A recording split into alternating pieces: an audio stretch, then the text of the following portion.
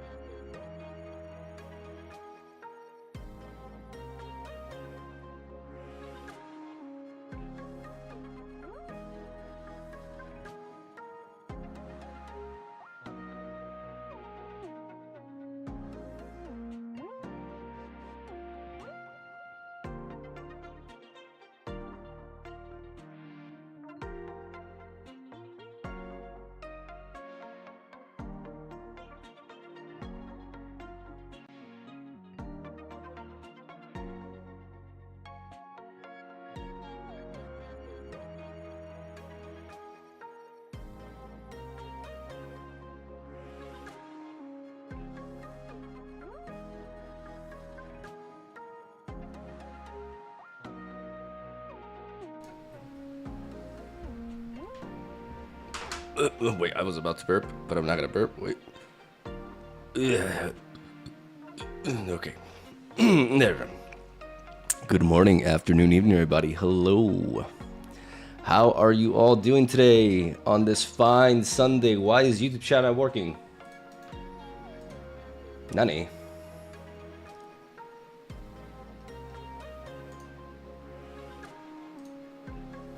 Oh no, oh no, Twitch chat's dreams came true. Wait, give me a moment.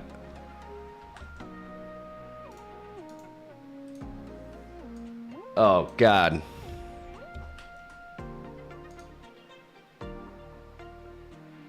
Why? What?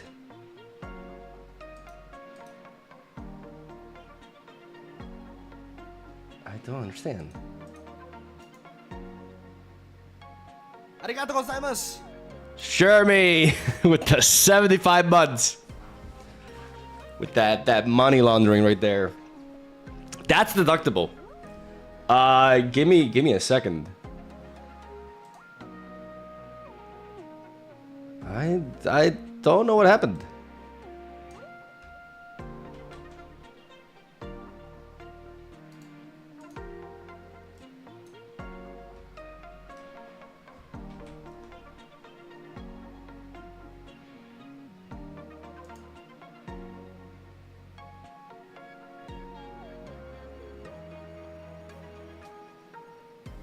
It's okay. Who needs YouTube chat anyways, says Twitch.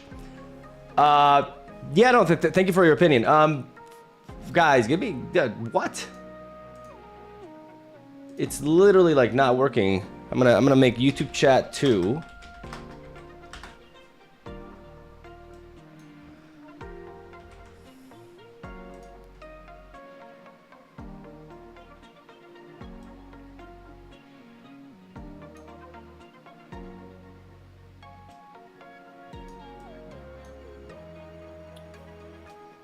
Why is it so small? Yeah, look. What about now, huh? You like that, Twitch? Actually, it's over me as well. Wait, give me...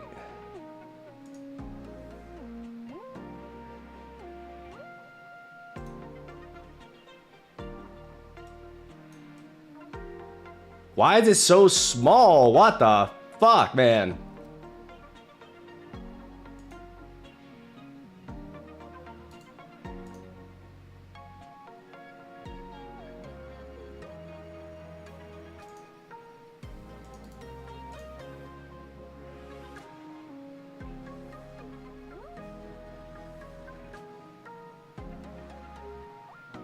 I don't understand.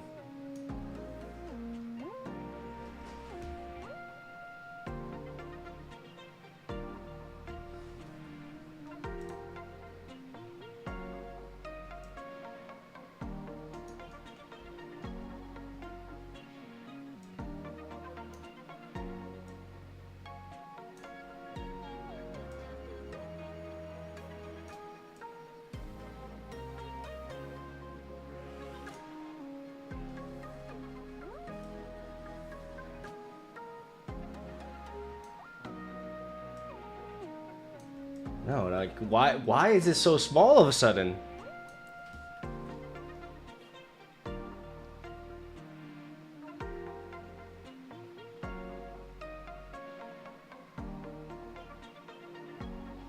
Somebody from Twitch hacked me. That's the only logical explanation here. Somebody from Twitch hacked my ass.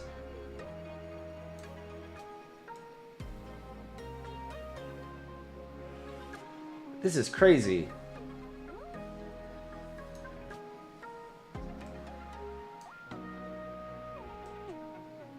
Wait.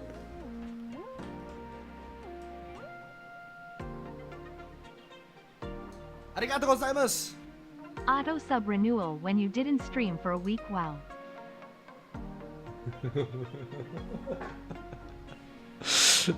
Thank you for pointing it out, buttshaper. Thank you, guys. Yesterday, I on Friday, that 5-minute video that I made, because it was so highly edited, it actually took me quite a few hours to make it. And on Saturday, man, yesterday, basically, I was feeling like garbage. Like I just like a guy says, like I told you guys, like there's not an official schedule until the new expansion, but I do want to stream most days. So back XD ding.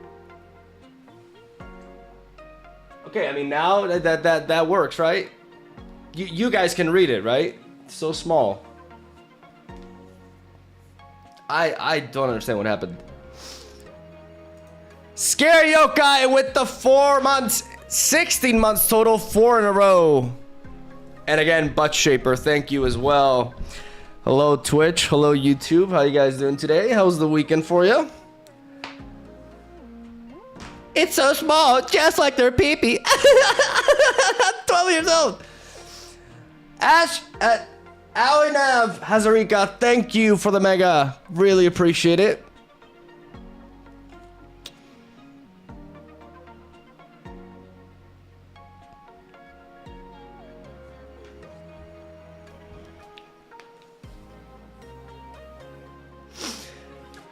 Oh my God.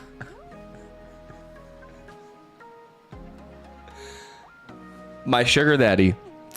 My sugar daddy, literally back at it again. This is I can't.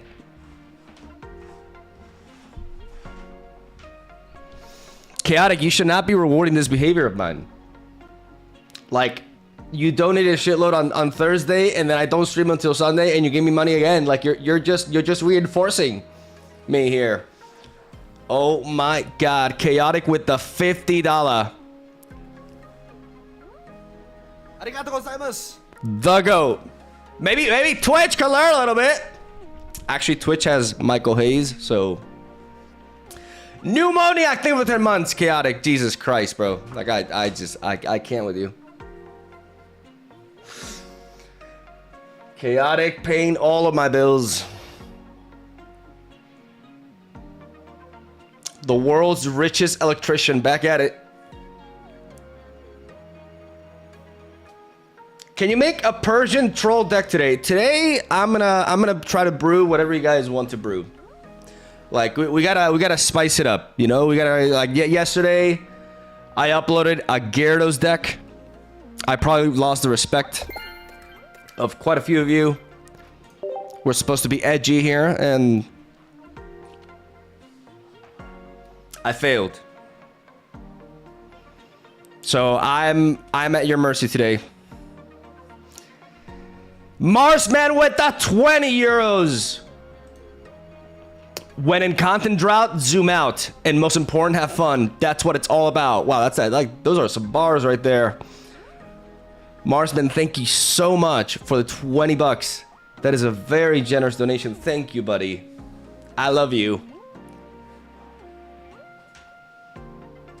You mean we let chat cook? I'll take your ideas. I'm not gonna take it that far. I need an actual, like, somewhat playable deck. And I'm sorry, I don't trust you. Any cool ideas?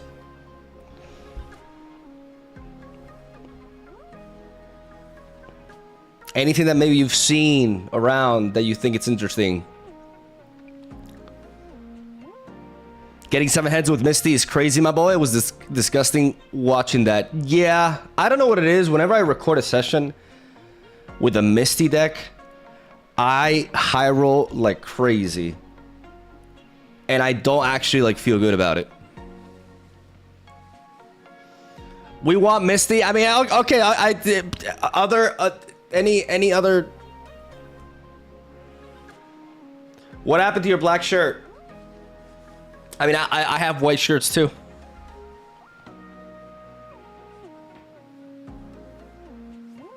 Shocking. I know. I have green shirts as well, and a couple of like red-ish ones.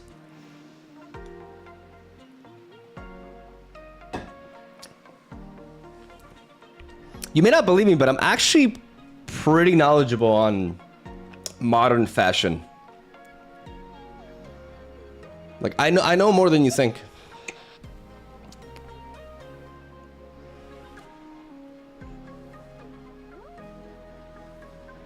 Are you single? Well, I'm single when it comes to forming hypothetical relationships with anime characters. But when it comes to boring real life, I'm actually married.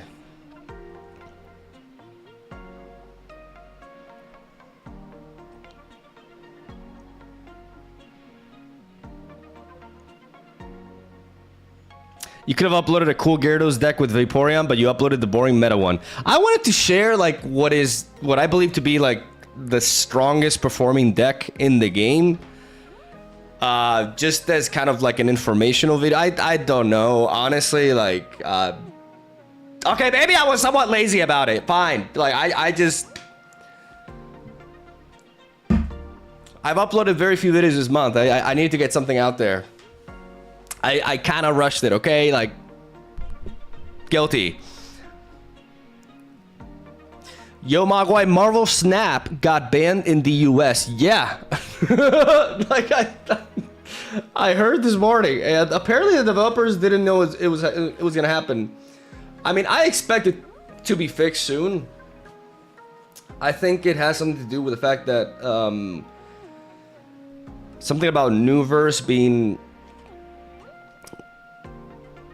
owned by like the owners of TikTok essentially, so they kind of like banned all the related apps.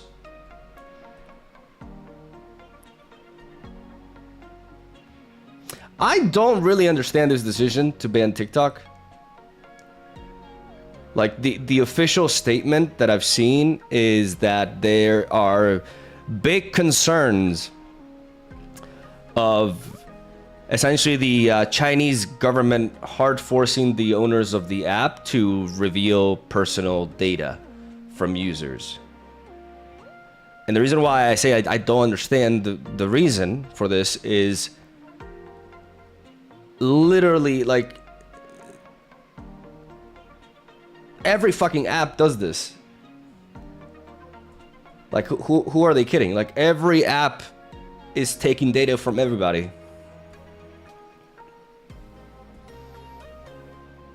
Like, how is TikTok any different, you know?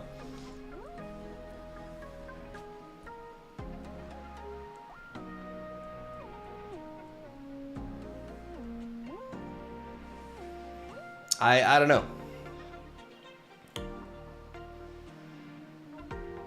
And I mean, for me, it's just like, okay, my like, what do they mean by my data? Like they talk that they refer to like the stuff that I look at, right? Like, sure, I wouldn't be thrilled to have like the naughty stuff that I look at, which I totally don't, revealed to the world or whatever, but besides that, it's not like most people are really hiding anything. Like, it's just no, guys, I don't watch this. Like, I was just, it's a hypothetical like example. Like, I don't actually partake in that.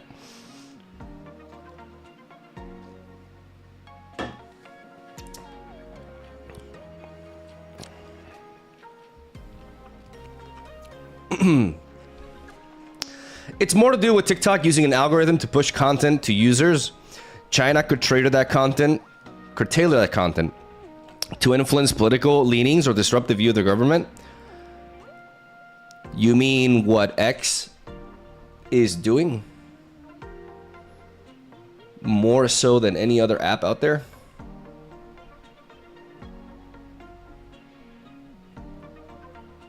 Like, I don't know of him.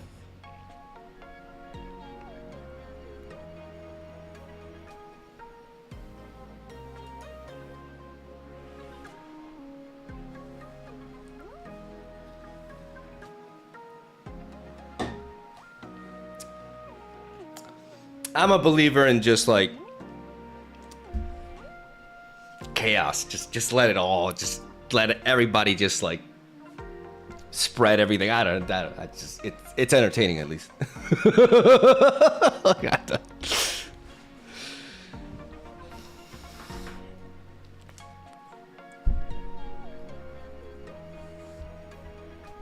Anarchy, baby.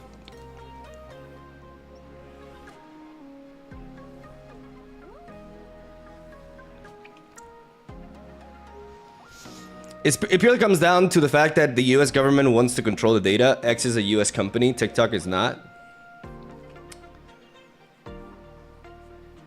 Yeah, I guess I don't understand because this was issued by the Biden administration, right? So I can't imagine that they're super like aligned with X right now. So I don't know. I don't know. I think that kind of mentality is just like, oh, you just, if you're gonna ban something for that, you may as well ban everything. But I don't know. I just click card games. Wait, you actually stream? I thought you were a YouTuber. Bro, this month I'm barely anything. Rhiannon, I am just waiting for the expansion so I can play with the new cards. Arigatou gozaimasu. I may be in the minority, but I liked the Gyarados video. It's cool to have some CGB style videos showing the good decks in the meta, even though the Brews are the main. I appreciate that comment. That's exactly the reason why I did it, and not because I was being lazy and rushing a video at all. I do think it's important to share, you know, what are the best decks ultimately. Not everybody wants to like be edgy and stuff, but that is kind of like technically the focus of my channel, right? So, you know, it's not something that I plan on. I mean, I did like when the expansion released, that's kind of like the reason why I uploaded the Celebi video first, because I knew that deck was gonna be the new Mewtwo. So I'm like, if I upload it now, nobody can yell at me. People still did.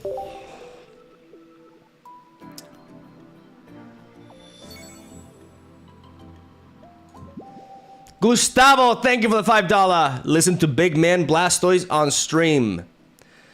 What does that mean? You want me to build a Blastoise deck, or you want me to listen to I'm a little bit confused. Thank you for the $5. We are still hunting for Anime Giovanni.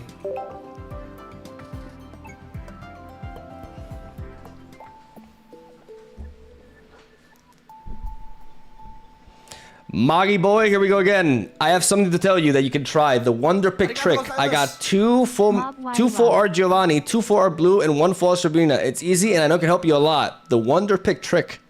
What? Can you make Stan Joner any good?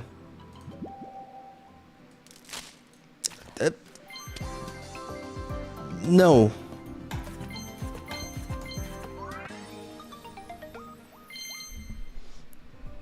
I have Anime Blue.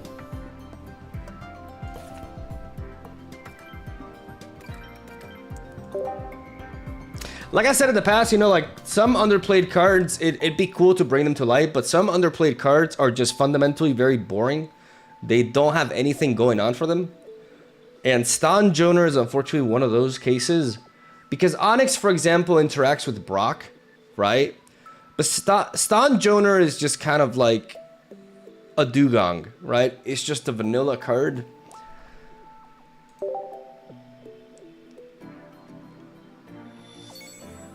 I saw your Gyarados video. How could you? It won't happen again.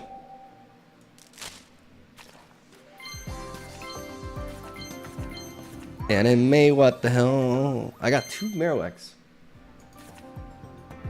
This shit is rigged. Give me Anime Giovanni.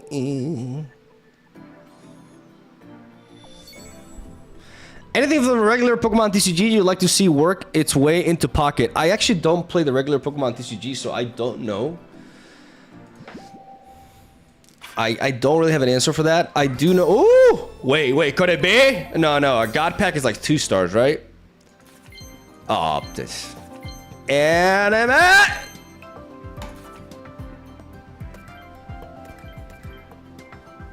Someone subbed? Before I forget, I almost forgot. Your 2-month Prime, no, tier 1 subscription with actual real money. Thank you so much. Before I forget. I like your name. I mean, it was a pretty good pack, yeah.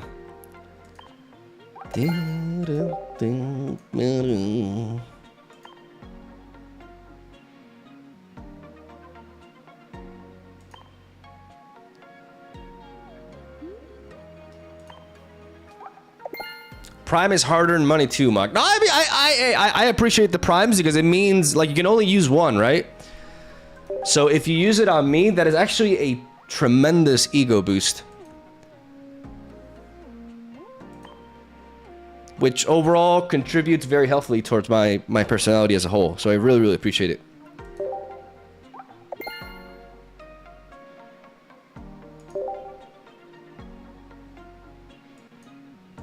Arigatou gozaimasu. God Pack could also include 1 stars? Oh, really? Oh, wait, so it could have been. I thought it was. What do I think it was 2? God Packs is just like 1 star and up, right?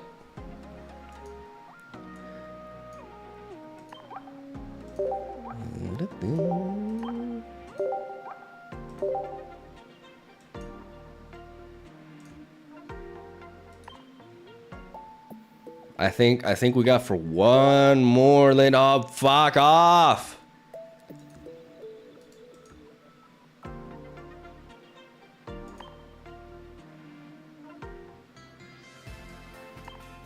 Okay, Squirtle. I need Squirtle. I don't have Squirtle yet. Squirtle is gonna be in the middle.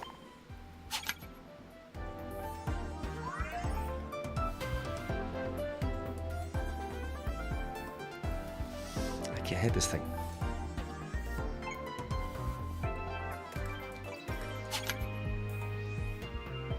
They literally did not change. This is nonsense. This should be legal. Sorry for hounding you for a Gyarados deck, but thank you for making it anyway. I enjoyed the video as well. Thank you, Alun. I'm happy you enjoyed it. Okay, so I think maybe like 50% of the people like actually really appreciated the Gyarados deck. Okay, give me the green Schmeckle. This time top left. Green Schmeckle, top left. This is so dumb. Hold anime Giovanni. Oh my god! Overlander with the 5 euros and Chaotic with the other. Like, this is like... Bro, are you like... the CEO of electricians? What the... what...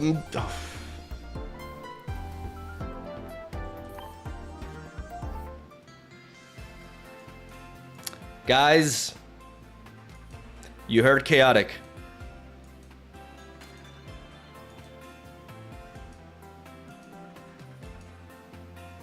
God damn it. Okay, you heard Chaotic.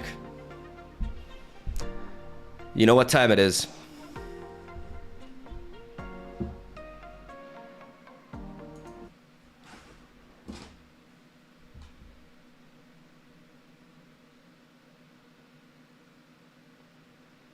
In case you don't know, it starts with P and it ends with Y.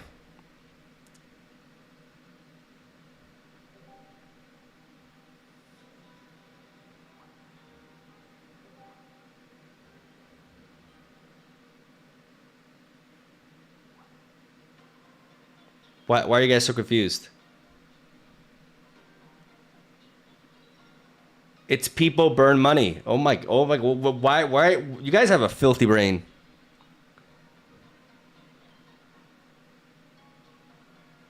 Penisy, Zeska's first message on this stream. Been lurking all this time and he's like, you know what? I'm gonna be a part of this community. The first thing I'm gonna say here, Penisy. Welcome. Welcome. Thank you for your contribution towards our community. Appreciate it.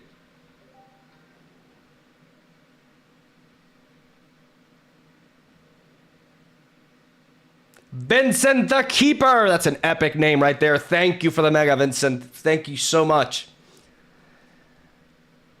Guys, this pack opening is sponsored by Chaotic, the alpha of electricians,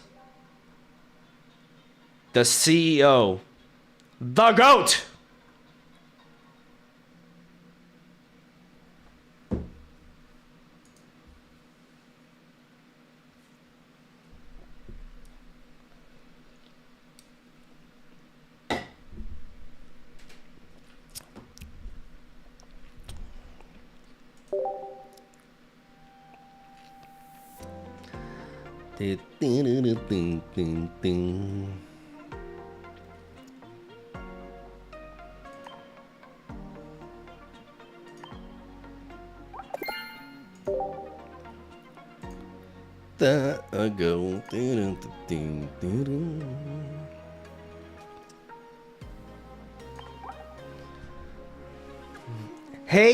Hey Mogwai, do you see yourself playing this game for a long time? Or when an actual good card game comes out, you're ready to move? When an actual good card game? That's a good question though. Because, like, Pokemon Pocket is a fun game. You know, I don't regret switching to it. I don't regret making content on it. I've had a tremendous amount of fun making decks. But at the same time, I don't know if you guys agree with this take, but I do feel like content being released onto the game, considering the nature of it, has been a little bit slow. So I am at a point where I am starting to think that I do think they have a bit of work to do in the game. And what I mean by this is, like, I am aligning with people who said that we should get like different modes to play. Like, they should implement like 30 card decks, for example. You know, like, give us more. And I just hope this upcoming expansion really cuts down on the vanilla stuff and actually starts adding a little bit of depth to the game, like more abilities and more, you know, like,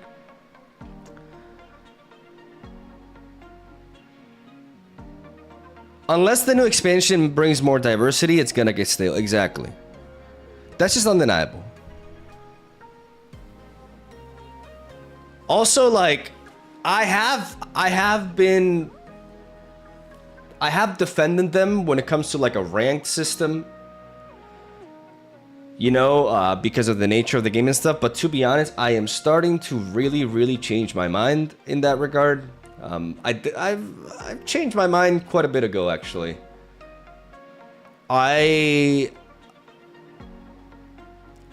We need something to, like, having no ranked system or anything. Just kind of like, the game is not really doing a good job at encouraging people to play games. People play games anyways, but I think Pokemon Pocket is getting really carried by the fact that it's a Pokemon IP game, right? Again, I really enjoy the game. I think the game has a lot of potential, but I feel like they have been very like, we got some cool stuff with Mythical Island. There was like Mythical Island as a set, I think, was like as a mini set was really solid. Like, definitely made me happy. But we still got a lot of vanilla stuff, and we still, you know, like, this expansion is going to be really important. Because the answer is, like, right now, like, the reason why I'm not playing so much is quite simply because there's just not much new stuff to do, because it was a mini set after all. And I struggle, like, coming up with new deck ideas that are viable. I'm not saying that I've come up with everything that there's nothing else to make. That would be a little bit arrogant of me, for sure, you know, and I'm anything but that, right? I'm humility incarnate. But I do think that, do I see myself playing Pokemon Pocket for like the next 12 months? If they don't, like, they need to really spice things up a bit. Because if their main focus just remains wanting people to just build their collections, and they don't really give the player versus player experience like enough attention and respect, then I think it'll be tough for me to, like, play this game every day for like a year, you know?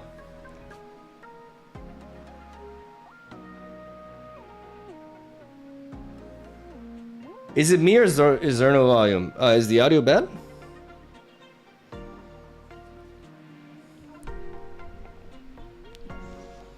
Hello, Mog. I haven't watched the stream since last year. Happy 2025. Happy 2025, Bono. Nice to see you, Bono. Pivot to what after? Very few viable card games to go to. Yeah, no, I don't have any plans. Like, I'm planning to stick. Like, I think, you know, there's still like a lot of people who enjoy the Pokemon Pocket content, and I don't want that to go away. Like, we essentially revived our channel from the dead with this game, and I don't take my community for granted. Like, I built a really awesome community with this game. Like, and I'm really happy about that. And I think I'm gonna have a lot to do once the new expansion hits. But, you know, I'm talking like in the future, right? Like 4 to 5 months from now. Hopefully they spice things up, man. Like they just diversify. Like, they add more to the game. Like, if we get an expansion and we get just a bunch of coin flip effects, it's just like, I don't know what I'll do then.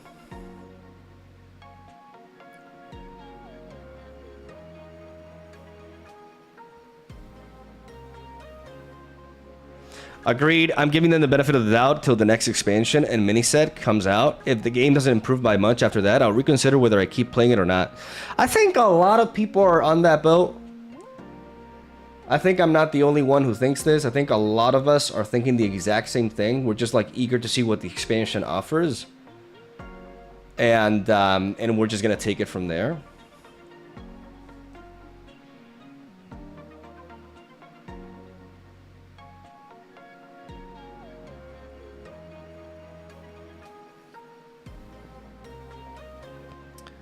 No Snap content for so long. Did you stop playing the game?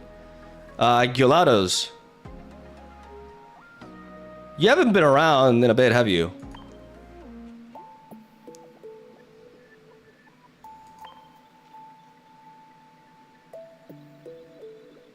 So real talk, you know, without like I've bashed Marvel Snap enough already. Like real talk, with Marvel Snap, like another aspect is that Marvel Snap is very, very hostile towards content creation as a game.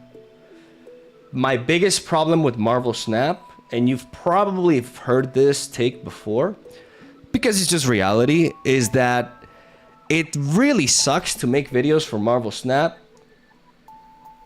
Because most of the decks that you make, the majority of the player base, like new players cannot make them. I don't know. I haven't kept track of things. I don't know how much they've changed in the last like 3 months.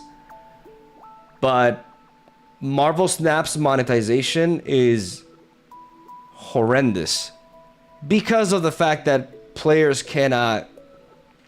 literally cannot get the, like, besides like the brand new cards that come out and they can get them in the spotlight, any sort of like series 5 card that they missed out on, they cannot get, they literally like will not be able to obtain them in like at least like half a year or some shit. It's crazy.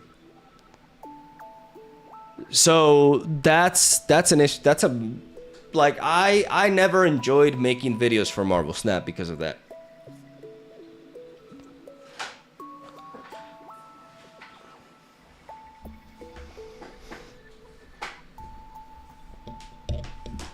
That was my biggest issue fundamentally, because Marvel Snap's gameplay is really good. It never stopped being good. I mean, the balance is shit. Like, a lot of cards really ruined the experience.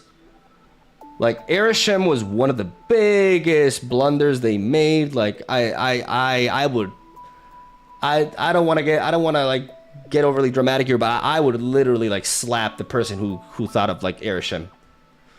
Like, I want to know who like said, let's make Arish. I would literally like.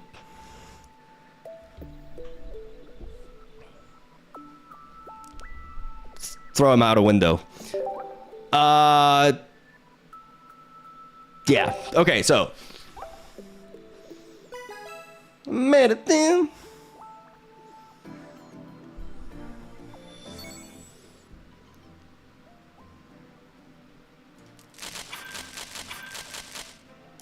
Anime Giovanni, ladies and gentlemen. Get your Gambas ready. This pack opening is sponsored by Chaotic. Chaotic. If you ever have any issues with anything electrical in your house, call Chaotic. Because whatever money he earns doing that will go to me, baby. And from me to Pokemon Pocket, it's a cycle.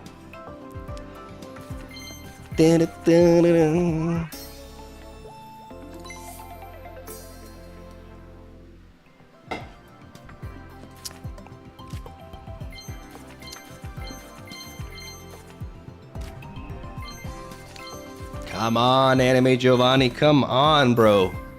Oh! Oh, did I get bamboozled by wheezing? No!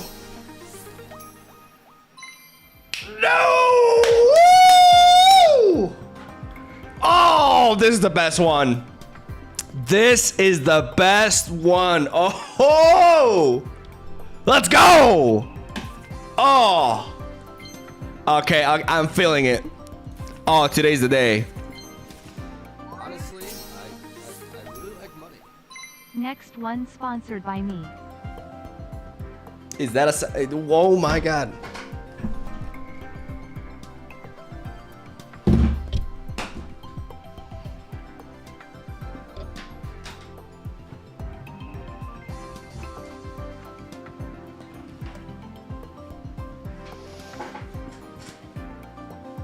Sabrina Wig. Babe, shut up! Oh my god! We talked about this!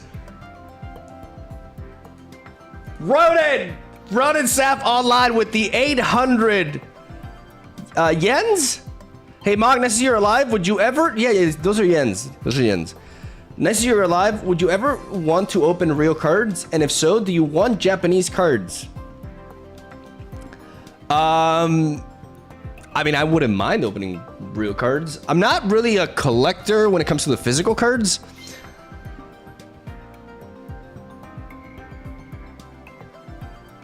But I have seen the videos of like scalpers just like being absolute degenerates at Costco. I have seen that clip. I do open social media. Apparently Pokemon cards are like a big deal. Like a really big deal.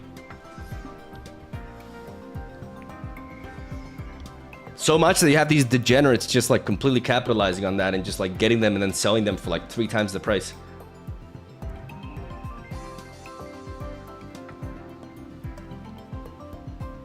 Shout my boy Michael with the $100 just out of nowhere.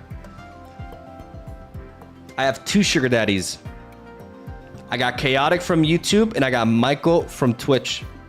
I think Michael was originally from YouTube though, but he migrated to Twitch because YouTube alone was making Twitch look really bad. So Michael is a goat for multiple reasons.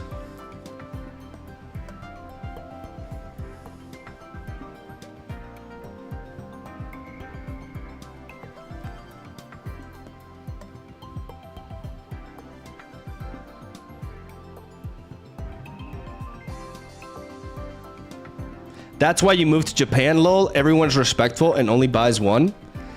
Yeah, no, I agree. I think, and I don't say this because I'm a weeb, I am a big fan of Japanese society. I think, I honestly, I think some of us could be a little bit more like Japanese. I was there, and I had a cold, and the person from the pharmacy, who like the pharmacy was like closing, the owner of the pharmacy went out and literally walked me down the street. I didn't ask for anything. I was just asking for karusu. What was the? This person just went out and walked me down like the street. We're talking about like 400 meters or something, and took me to another shop to get it. I never experienced anything like that anywhere else. Kazekuzuri.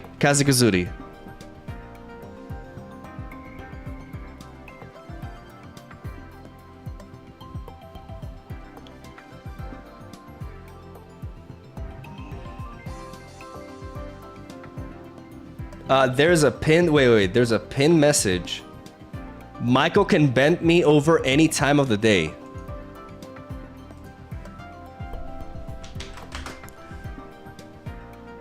What?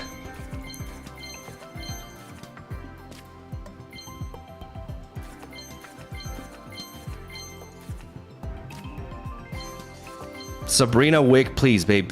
Are you aware of, like...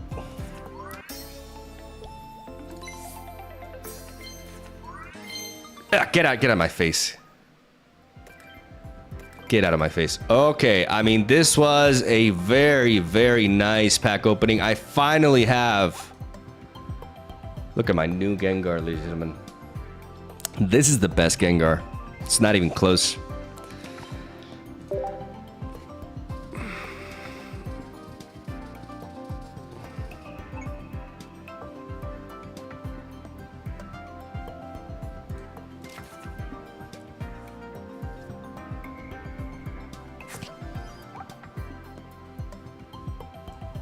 Look at that. We are just missing 1, 2, 3, 4, 5, 6, 7, 8, 9, 10, 11. 11 cards. And we have a full collection, ladies and gentlemen. No, 12. I still don't have a regular Charizard. Okay, I'm gonna trade for that. When trading is released, I'm gonna trade for a Charizard. For 2 Charizards. That is insane. that I don't have like the regular chart. Guys, just look at how ridiculous this is. I don't have a I don't have a single regular Charizard EX, and I have like 6. I literally have 6 of these.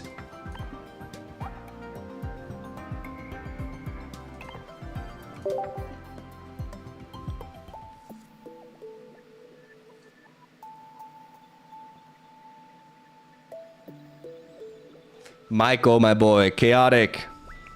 Michael, how you doing?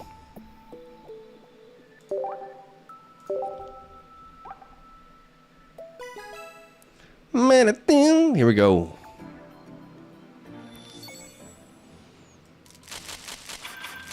Huh.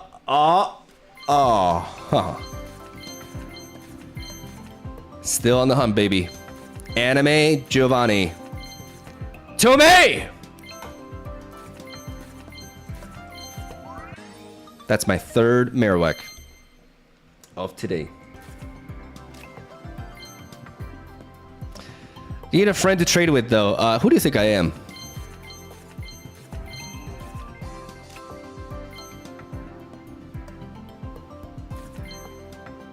I got my full art trainer today, and it was Giovanni. See, I'm really happy for you, but I'm just like, okay, I don't want to be that guy, but who asked? I didn't see anybody asking you.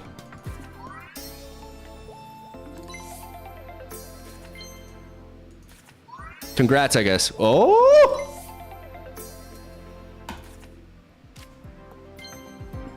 Going on my stream to like boast about that shit.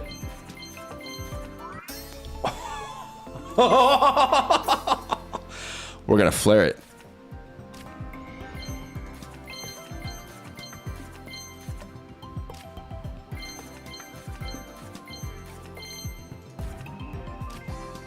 I'm not salty that he has a Giovanni, guys. It's just, I don't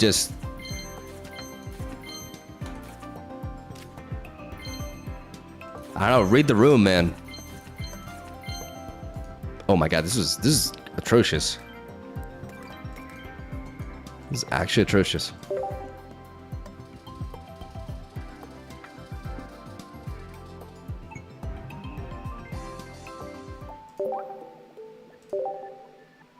I'm never gonna get Anime Giovanni.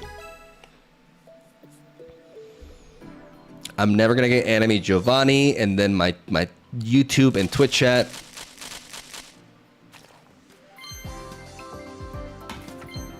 Gonna be full of idiots telling me, oh, I got my Anime Giovanni. Well, good for you.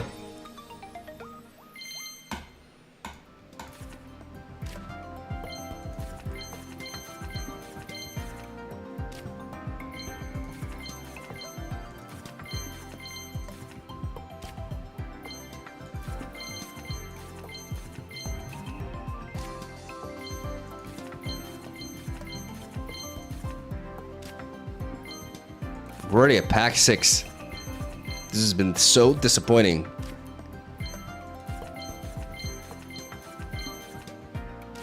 Come on.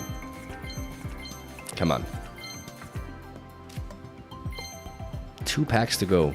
This was the worst one yet. Yo, I still like, I feel like this is actually like one of the hardest cards to get. Like, maybe it's just my account, but I've opened like a bazillion packs for, and Gardevoir is just like so rare.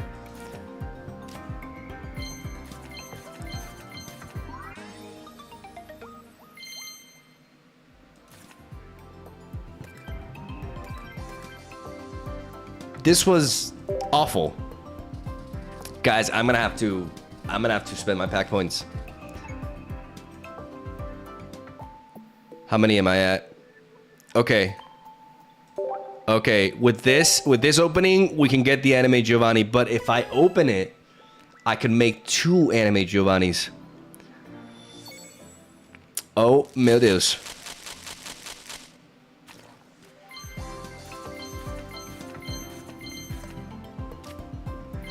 Oh. Cool.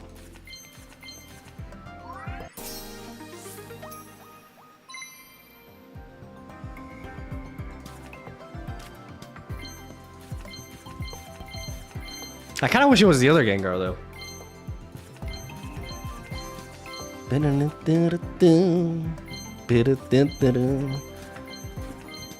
I feel like there's some like what are the odds of me getting just like back-to-back Gengars like that? No, this is rigged. This is rigged. Somebody is like at the control center is like today is Gengar. This is like what if like this is ridiculous.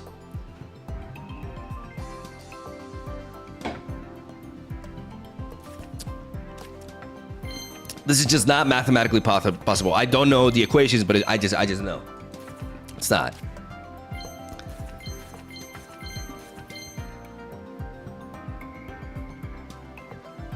For a split microsecond, my brain was like,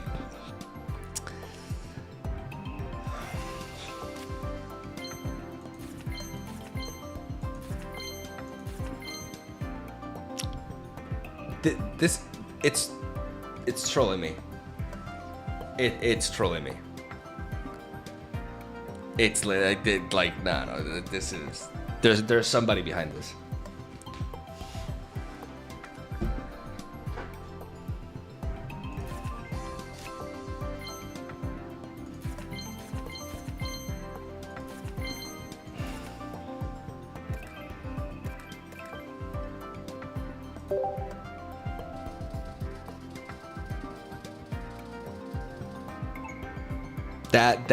That's not like.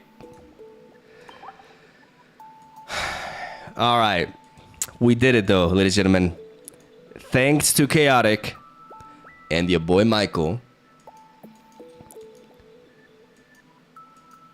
we are finally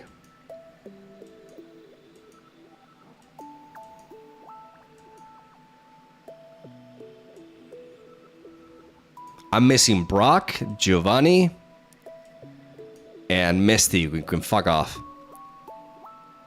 Here we go. No regrets.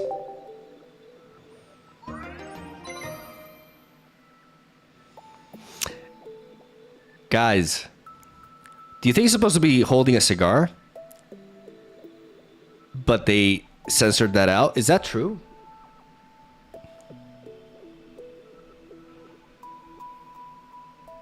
I don't know. Maybe he's just like this. Like I when I talk, sometimes I'm just like this, you know.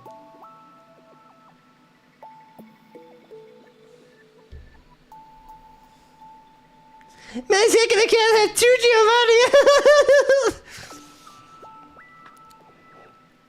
We did it. It feels bittersweet, but we did it.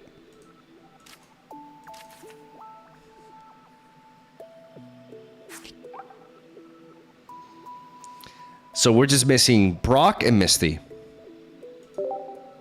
And we really, really don't care about Misty. So, I mean, I kind of like, for the sake of the collection, I kind of like, I do kind of care.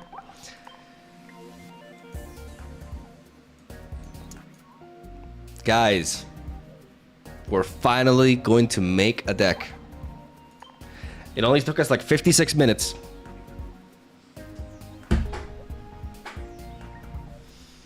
I'm evolving.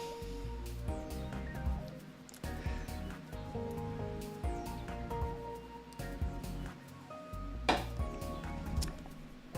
lot of you guys want to see Gengar. Well, you know what?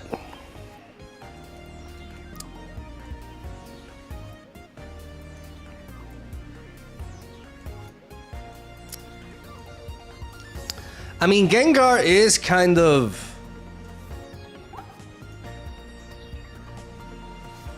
better now than I don't know.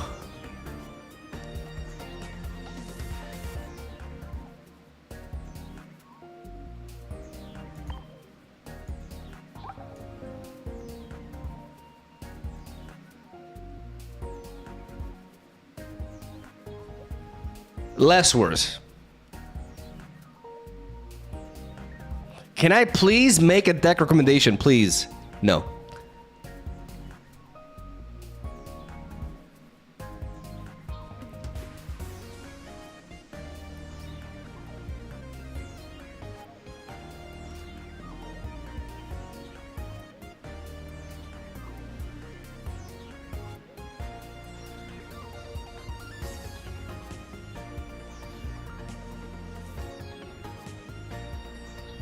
The thing about Gengar EX is now there's better teammates for it. Because Psychic did get like good one energy attackers. Like Ganking said, Behemoth is actually a good partner because it is a one energy attacker for Psychic. That is ultimately, more often than not, is just a better version of and I can actually run red card because we can deny them.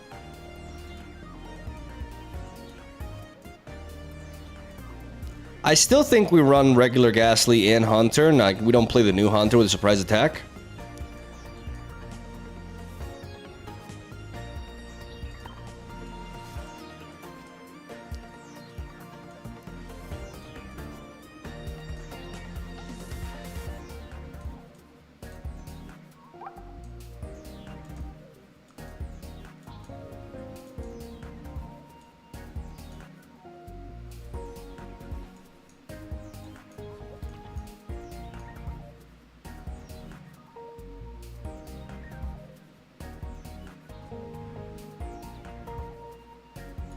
And we can play Mythical Slab with Mew.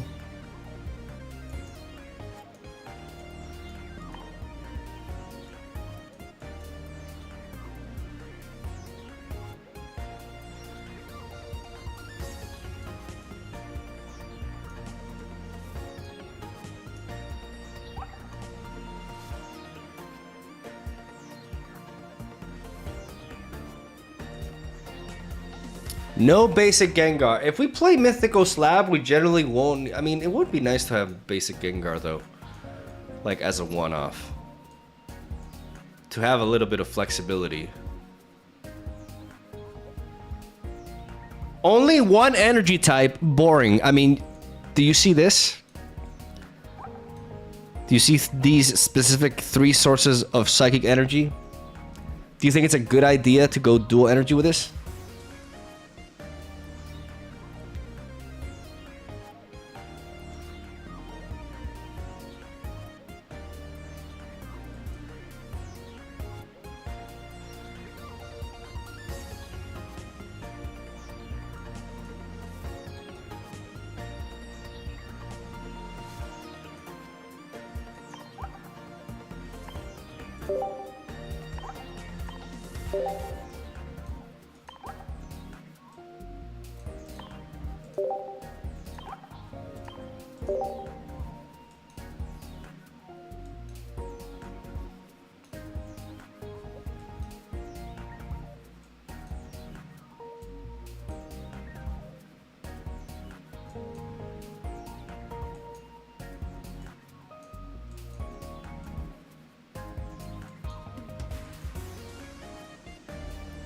Maybe we could try to go double Mew with a one-off of Budding Expeditioner. Problem is that there's a lot of slots for a lot of things that I want, so let's see if this makes sense. 2 of you, and then 2 Mythical Slabs. 1 Budding Expeditioner. Oh my god, that's already all of my... Oh my goodness.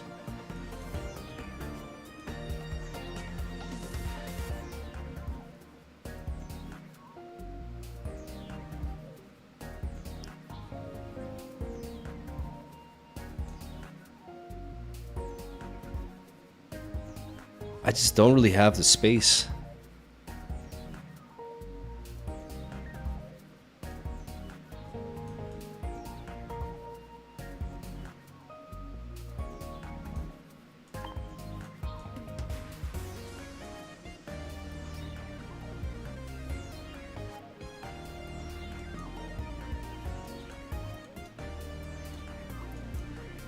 What does Giovanni help us clear?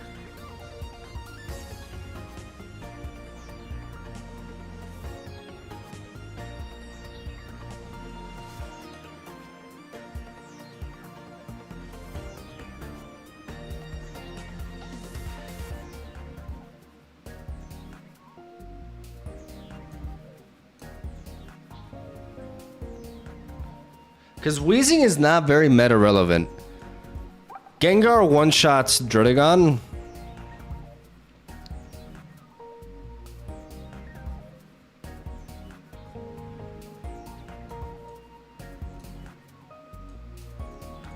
This is why it would be really exciting to have a version of the game with like 30 card decks.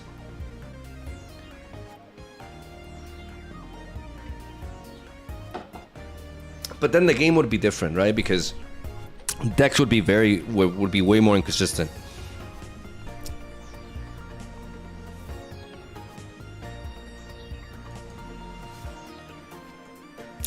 Is there a threshold we're meeting with Giovanni here? Now that Wheezing is not very popular for 110, I can only think of stuff like Superior and Gardevoir.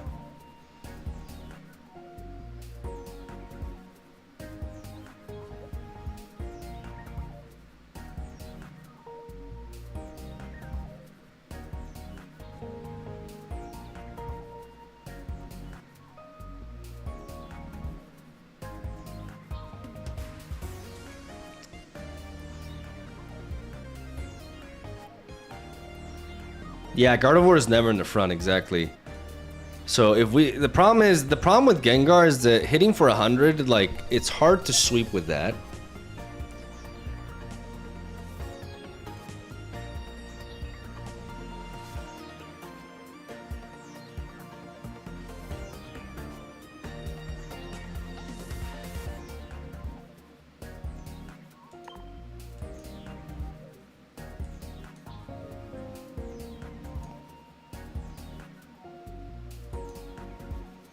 You say X speed is mandatory, but I think Leaf is probably better just because of Gengar's cost.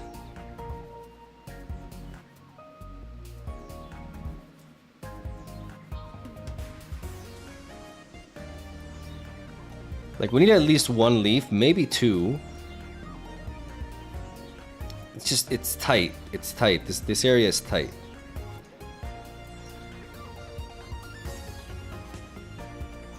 Because I'm also thinking, like, maybe we could make use of, like, another... I don't think we play regular Gengar, to be honest.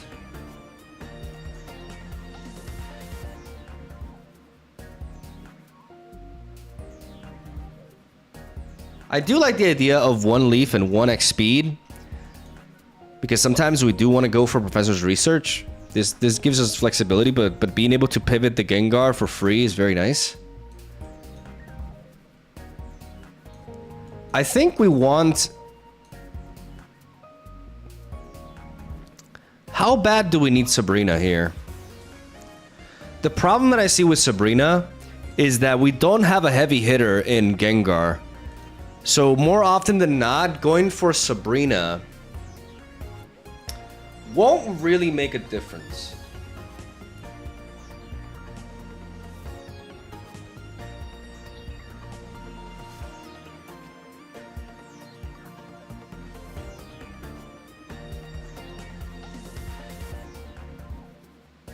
But we are playing Beheeyem, which is true. So maybe the impact of Sabrina early can be very relevant. That's a very good point. I think we need at least one Sabrina. But then that's all of our slots.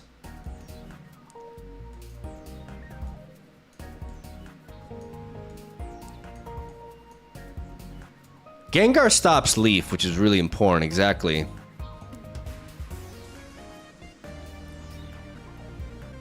Wrong Haunter. I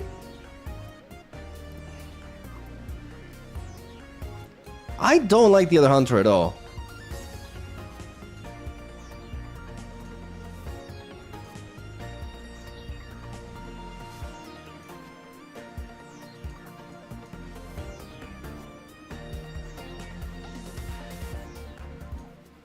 I mean, it's not 10 more damage, it's 20 more damage. But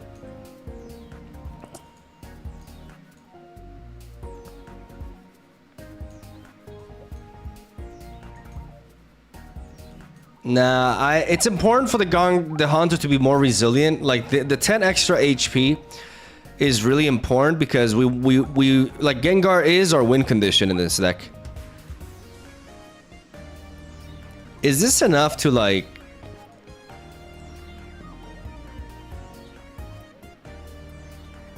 Let's try it.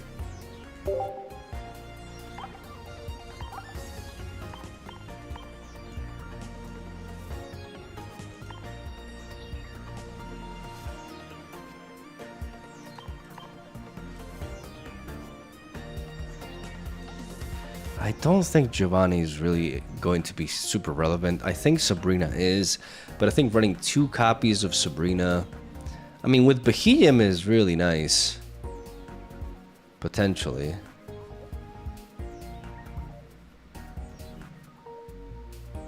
Like, this deck wants more cards, but there's just no space for it.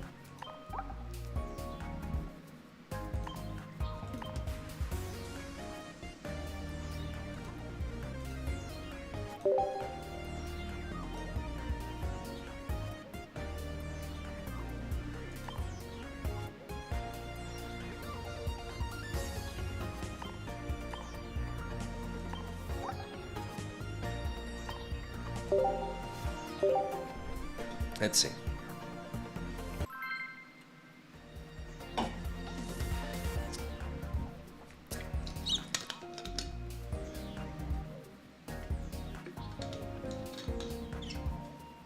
I want to run red card, but I don't know what to take out for it. Let's play and evaluate the card, see what, you know. We got Gasoline Haunter, ladies and gentlemen. And it's not gonna matter because they're gonna Articuno into Misty. Okay. We don't need to attack this Porygon because Gengar will one-shot it.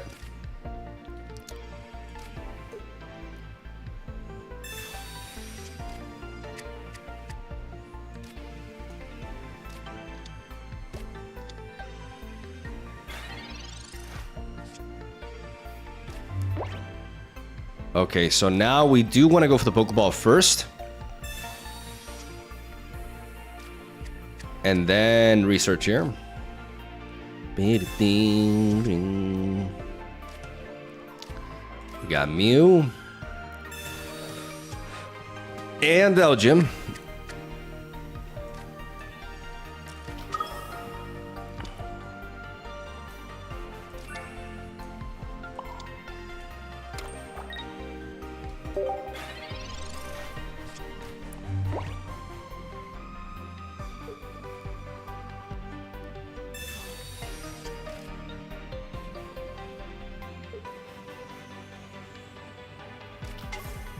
The problem is the combination of like Rough Skin and Greninja's Water Shuriken will allow them to kill us off with Gyarados. So we have to be mindful of that.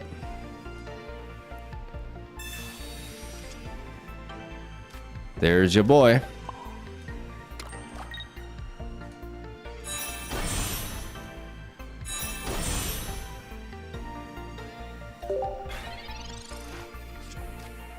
But going second allows us to apply a lot of pressure here with this Gengar.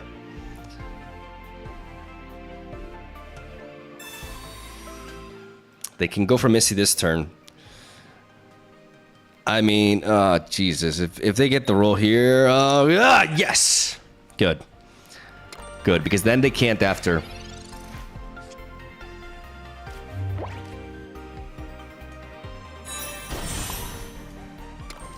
And now... They've already played double Professor's Research. What the hell? But we deny the supporter cards. They haven't found Frogadier yet.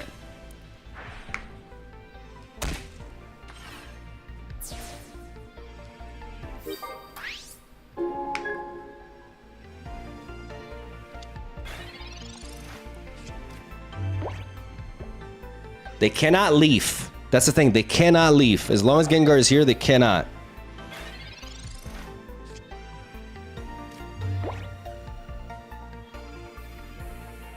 So because they cannot leave,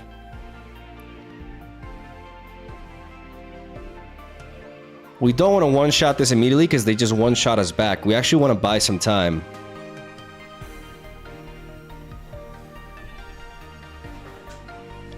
we really want to find Sabrina.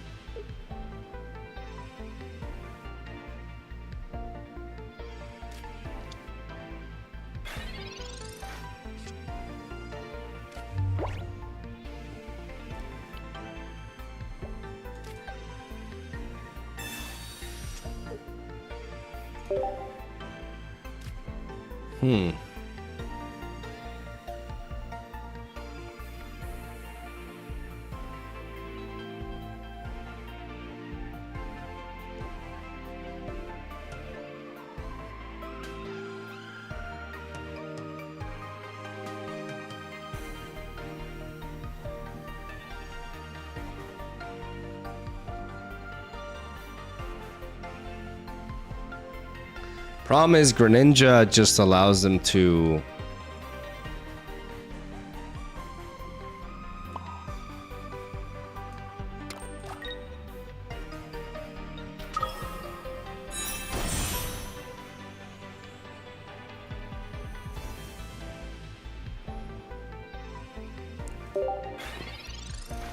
We play the other Gengar here.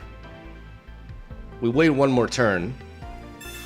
We hope that they don't find the Frogadier here. They don't put the energy on Druddigon.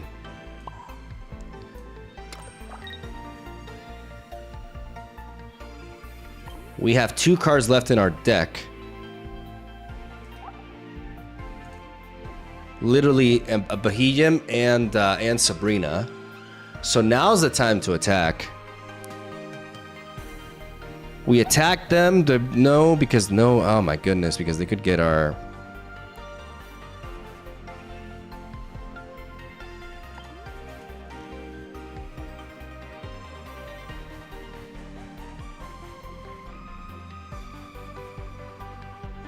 They could steal energy from us.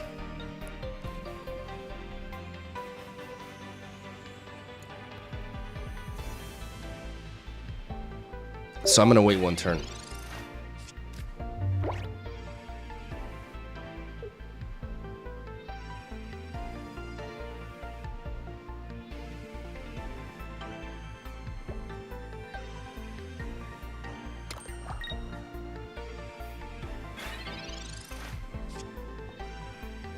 Oh, it's Mythical Slab and Sabrina, okay. They still don't, like, they don't place the energy there. So now there's no reason for us not to, like, leaf into Gengar.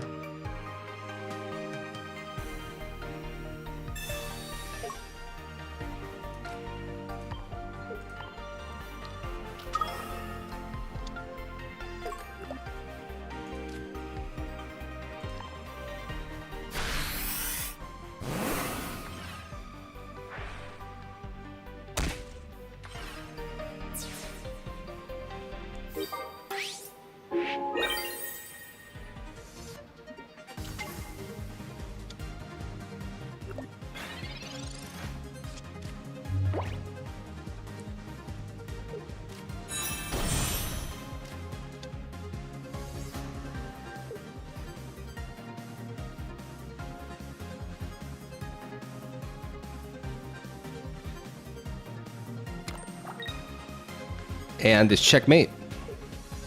Because that last card in our deck is Sabrina.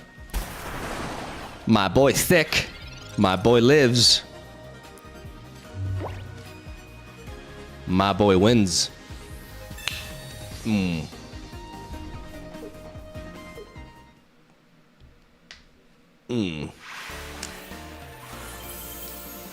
debut. Okay, so what do we learn from this game? In the Gyarados matchup specifically, Sabrina very important. I kind of feel like we need 2 Sabrinas.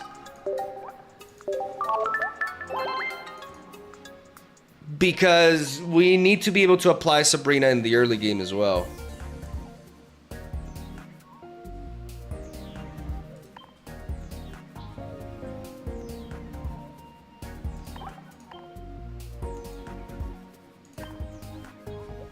We also need a name for the deck.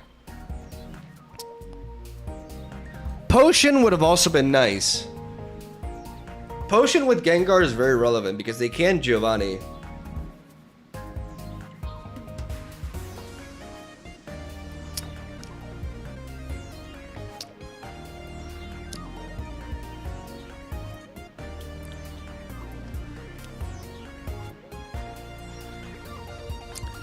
How important is Beheeyem?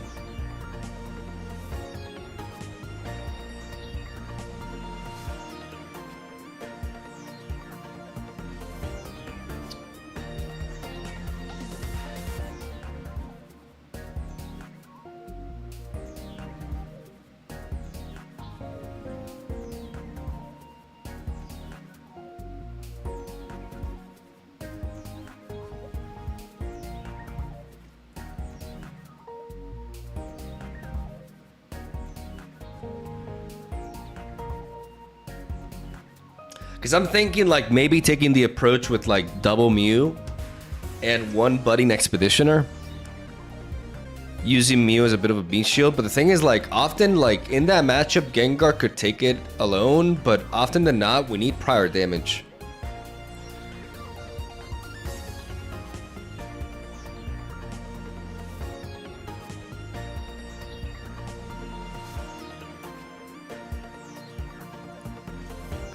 And we can go with Kangaskhan because we're running Mythical Slab. Mythical Slab is what makes building up the Gengar very consistent.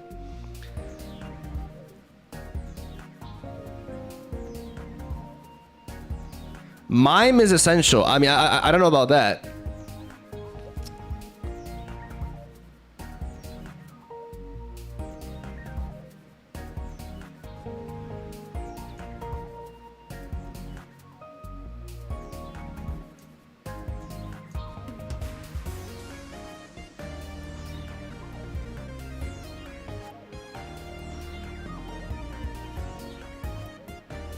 I do like the idea of incorporating one Jinx.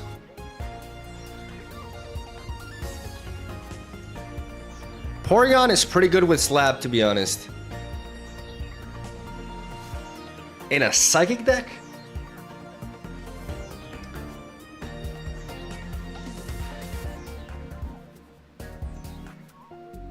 No way. I can see Porygon outside of a Psychic deck with Mythical Slab, maybe.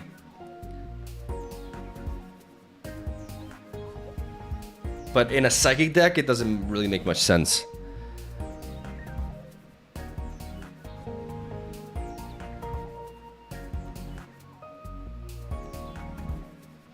Bubble Dragon with the $20 at work, so I'll see the VOD later. But since we can't do Dugong or our GOAT, Goat, I wanted to ask about a trainer card to see play from Budding Executioner. I love its 4 a lot. I have a good stream while I work. Thank you, Bubble Dragon. Yeah, no, that I haven't played Budding Expeditioner in a while. I like the Mythical Slab because it really helps us. But we need a high density of Pokemon in order to do it.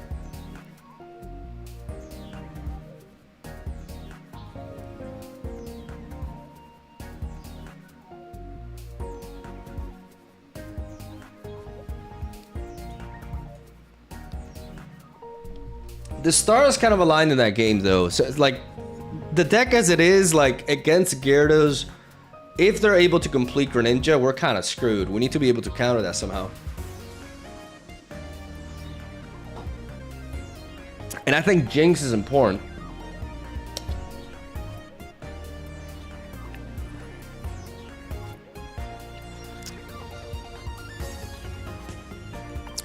I think we run just one Elgin Beheeyem. That's the point of playing Mythical Slab, right? We're going to be able to draw these cards anyways. And I think we play one Jinx.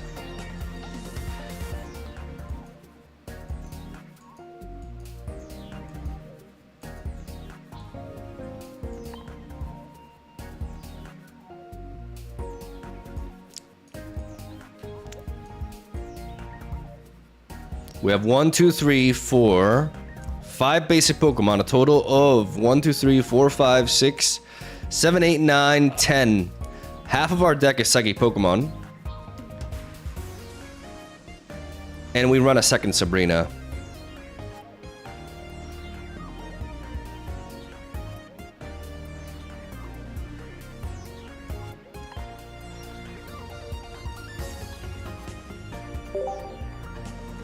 What do we call this?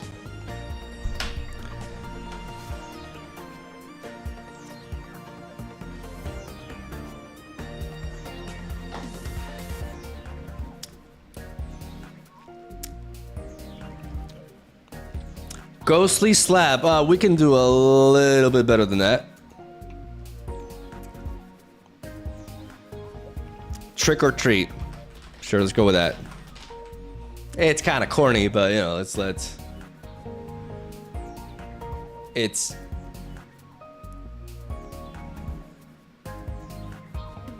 Yeah. You know what? I'm gonna go. Gengar XDD.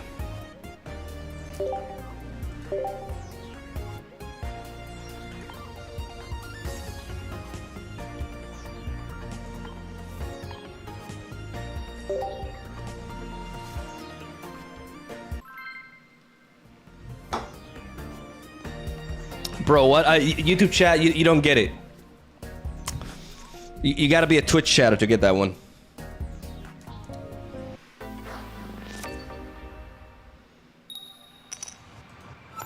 $5, return the slab. What? Okay, going second against, I believe, Mewtwo?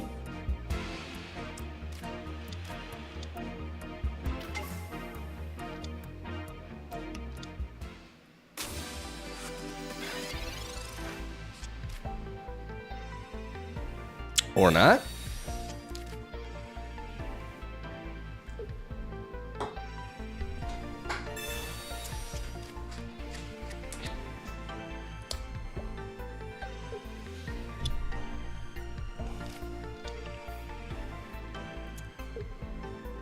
Oh. What? Two different Pidgeys. My man cooking. I don't know what oh, I didn't use the Pokeball. Okay, mythical slab first. Bigger odds. Fail anyways, okay.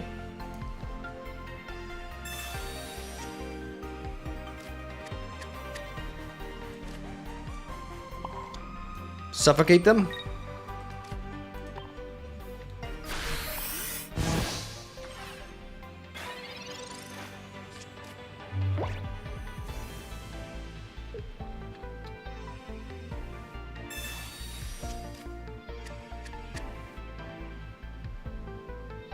In my opinion, Gyarados' HP is too high. Gyarados is kind of cracked, yeah.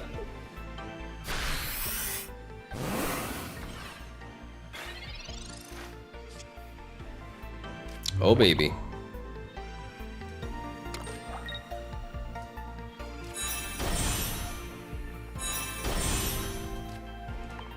Will-o-wisp. Setting up Mew for a spooky shot kill.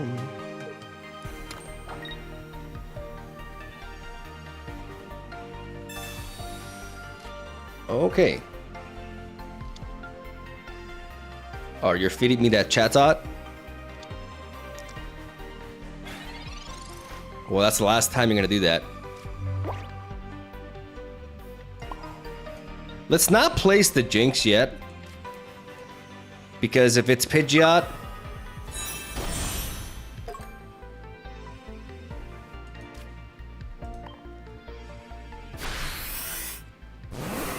we don't want to feed them that. They can't Budding Expedition anymore. They can't Leaf. Like, Gengar only got better, really.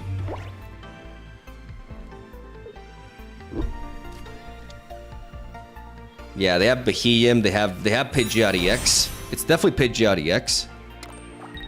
So Pidgeot is not going to be able to deal enough damage to the Gengar. Initially.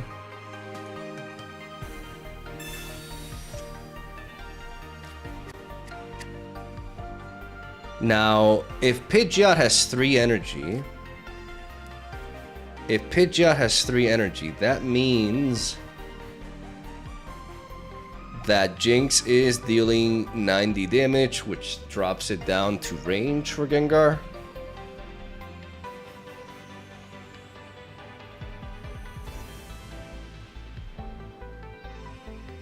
I don't really have a good Sabrina because of that in the back.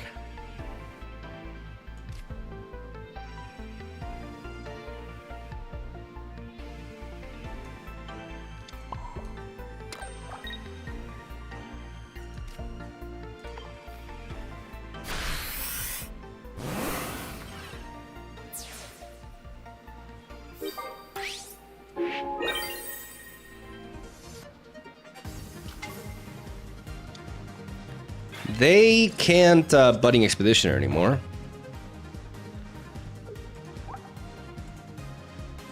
They can't Sabrina, they can't do anything with that. They need X speed.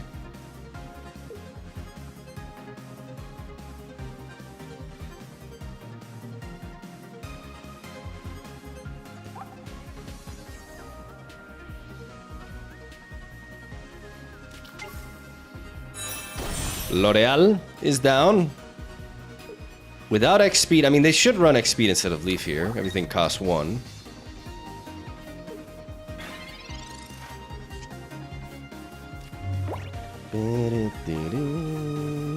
But if I deal damage to this here,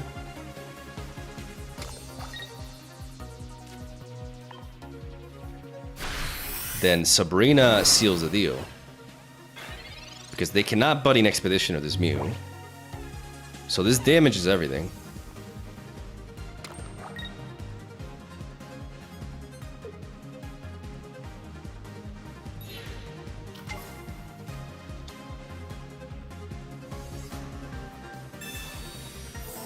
That's irrelevant. Oh yeah. Double Sabrina, ladies and gentlemen. Double Sabrina. For the win! Checkmate.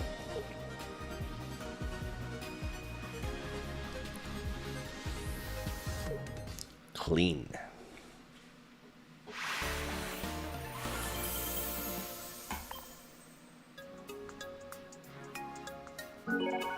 I think Gengar definitely got better because a lot of people just Leaf is so meta defining, and a lot of people are running Leaf over X speed, and Gengar prevents the Leaf play. And him being strong enough to one-shot Druddigon.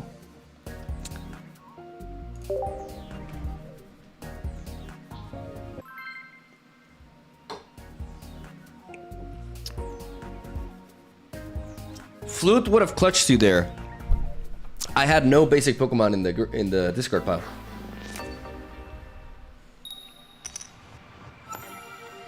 You sure about that, Alex? We got a Jinx lead here. Going first. Terrible. We have the XP to correct that, though.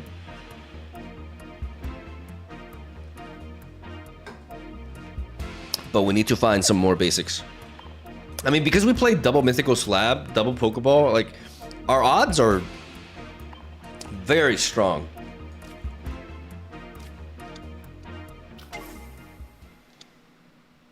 And Jinx can potentially retaliate against an all-in Articuno deck. But we do not find any one of them.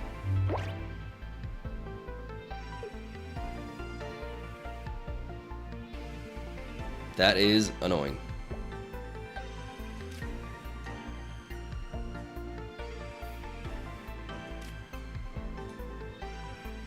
Beheeyem feels useless. Honestly, it kind of does. Like, I think it probably would be better to have another Mew.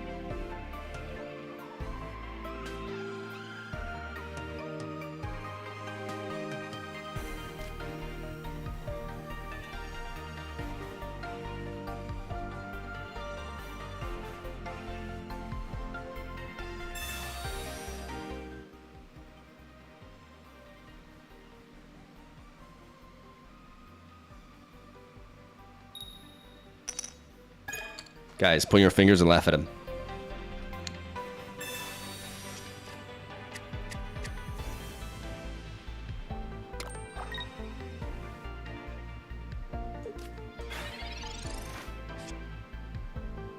Holy.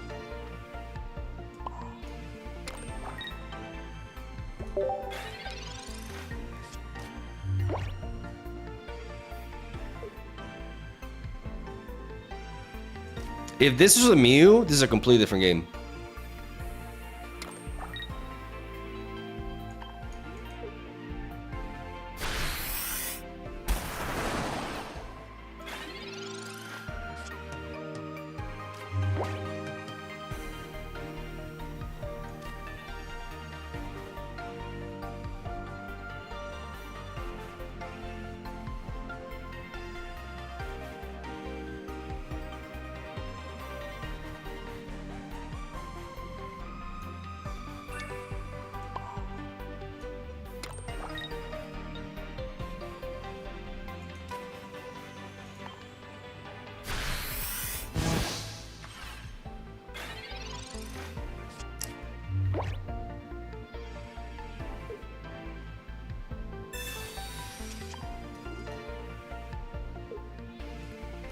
Yeah, I'm kicking this guy out.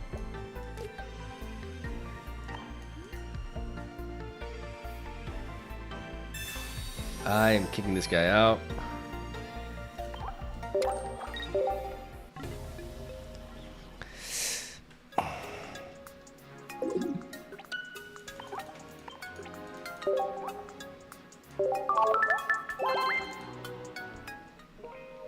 Behem just doesn't feel good, especially like because running a stage 2 evolution line. I think it's just better to play double Mew. 2 buy time and Budding Expeditioner.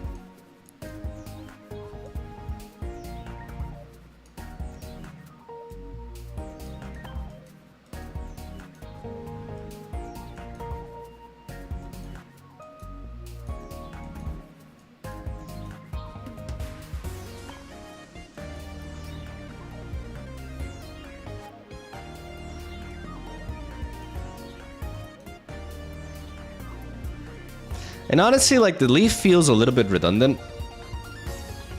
Like, I'd rather just keep the X speed as a one-off.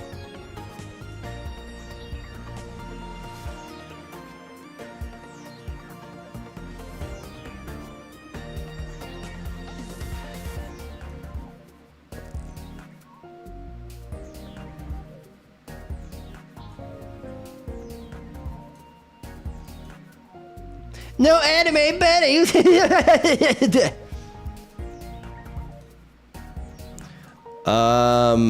I would like to go to 10.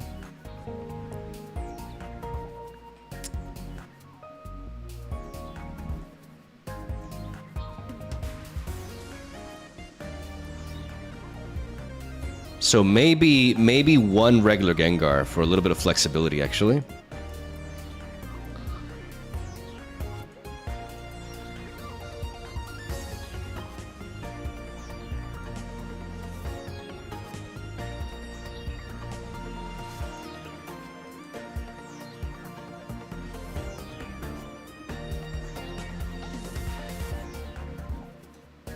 Porygon for better slabs. Okay, somebody must have played Porygon with Mythical Slab recently, because I have seen the Porygon with Mythical Slab comment. Like, something must have happened.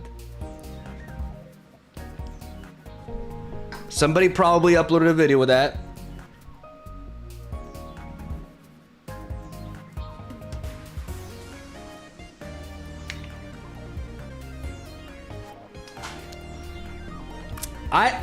I think that's a fun idea. That's cool. But I think that actually makes more sense in a non-psychic deck. Like, maybe, for example, like Dragonite, right? You want to be able to find Dragonite consistently. And you can use Porygon with Mythical Slab to be like, okay, I want to draw this, or I don't want to draw that. You know, like decks that really like benefit from completing a stage 2 evolution. That right on all in on that. In a Psychic deck, it's just kind of redundant because Mythical Slab is already allowing you to do that.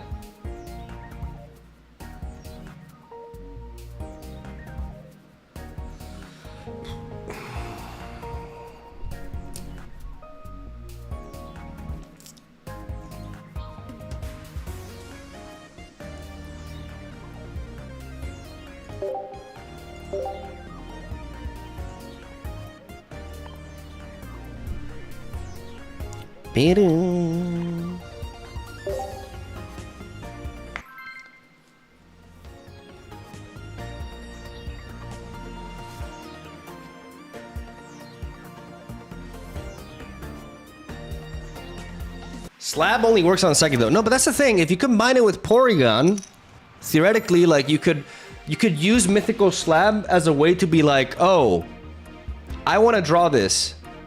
I want to send it to the bottom of the deck. Like, Mythical Slab doesn't have to draw you a card to actually help you find your pieces. Even if we miss a card here, it still is technically allowing us to run through our deck faster to find our pieces. Like here, I'm gonna go for it. I get the Hunter, because I'm just that good at the game. But if I didn't get the Hunter, I would put whatever down, and then I would draw an extra card. You know what I'm saying? What? Oh my god, what the hell? I could get blown out by an Exeggutor EX flipping heads here.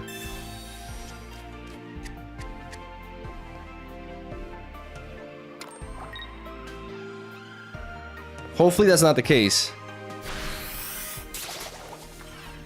Sabrina does not prevent that because they can easily retreat that.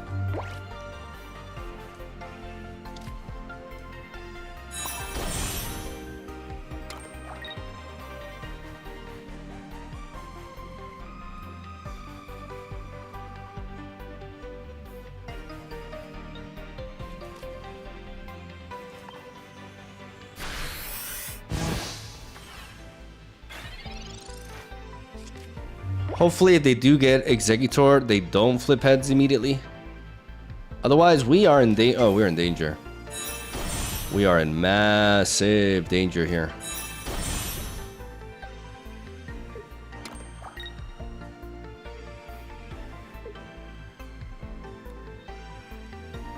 This is not a good matchup for us.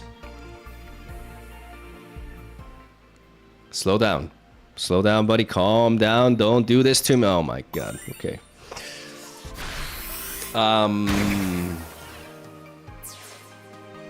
We're dead.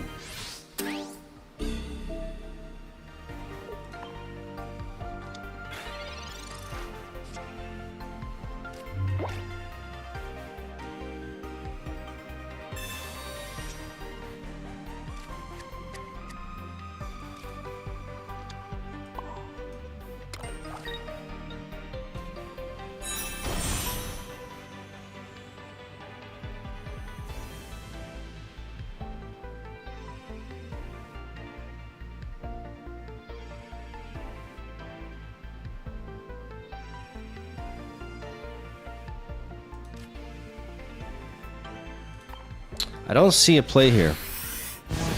Because I can't retreat. Like, if I retreat, I just lose the momentum anyways. I need to, like, not get blown out here.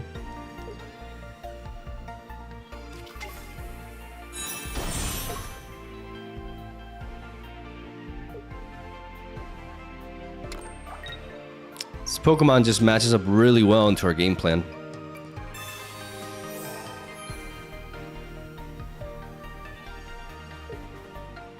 I need this to not. I need him to not flip heads twice in a row. Okay. Okay, there's hope.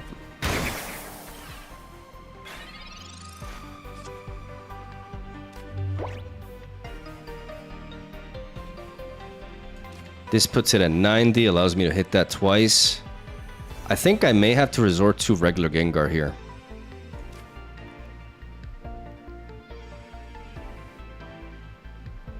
And build up the Jinx.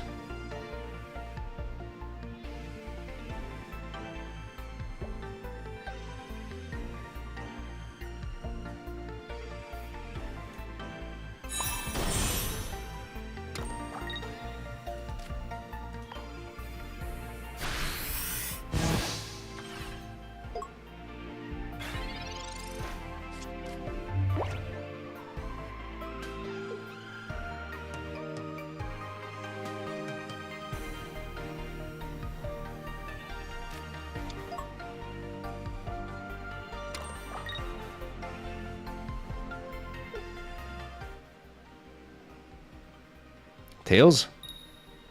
Yes.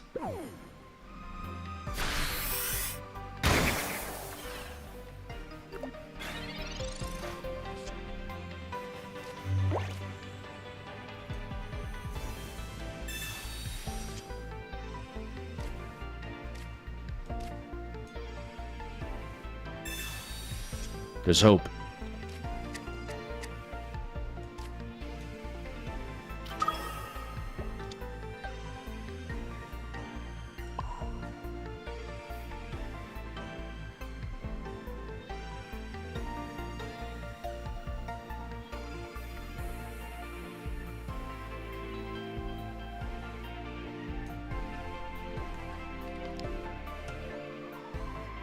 If they place energy onto this, they pivot. What if I place energy onto you and use the Mew for a little bit? To buy time. What am I accomplishing here? I have the Budding Expeditioner. Because otherwise they just put energy here, they pivot, they bring this up here, and they knock that out. Then I can bring in Jinx and I can knock out this, but then...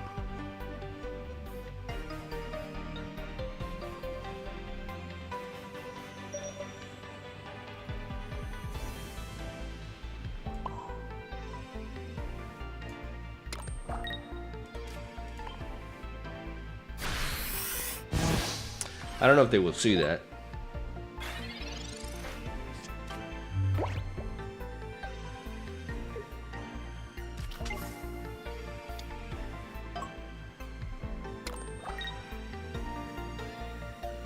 They can retreat with this.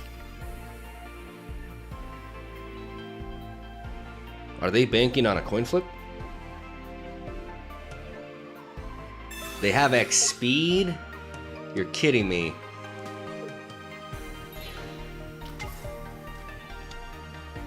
They have X speed instead of Leaf.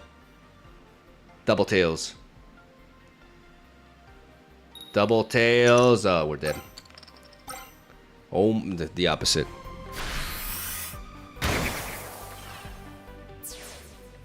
I think I had to, like, I think I actually had to bring in Mew.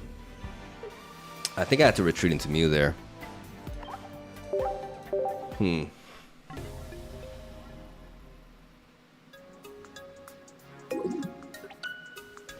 And buy time.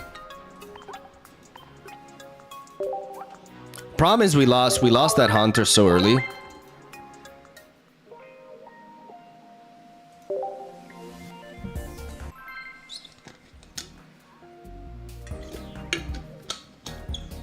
Yeah, I think I needed to buy time and try to find an opening.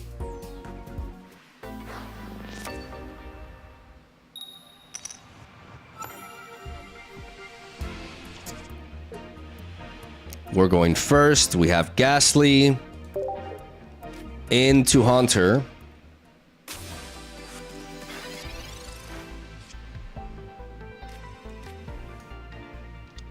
With X speed, with Gengar in hand.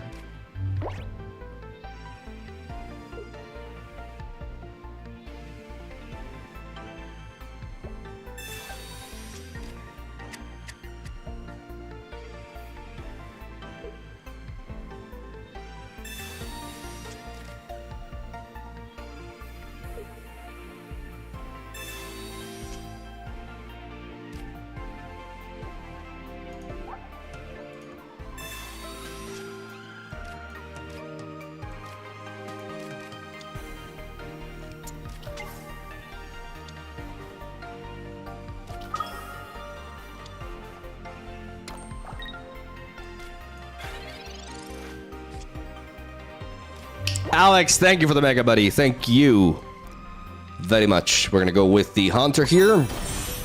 Will-O-Wisp.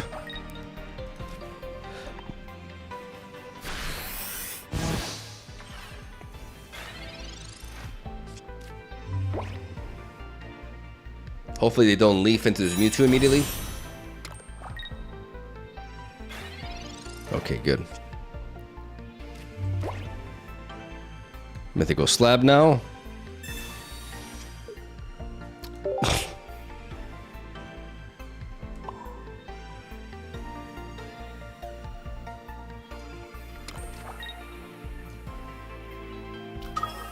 This Gengar will prevent them from retreating.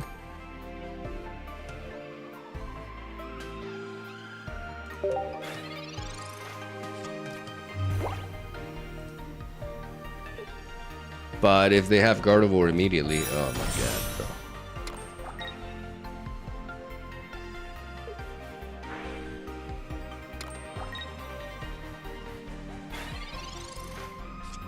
Why would you do that? Why would you not retreat into the Mewtwo? What? The fuck?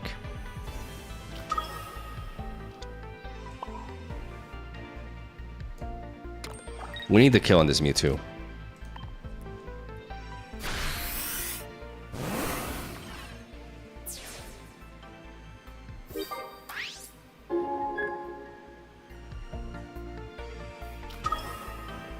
And then we just have to build up the Mew to counter the Mewtwo. And we need to buy time for that. We can survive a hit from this.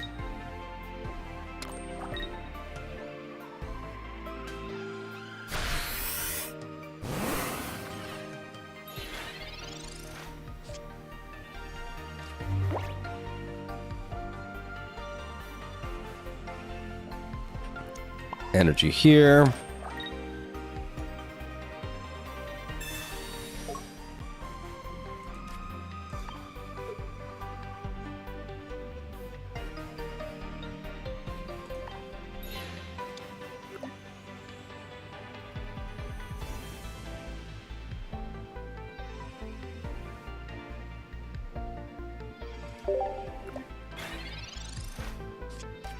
Maybe Sabrina would have been good there.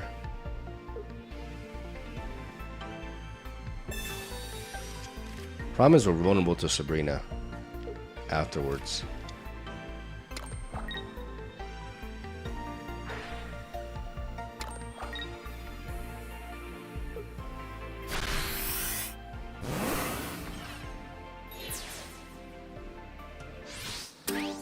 So we need to Sabrina ourselves here.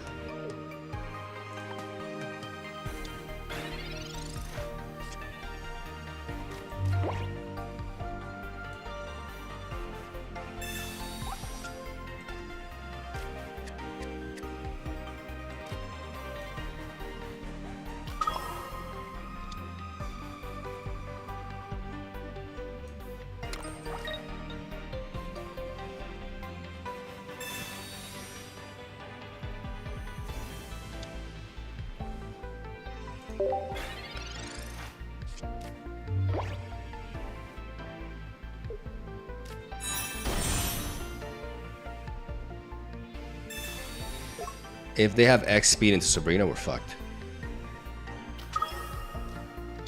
I don't know how we can navigate around that, to be honest.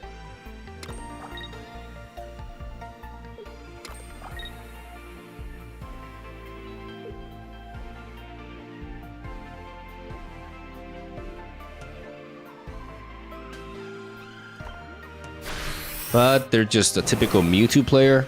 Okay. Not quite the typical Mewtwo player.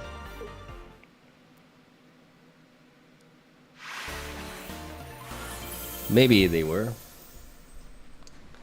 Maybe they misclicked. In reality, it makes sense for them to not kill my Ghastly. That's why I'm not sure, because if they don't kill my Ghastly, I can't pivot it out and bring in the Mew.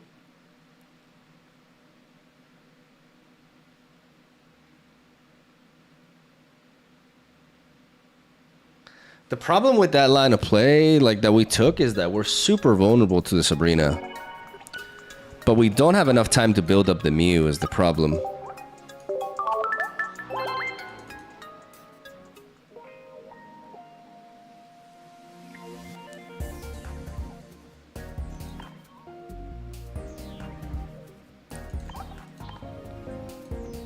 Like, I feel like luck was on our side that game, but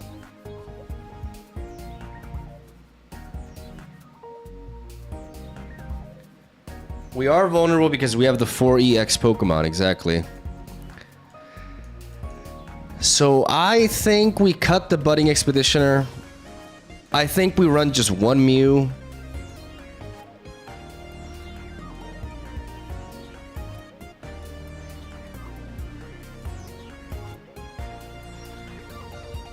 I think we need to run double X speed.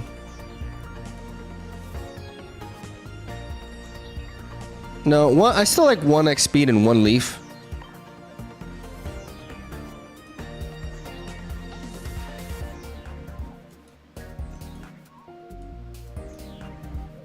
Oh my god, there's another Porygon comment.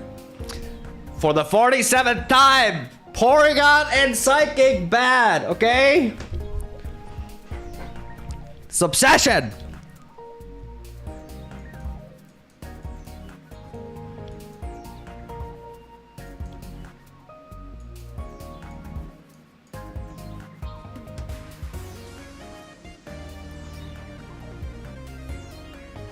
Okay, that's just untrue.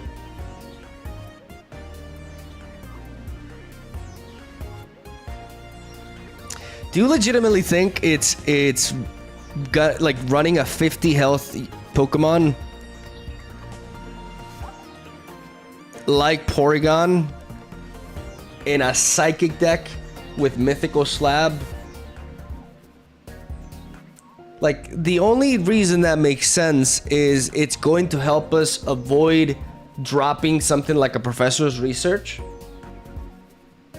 Like, literally everything else, we don't need Porygon's data scan to justify Mythical Slab. I can see a niche in which you run Porygon Slab and Mythical Slab in a non-Psychic deck so that you can fix your draws and more consistently use Mythical Slab to complete a Stage 2 evolution line. But in a Psychic deck, it's redundant.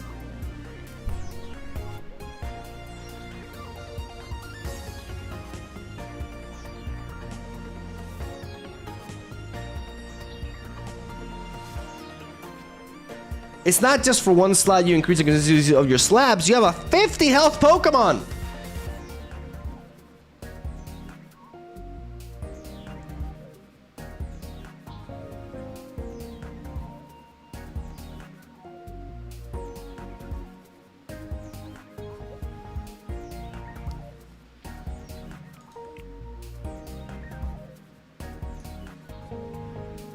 Porygon removes the RNG aspect of Slab.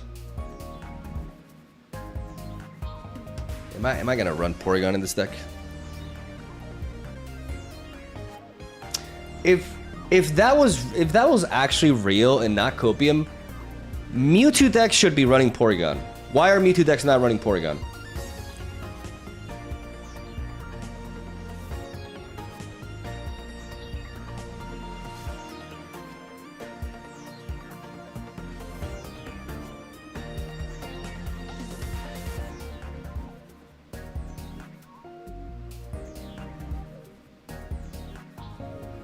Because Mewtwo players aren't the brightest thinkers. I think Porygon is a symptom of the community that is starving for a little bit of more complexity in deck building in this game.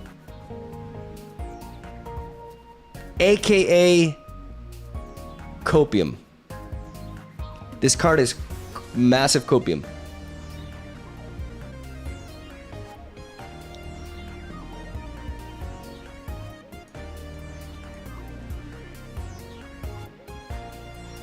Like I do like the idea of Porygon like in a fun like deck without like, you know, because it does make your Mythical Slabs more consistent. But in a deck where you run a high density of Psychic cards, you're just kind of like better off playing like yes, I don't deny that it's going to make your Mythical Slabs more consistent. But it's a 50 HP Pokemon. It's very frail, guys. And I just don't think this deck particularly needs it. Like, I'd rather run a Sigilyph here. Why would I play Porygon over Sigilyph in this deck?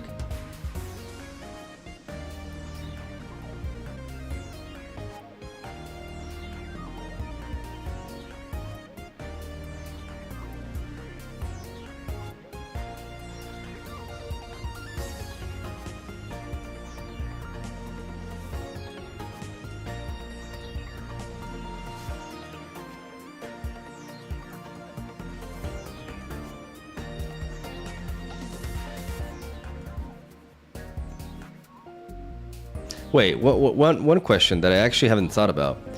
This ability works from the bench, right? It works from the bench. Okay. That's actually not bad. The fact that it works from the bench is actually not that bad.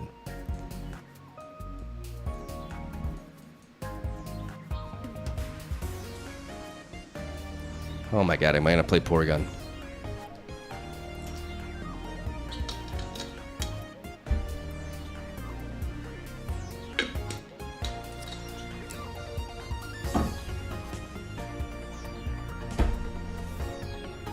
It's still worse Sigilyph. Come on, guys. Like, no.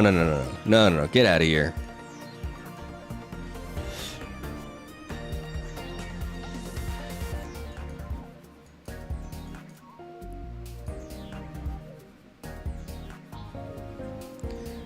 I can understand in a deck that, like, for example, with stuff like Greninja, like, the faster that you find Greninja, I can see... I'm not saying Porygon is useless.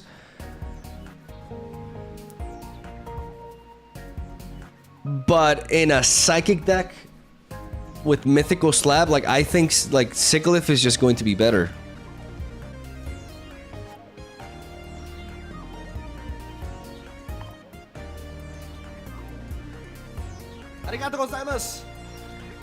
And I kind of feel like we do need that, a little bit of more, like... Gengar, like, the one game where we played regular Gengar, we lost.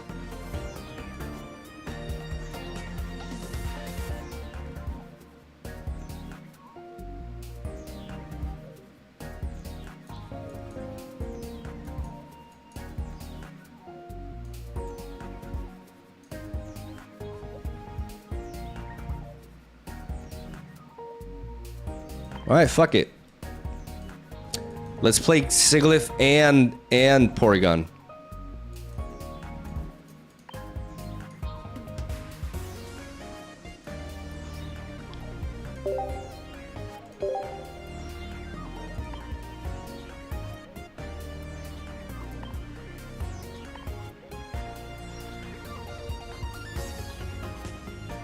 I mean, if we play Sigilyph...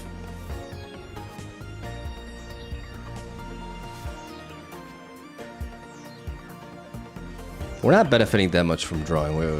It has to be Sigilyph or Porygon. I just want like a basic Pokemon that I can combine with. Okay, let's go double Jinx. Is double Jinx worth? Maybe because we're playing Porygon, we don't have to run as many basic Pokemon. And we can run more utility. We could play something like a Potion. Potion can come into play in certain situations with Gengar.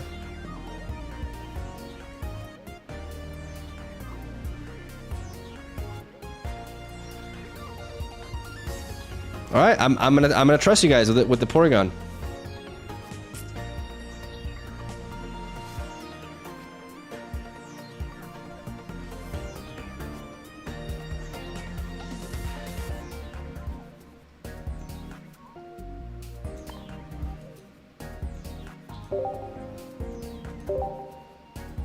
I don't know how relevant Potion will be, but we'll see.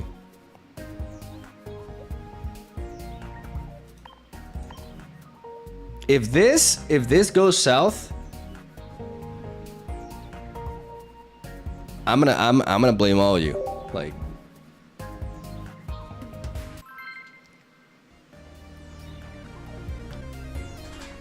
Potion almost always good. I think Potion dropped a little bit with this meta because there's some really heavy hitters, but there are situations where I do think it's really relevant with Gengar specifically. Oh boy, darkness. Oh no. Porygon!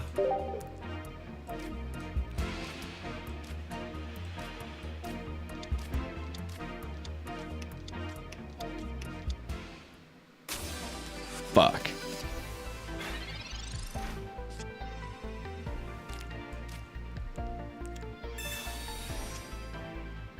Guys, we have Porygon. Porygon, tell us the future! We're gonna draw a leaf, okay. I can use this Porygon to sponge a little bit.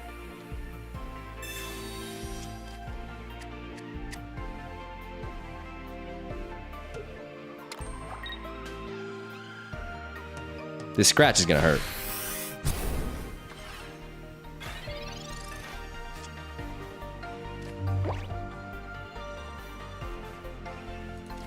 Again. Again! X speed. Okay.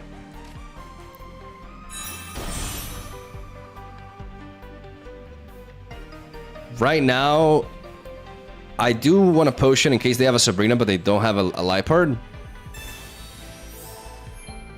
I am gonna leaf.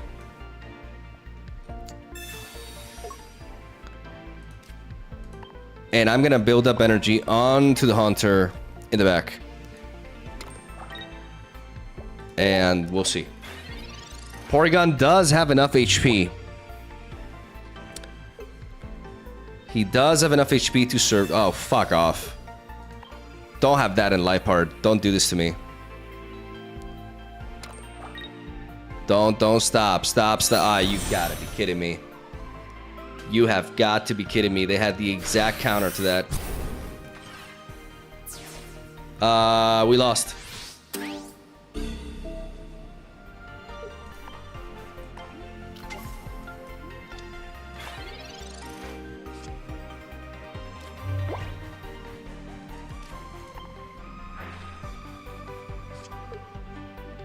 We lost. Porygon does help us concede earlier. And that is important, I think. I mean, it saves us time.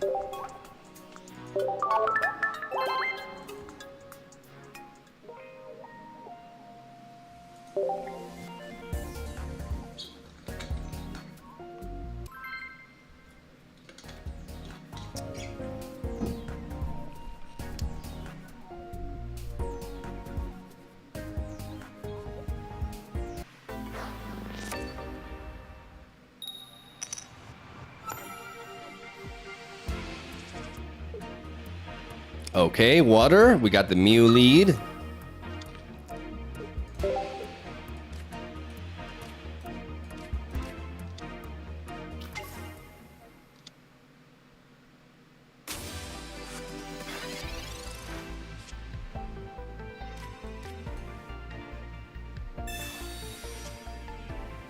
And we have Porygon, ladies and gentlemen.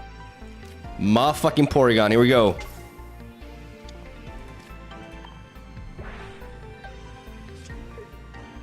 Okay. Okay, we're gonna be able to go for Mythical Slap with Porygon.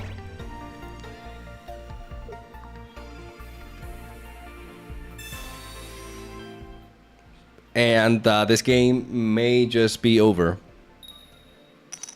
Oh yeah. Oh yeah, it's over.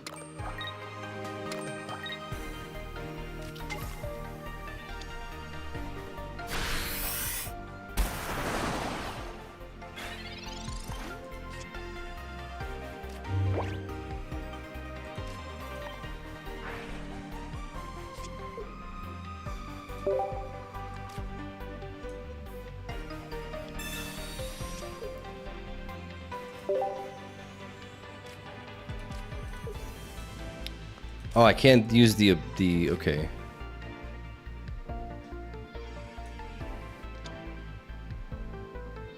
I need to Sabrina.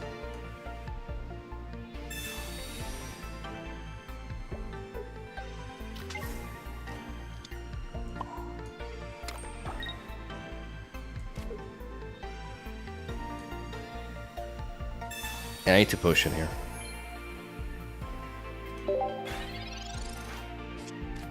I'm gonna play as if I top deck into a pivot spell. But I want a Sabrina here because I want to delay their... Like, they need to have an X speed or like a leaf to be able to get this Articuno in and deal damage.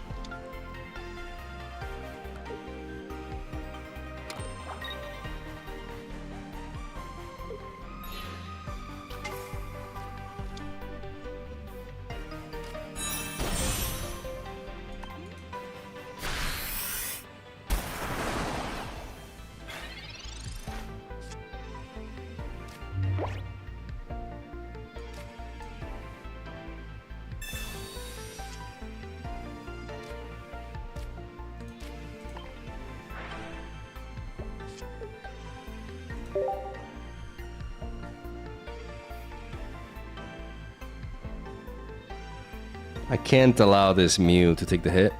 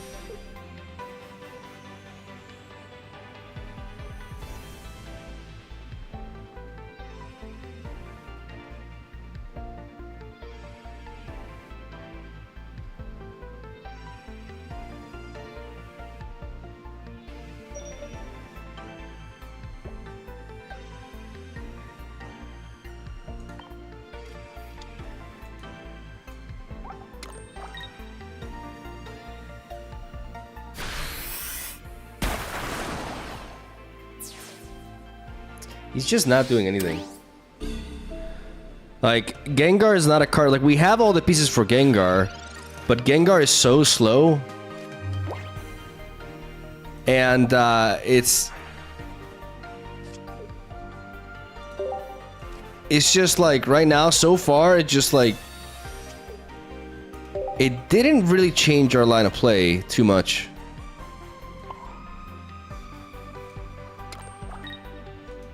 And we just lose to that incoming... We don't have the ability to...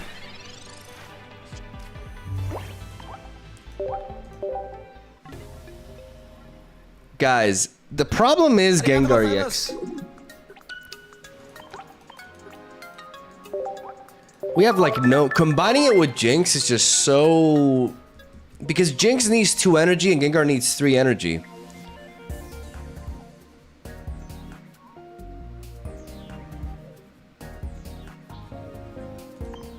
And of course, Misty.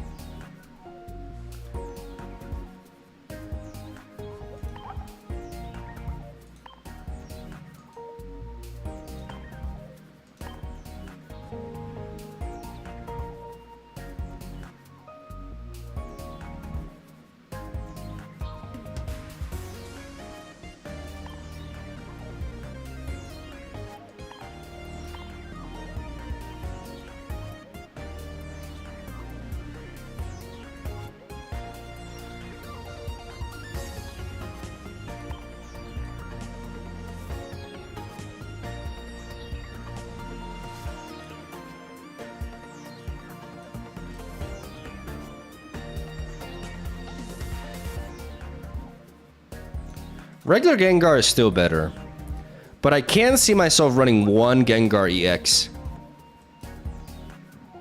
for flexibility. But regular Gengar...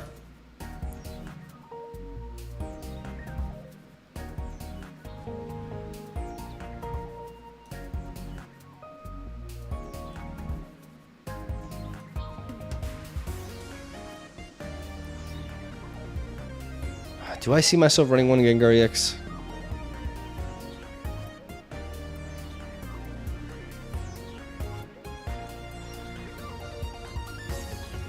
I like the idea of like 2 Jinx, 2 Mew, and Budding Expeditioner.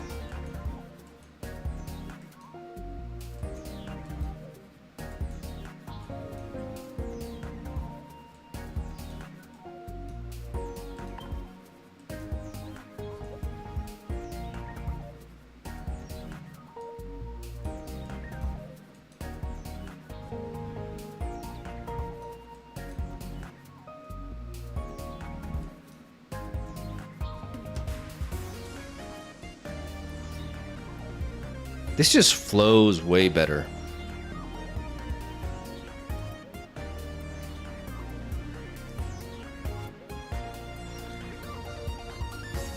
But this deck you already have built or not? No, not this particular deck. And I don't care if I build it or not. Like, I want to play the best, like, version of Gengar.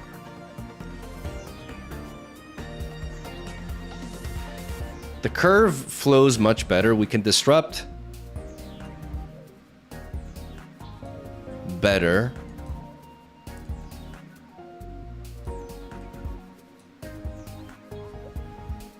And I don't even know if I like Sabrina anymore. I kind of like Giovanni more because we have the Gengar.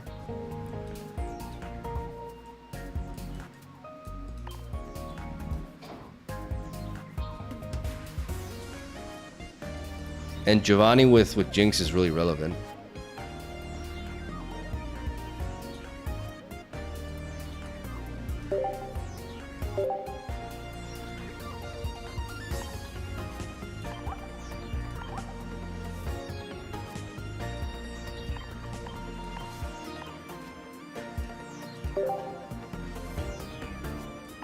This one was similar. Similar but different. Why am I running 2x speeds here?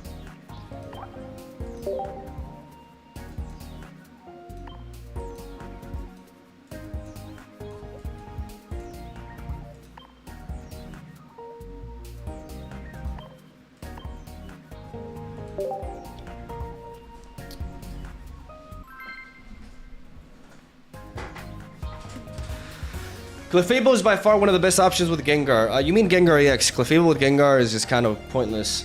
No, I think this is the best way.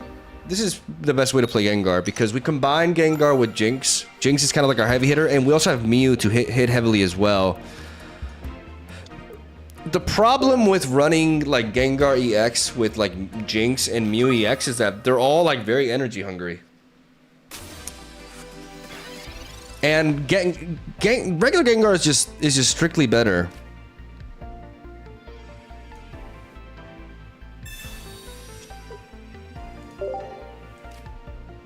Because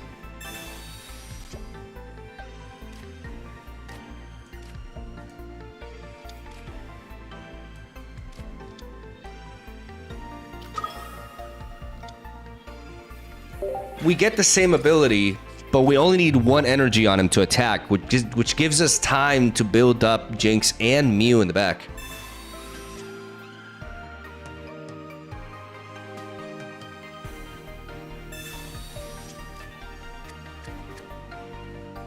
Arigatou gozaimasu. So close to a Porygon. I'm not giving up on the Porygon idea, but I think it has to be something different.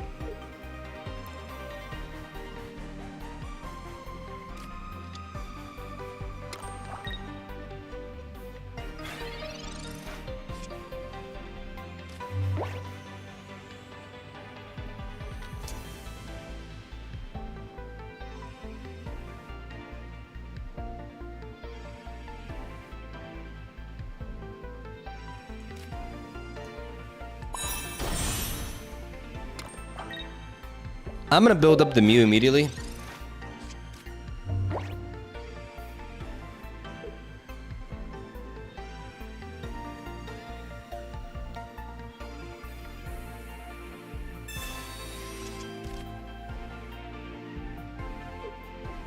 I'm evolving into Haunter to prevent the Giovanni from knocking us out here.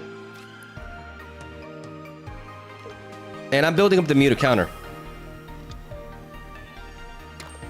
As simple as that. We take the hit here.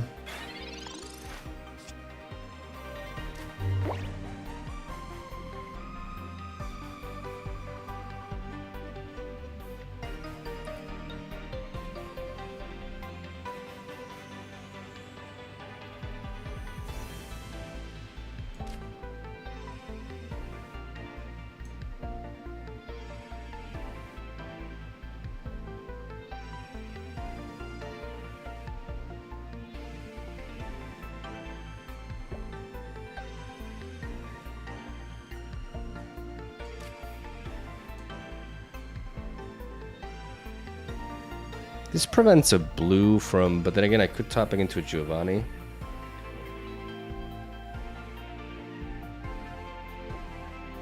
I could top it into a Giovanni.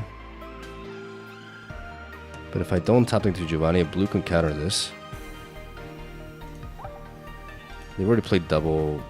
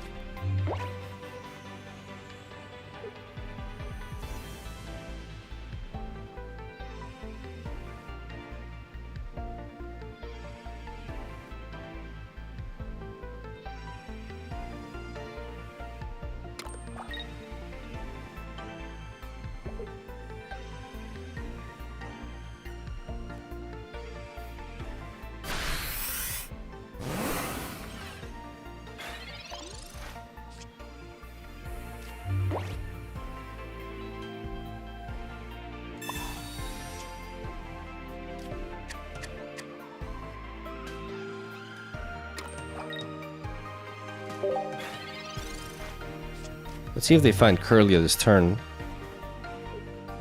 Because if they do, we're in trouble. Oh shit.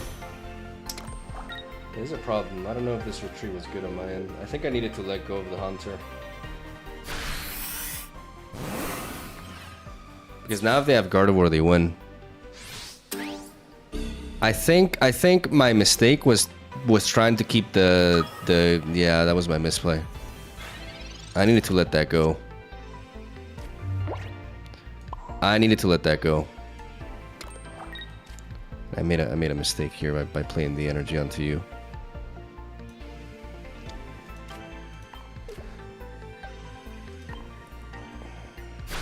Also, like putting the energy there, that also makes no sense. If they have Gardevoir, which is extremely likely here, then it's over. So I needed to let the Haunter go down and be able to threaten that from the get-go.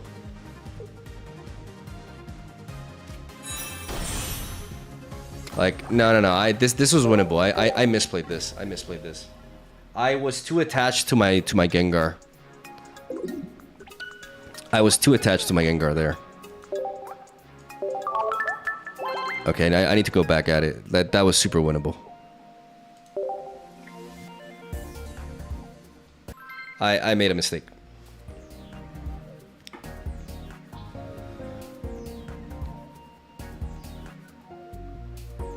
Annoying that I made the mistake, but it is what it is. Alright, here we go.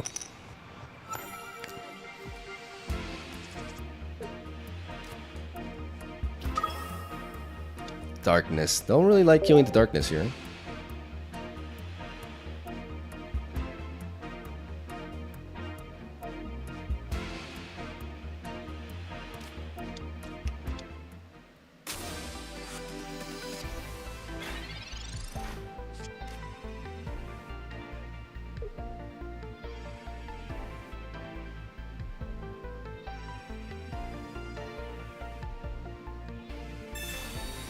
Rhymer.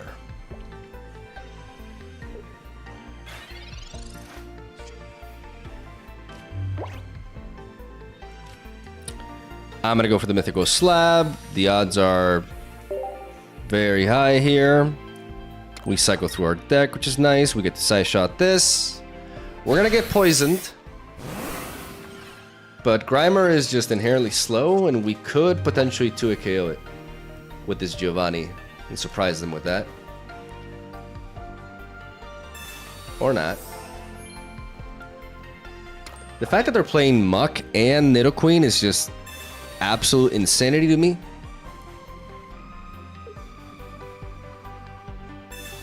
I do not understand what this deck building is. But then again, it's hot slim my balls. So I don't think they're a very coherent person to begin with.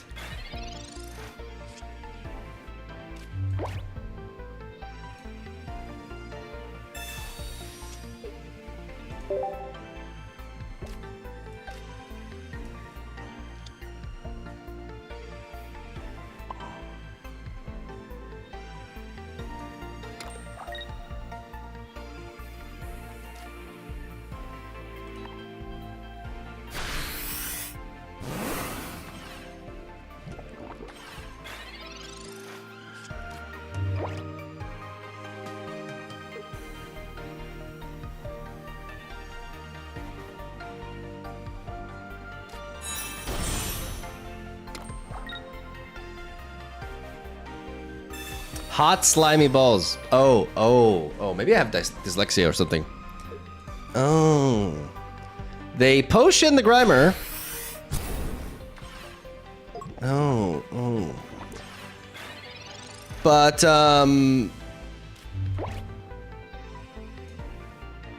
they die.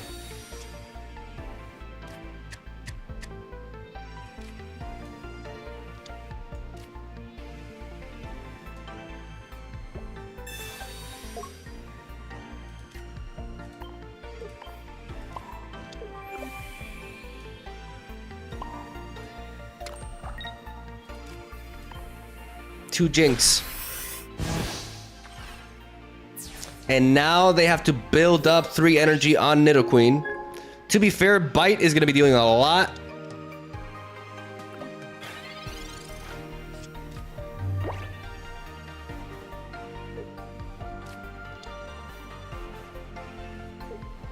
I think I'm just going to continue to pivot here and here.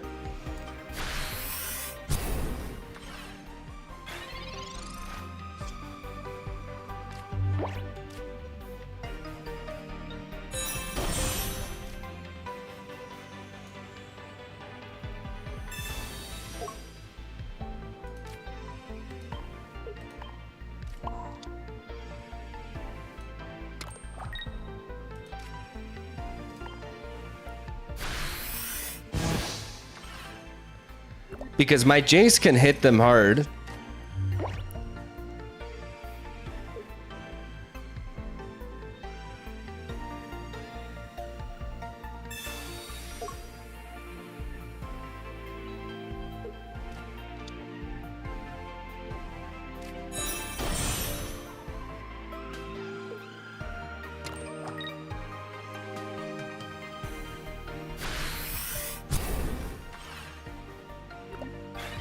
And Gengar is thick.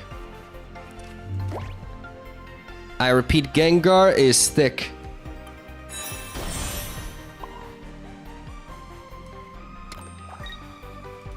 And I'm gonna bother. No, I'm gonna Giovanni.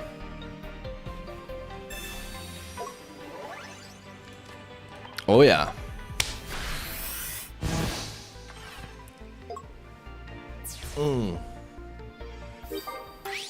Matchup type advantage over us. We don't care. Woo-hoo!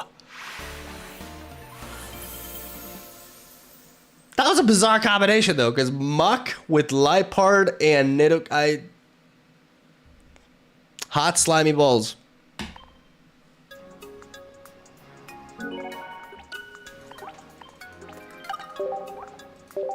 $50 damage for 2 stage is so sad. No, not when it's paired with an ability that shuts down your opponent from being able to play support cards. 50 damage for 1 energy in that case is actually pretty solid. Like, it's definitely better than 100 damage for 3 energy on an EX Pokemon.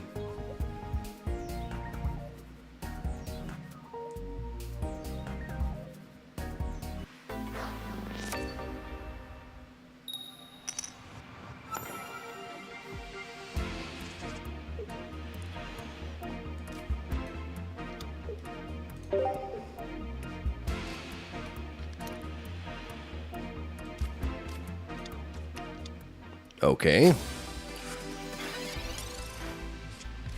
This hand kind of would have been better if we're going first, I think. Because the more time passes, the more of a chance they have to play Misty. Which is a problem. But then again, Lumineon can only attack to the bench. So it's Starmie X with Lumineon.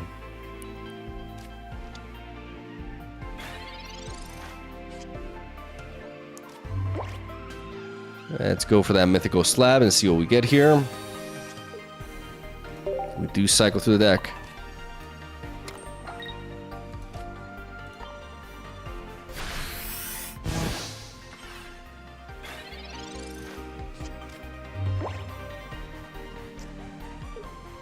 The problem is we're vulnerable to a Starmie.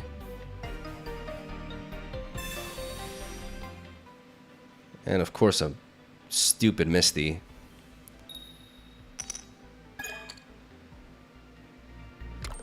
Still, like, I need to...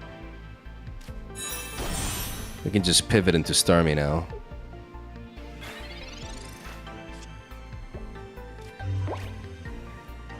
What are we gonna do?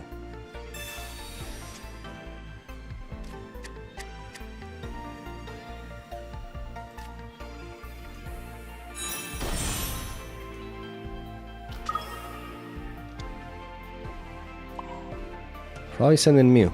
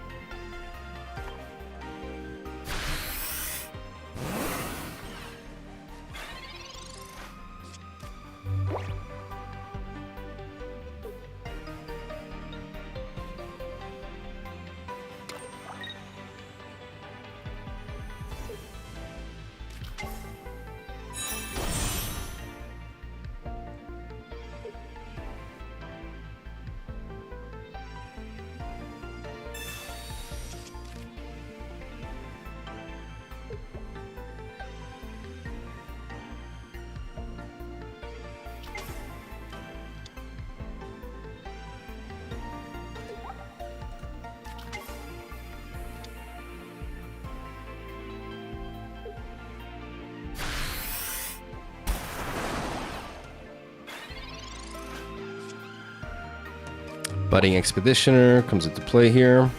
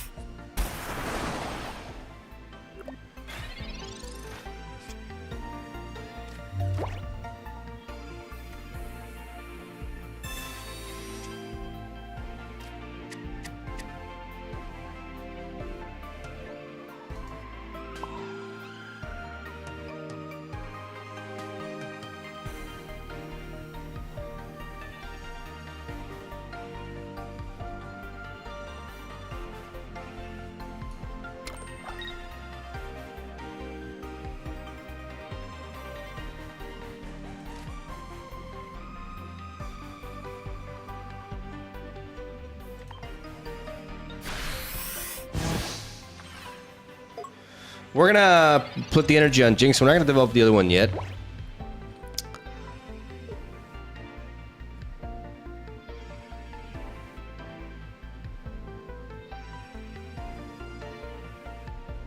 They can't use Misty. They can't use... They've already played two Professor's Research, but they can't Sabrina us is the big deal with this Gengar.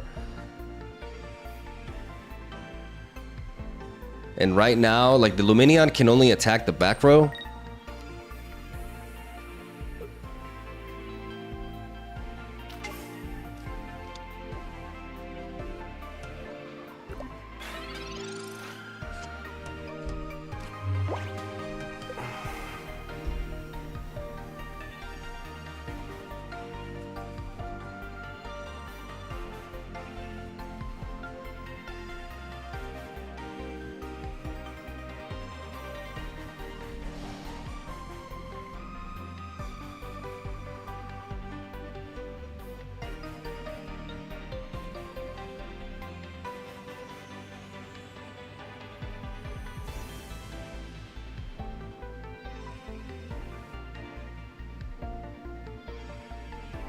Problem is, if I take a hit from this 40 here, I could potentially retreat after, but it's too expensive.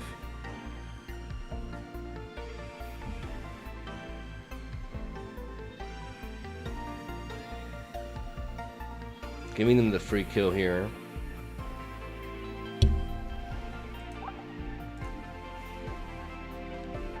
Yeah, maybe we do need Sabrina.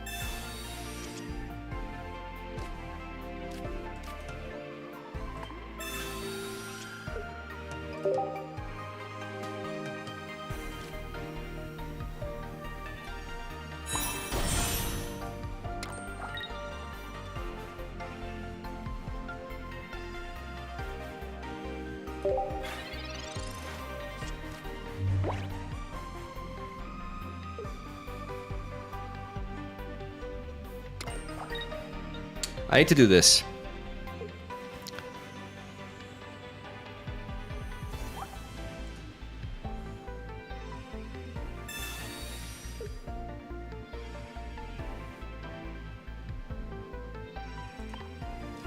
Give them the Jinx.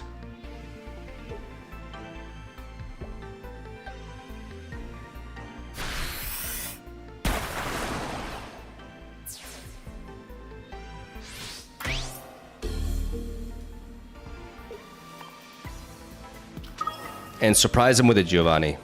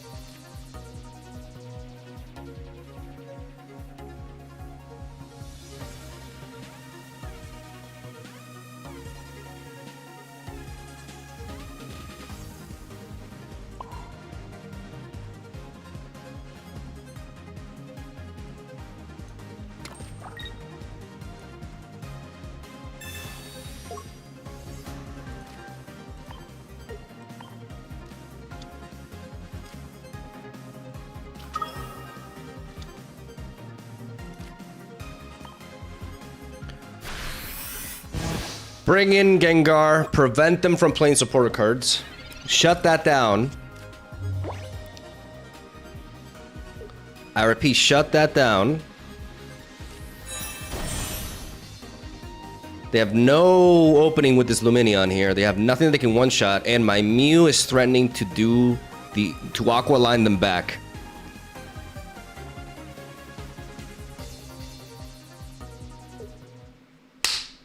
Got him. Baby, we got him!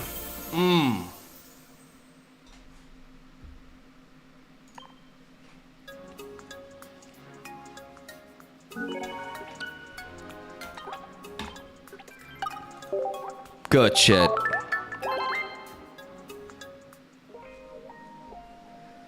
The Giovanni's essential with Gengar, with Jinx, with everything. Like, the Giovanni is definitely super important. We need to be able to catch people off guard with it.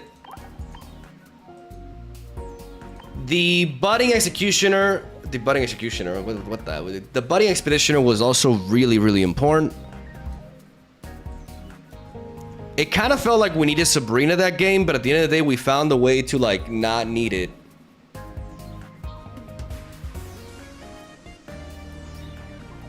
Leaf is not the play. I actually think I needed to be able to pivot faster.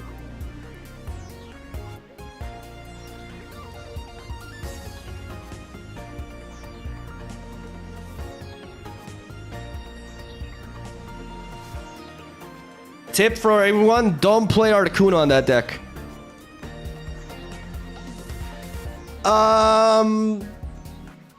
I mean, you're playing Mist. You can't go wrong with playing Articuno, to be honest.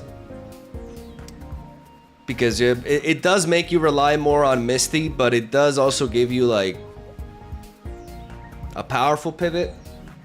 It does make you more vulnerable, though. Yeah, I don't think I take anything out. I think we have the deck here.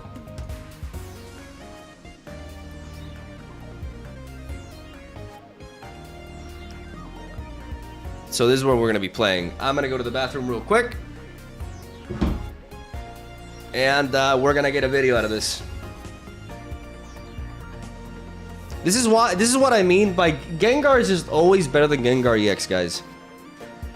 Gengar EX is not good because you need to combine it with powerful 1 energy attackers, but the only good 1 energy attackers in Psychic are stage 1 evolutions, which just make your game plan like way more clunky. This deck is more consistent because we have like 4 basic Pokemon that just have the value immediately on their own, and then we have Gengar. Like, Gengar is legit. 50 seems like, but 50 for 1 energy with this ability, like being able to shut that down is really nice. The HP stat is really solid. And it's better than ever. I don't know, like, with double jinx, yeah, I think this like, I like the Budding Expositioner a lot. Like, this feels really tight. I'll be right back.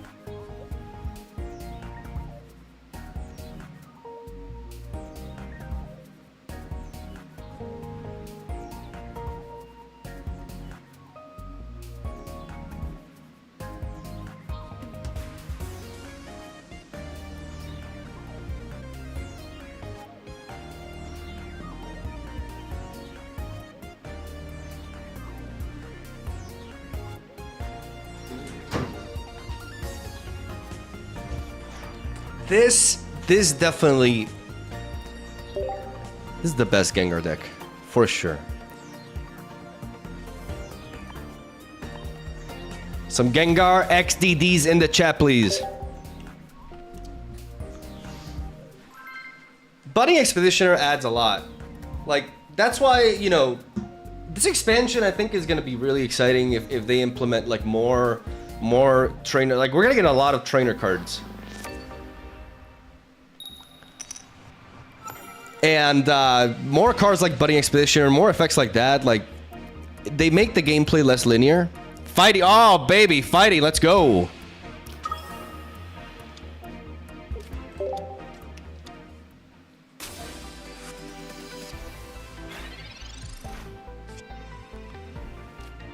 Okay, let's go for the Pokeball here.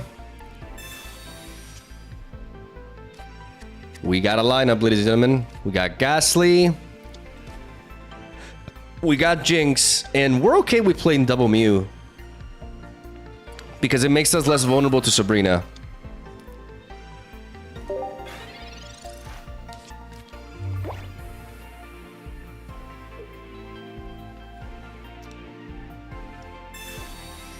I do like the one leaf because it allows us to retreat Gengar. In certain situations, that's important.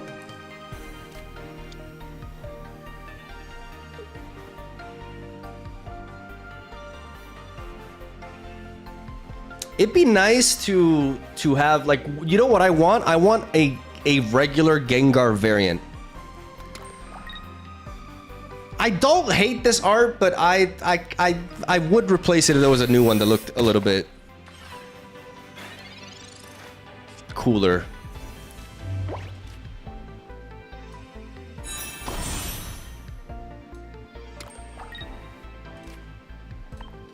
The typing advantage here is huge. We hit him with a side shot, we drop him down to 30, and then as they evolve into Machoke, we can pivot into Gengar and knock him out.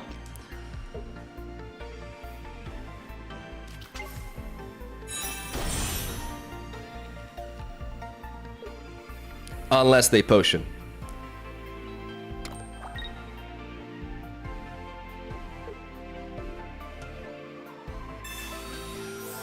Fuck. But they're not building up for a Machoke, so maybe this Machop stays, and then, I mean, they die.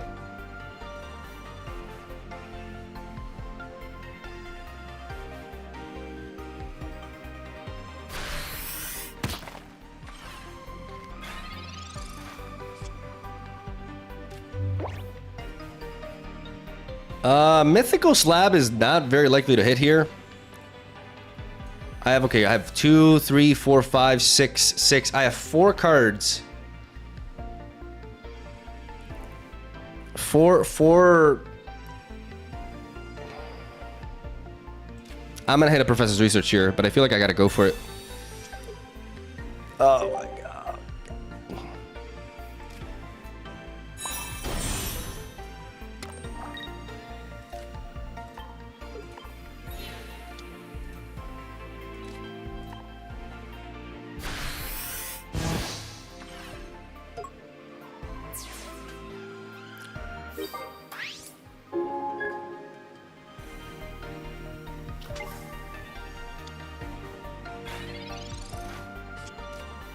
Now so the chat goes, oh, that's what you get for not playing Porygon. I need them to just like not hit double heads here and blow me back. Like Marowak could just steal this game here because if they manage to do that, or they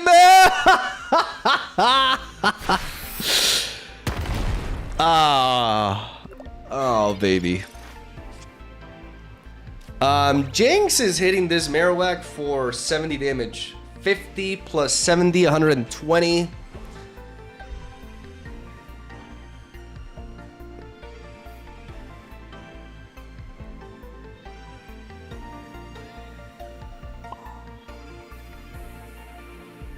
But then again, you know, like if this sticks anyways, like they have to have double heads here, but that, you know, that could happen.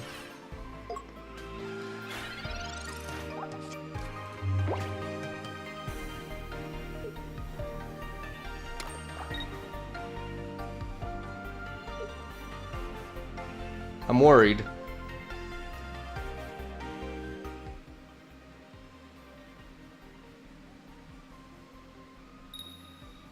Oh, stop. Oh, okay, good.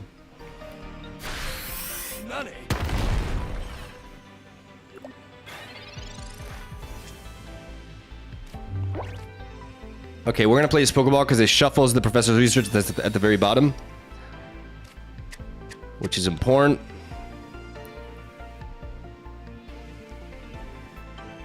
They can pivot the Marowak and then bring in Machoke.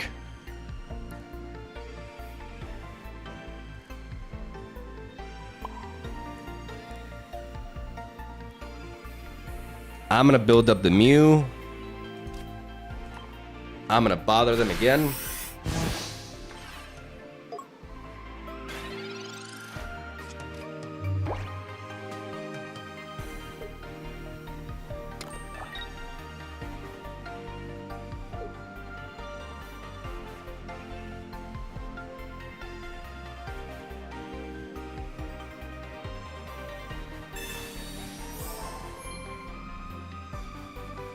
Second potion.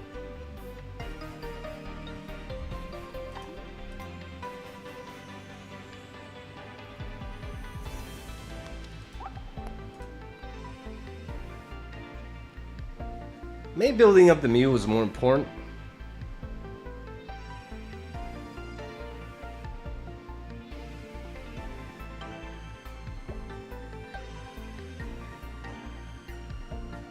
Machamp is threatening.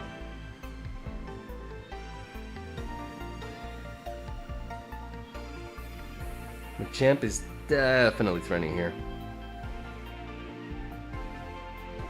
I ignore the raid? What raid? Did it happen when I was in the bathroom?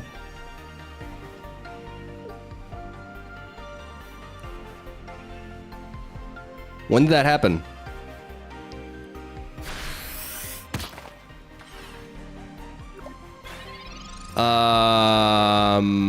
Omega LOL?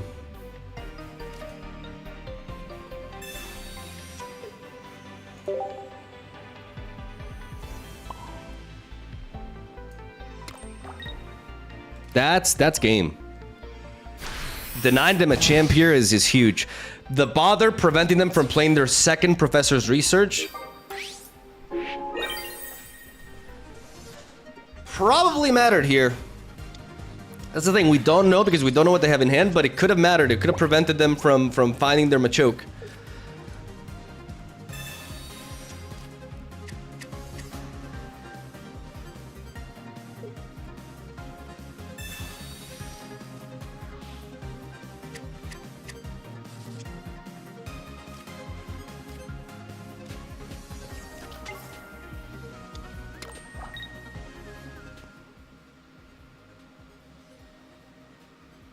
You see that Jinx at the back, though, right?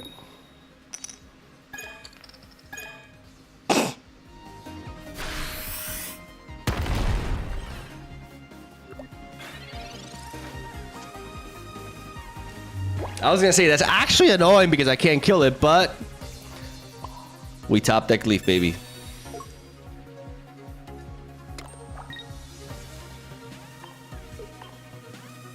No need to Gamba. Clean.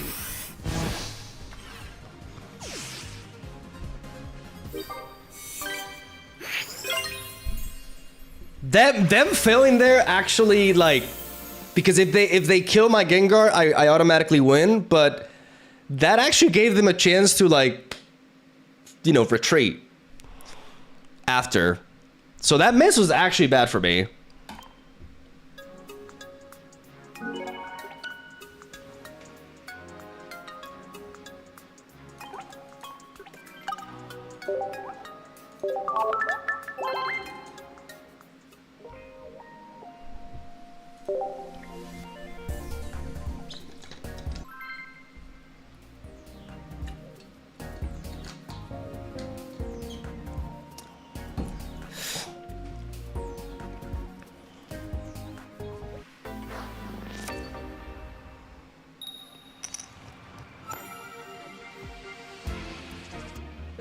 Going first, we have that Ghastly and a double Pokeball opener, which really enhances our chances of finding Haunter into Gengar.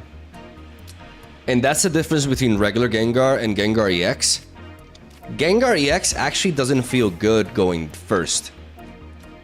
But Gengar EX, I don't know if I said regular Gengar. Like, Gengar EX does not feel good going first because it requires 3 energy to attack. So you have, like, when you evolve into it, you have a turn where you're not attacking. But regular Gengar is great going first. I'm going to go double Pokeball here.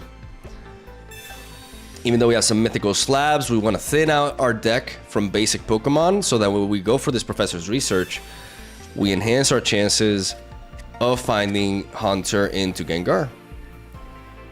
Even though it does thin our deck for mythical slab, it's just overall better.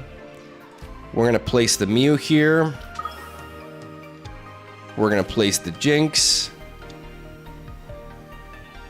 And for the time being, we're just gonna keep it like this.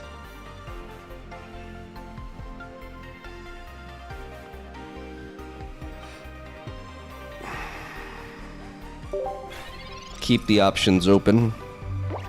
We have double pivot spell here. So we can focus on building up. Even though there's no Mewtwo yet, we do need a kill.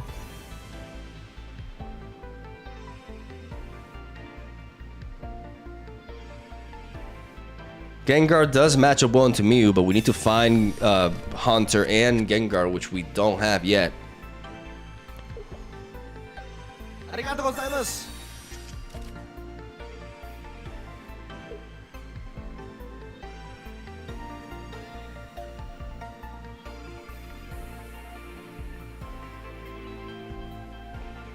Forioku, Thing of the Prime. There's the Mewtwo.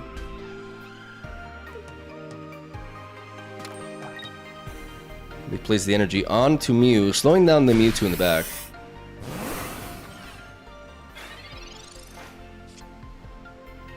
We draw into another Jinx.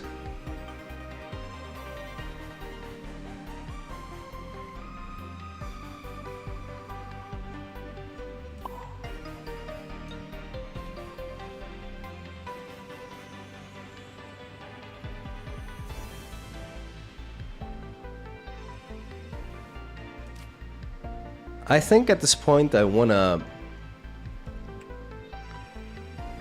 build up. I want to play the Mew.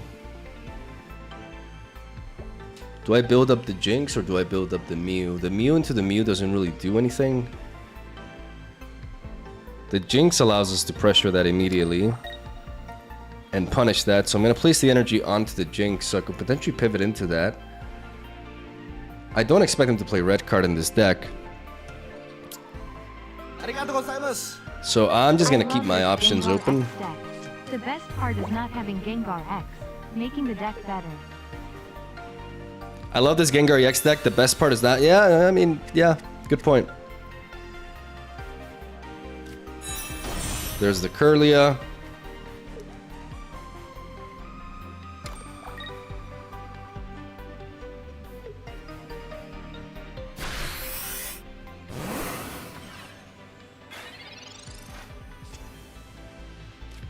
There's a Gengar, but no Haunter. So what do we do here? We can get some damage on this. Does that amount to anything, though? They send in Mewtwo, they get the hit. Like, we kind of need to be able to threaten the Mewtwo when it comes in.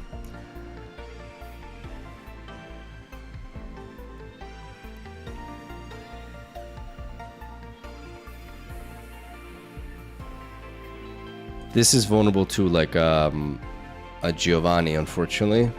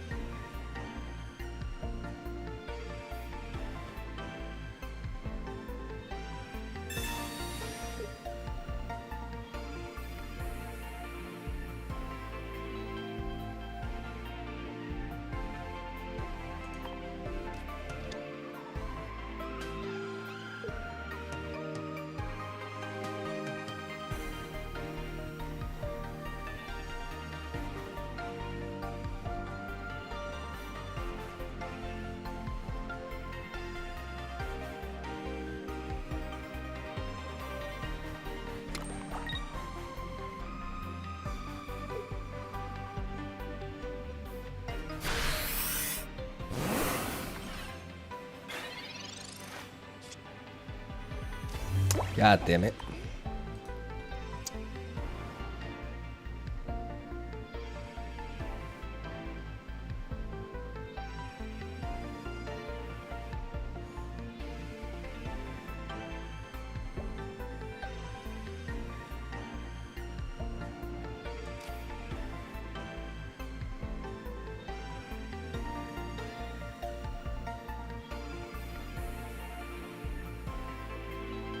Arigatou gozaimasu.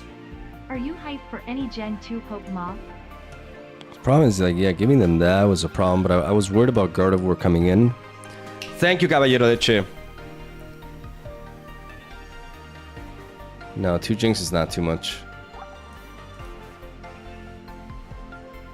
I think I have to leave here.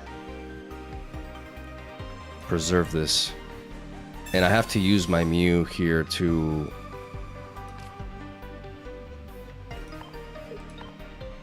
apply some pressure.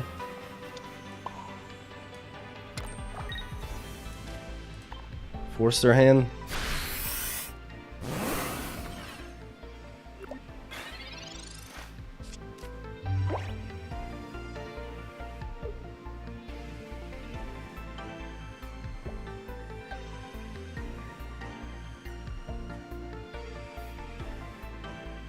Honestly, maybe playing this Mew was a mistake. Maybe I should have played the Jinx.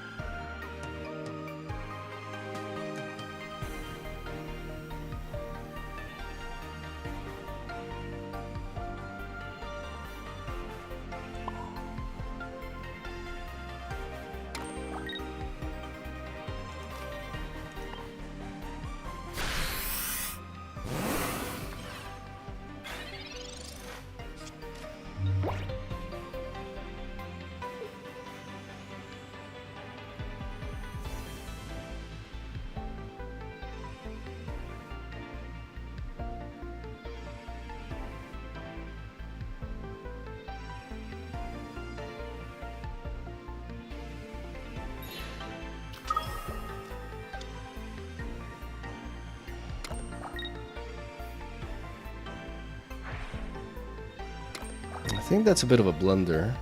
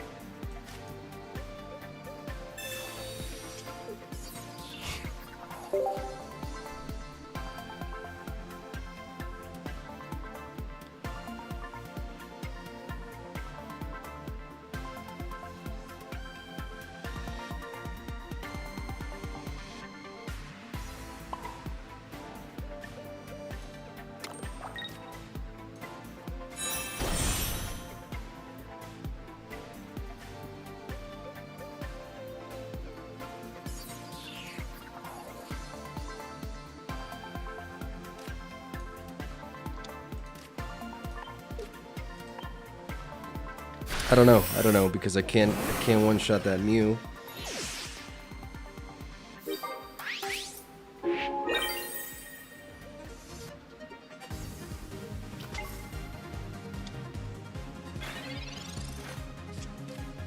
They just put an energy on the Mewtwo and I just don't know how I bypass that. I can't. I think I took the wrong approach here. I need to threaten the Mew more. I just couldn't power through the Mew and that.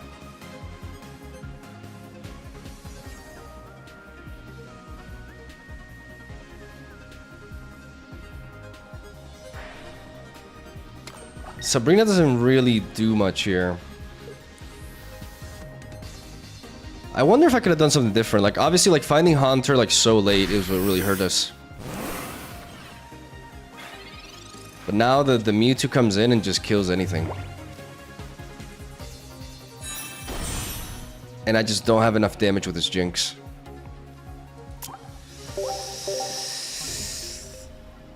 I needed to apply pressure to the Mew more. I think that was my blunder. I think I needed to... But to be honest, like, not finding the Haunter really hurt. I think letting them get that damage on... Yeah, letting them get the damage on... I think I should have sacked the Ghastly, yeah.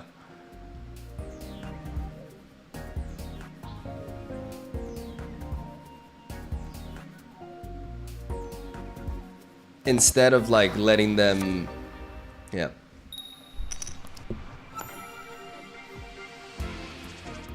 Okay.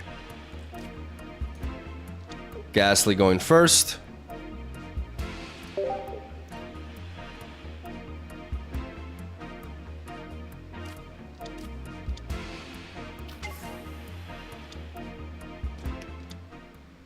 All right. Let's do this right. Throw a Pokeball.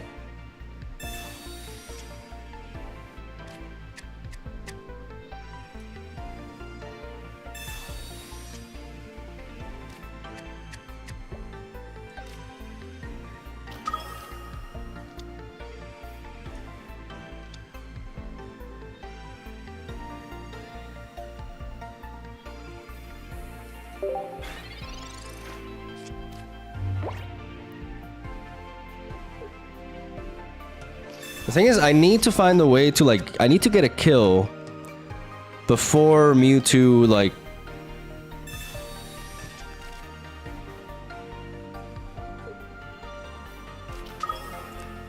I need to be able to pressure this Mew from the get-go. Let's see where they place their energy. Onto Mew.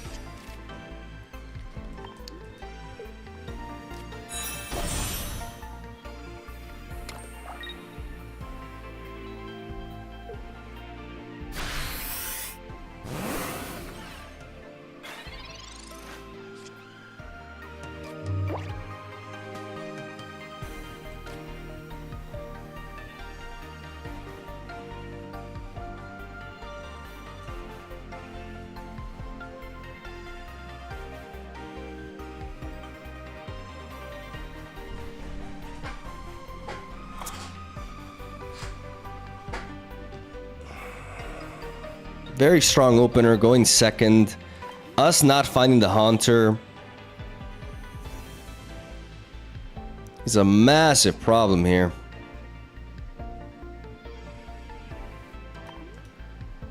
Like, I can't do much if my opponent just, like, draws strictly better than I do while going second. Like, I really can't.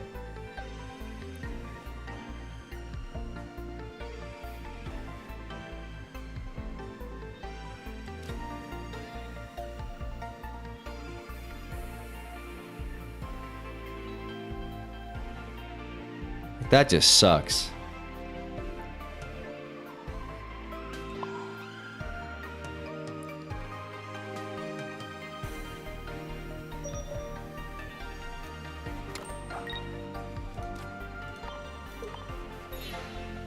Oh my god, for fuck's sake.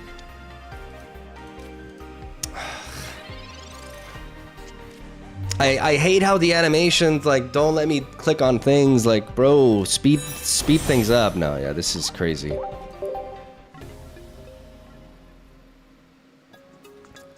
That's just like them drawing better than us. Strictly better while going second. Oh my goodness. I know the Mewtwo matchup can really go our way, but I think I mean I need to draw better, bro. I need to be able to draw better.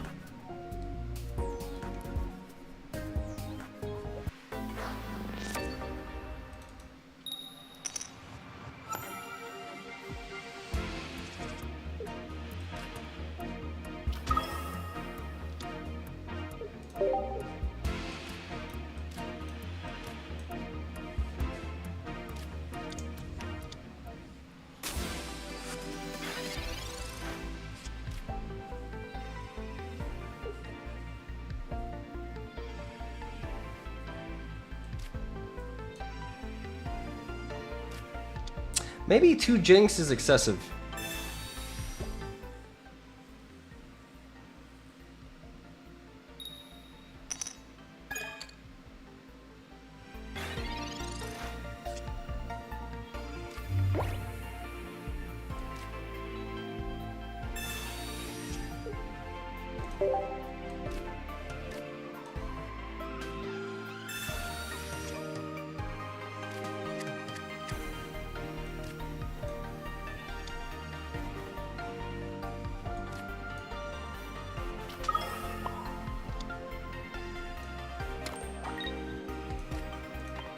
We can size shot, keep the Mew in the front line.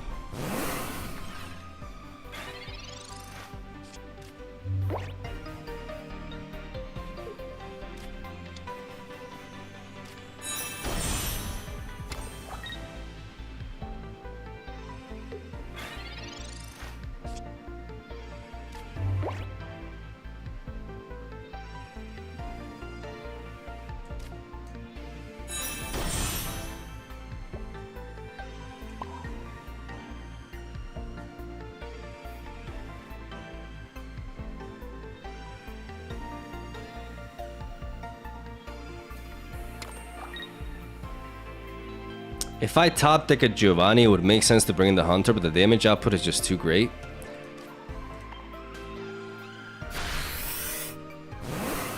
So I'm gonna stay in and I'm gonna tank the hit with this.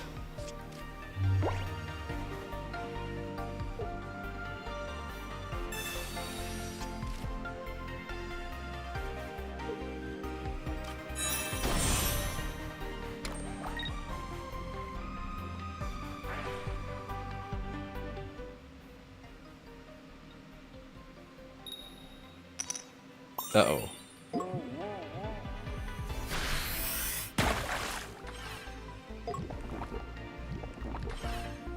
Budding Expeditioner would be nice.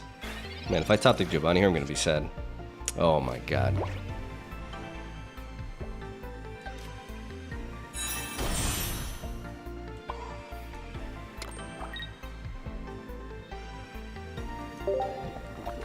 I should have believed.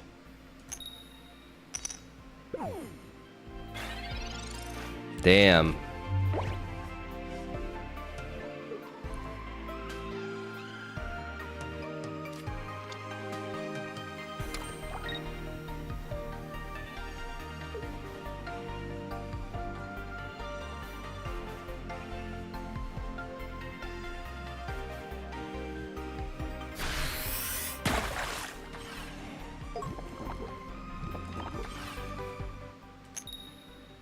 That's just insulting.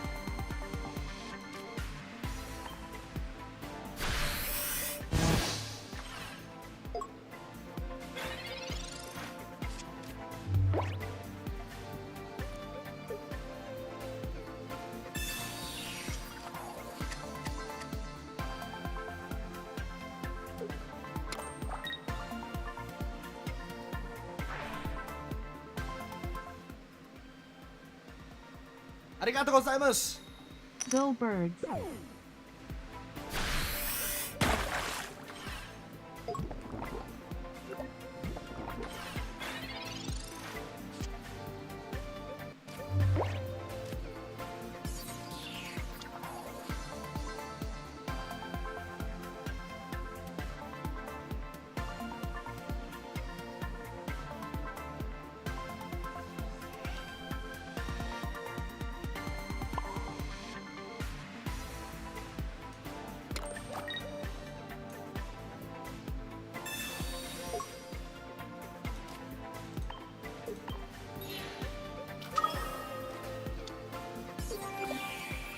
Let's go with this.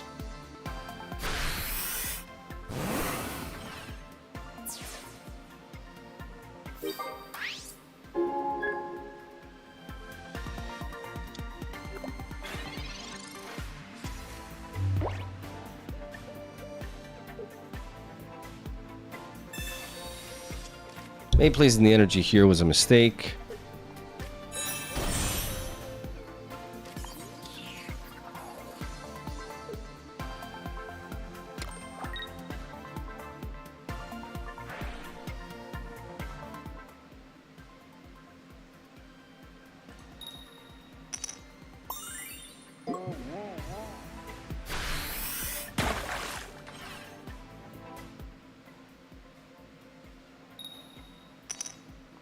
Can we wake up?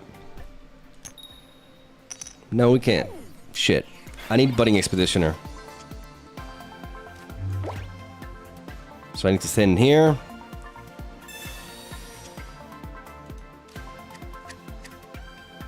I need to not have Giovanni, and I need to top deck Budding Expeditioner.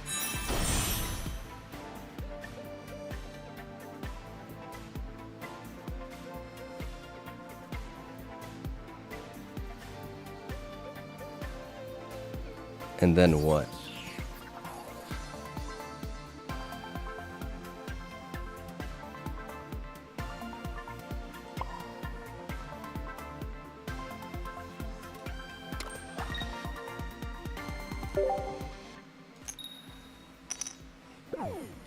And then Jinx. Jinx Giovanni. No, I can't. No, I can retreat if I don't get paralyzed here.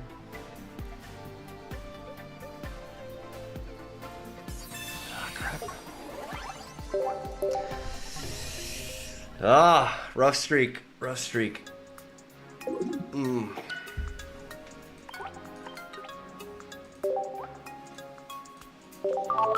Rough streak.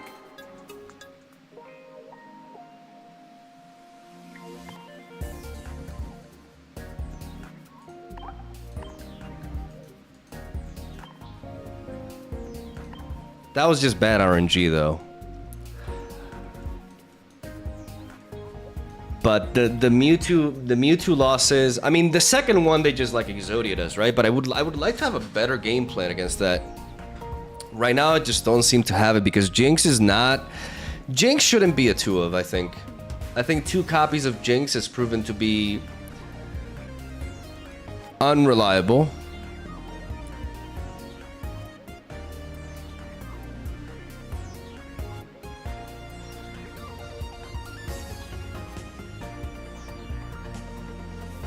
So I'm gonna put in a Sigilyph.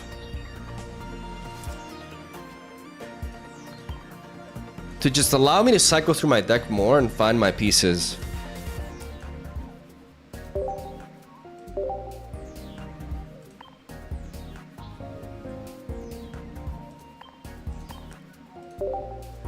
That way we have something to do early. We have a way to chip away at Mew and just basically just really helping us find Gengar. Because Gengar is a fast attacker here, so we want to do everything we can to enable him online fast. So the combination of Mythical Slap and Sigilyph can allow us to find Gengar quickly.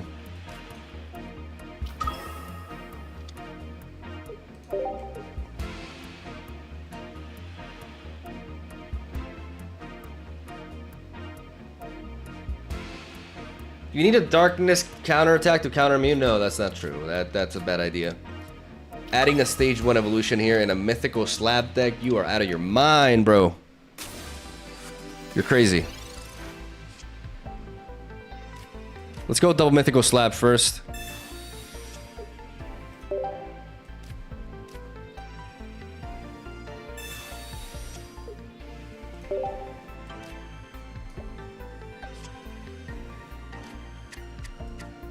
Find Jinx.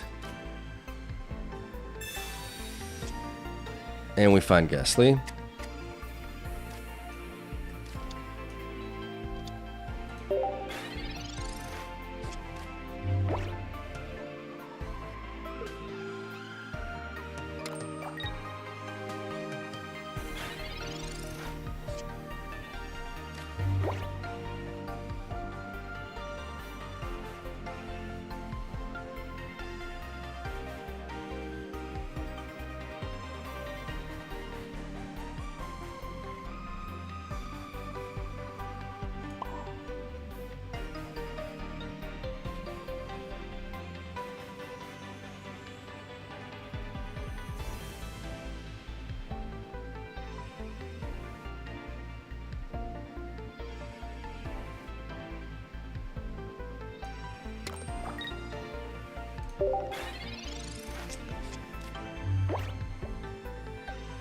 Pidgeot going second is going to be rough here.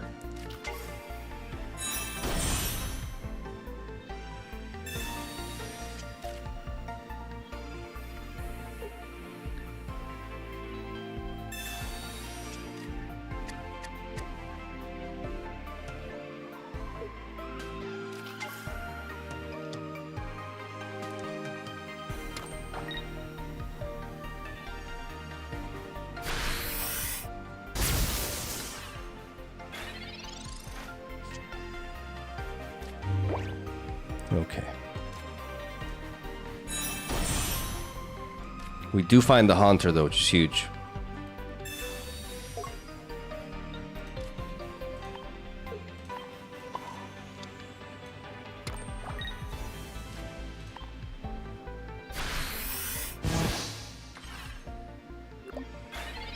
Because we can bait them to stay in with the Pikachu.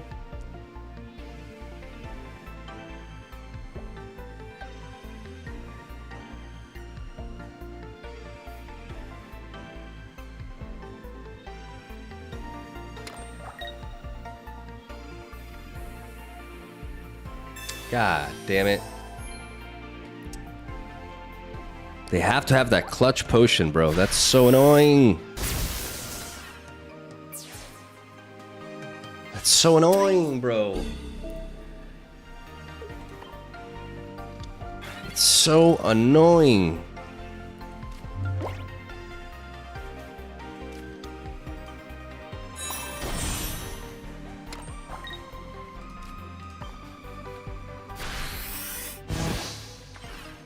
Oh my goodness, that potion was everything.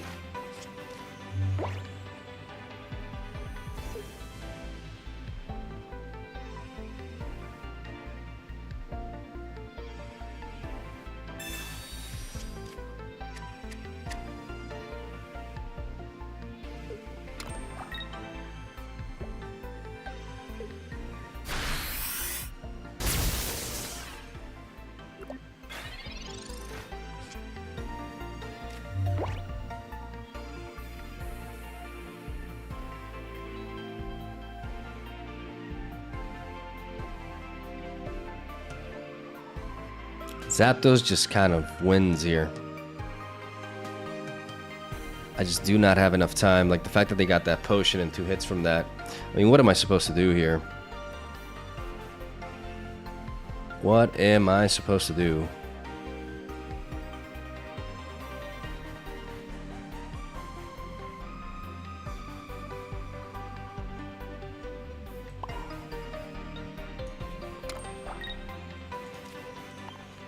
The potion won them the game.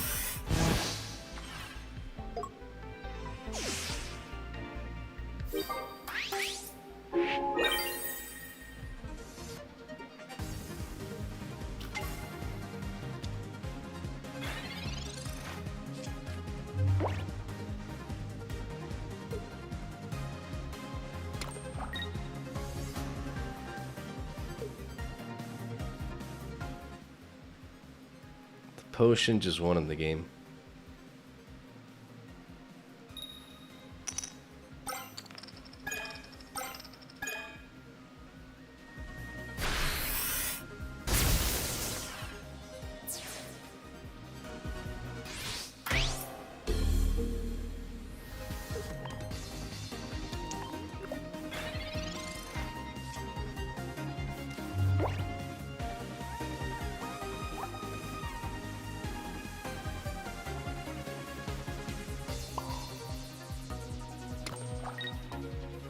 Only universe in which we win is that they don't have Sabrina. They only roll 1 heads, and I top deck Leaf or X speed, and I roll 3 heads. It's a lot of things that need to happen, but it is technically possible. Okay, number 1, can I top deck X speed? Or Leaf? Fuck me. Gave me a little bit of hope there. I Sigilyph it though, because I'm just not racking up damage fast enough often.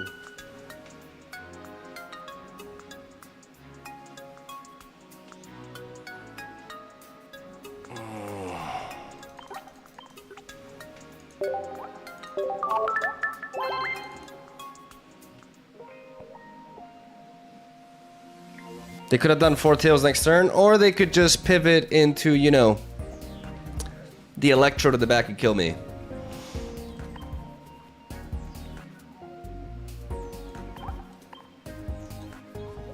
I don't know, man.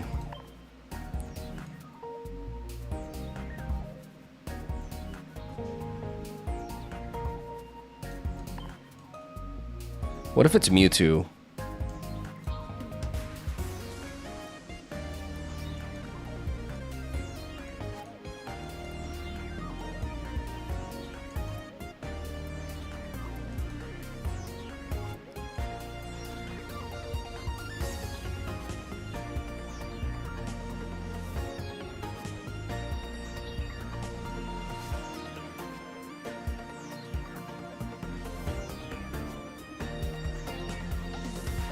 I think we need double Giovanni in this deck. The problem is the mythical slabs are kind of hurting.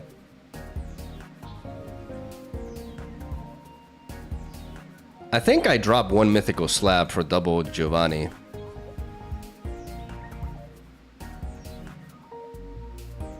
Like, the mythical slabs are not really helping.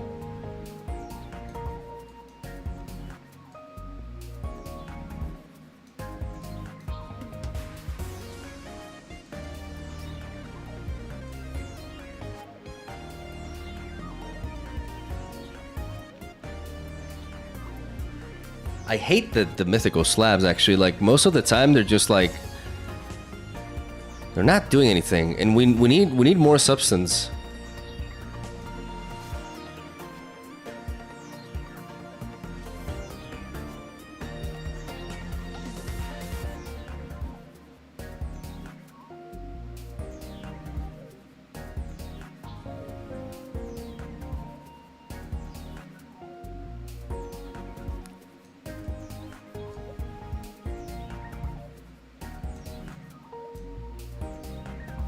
I think I want double budding expeditioner, so I can just buy time with the Muse.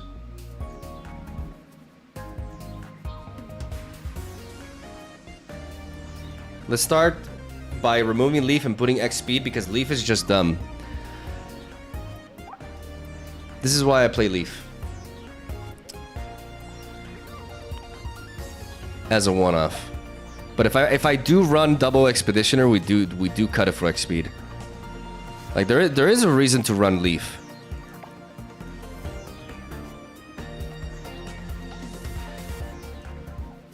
Gengar always has 1 energy on him. Not always. But yeah, I mean it. Okay, so yeah. It's kind of, yeah. Okay, I'll give you that. It's just better to run 2x speed. Like, the situations in which Leaf actually matters are pretty minimal.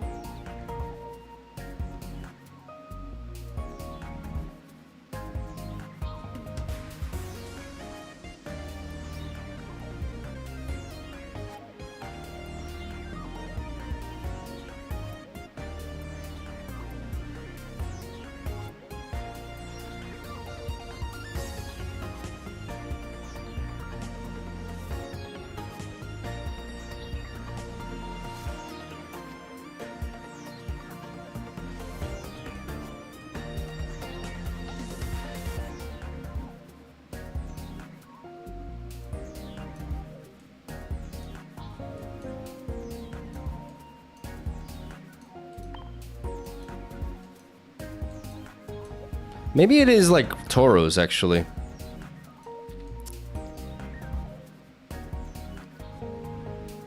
To help us one-shot the Mew. The problem is we can't Budding Expeditioner into Giovanni. So we run one Budding Expeditioner and double X speed.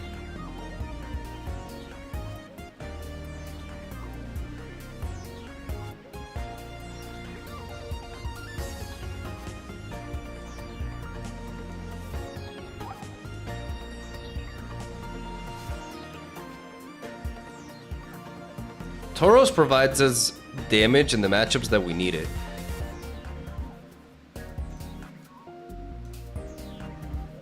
Budding is bait? No, but the key of Budding is not just that, it's the ability to heal the Mew.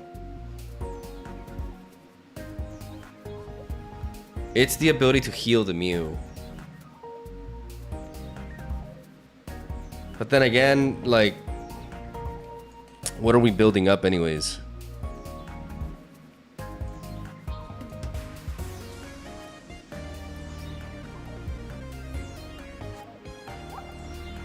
We add in this, it does have 2 retreat costs.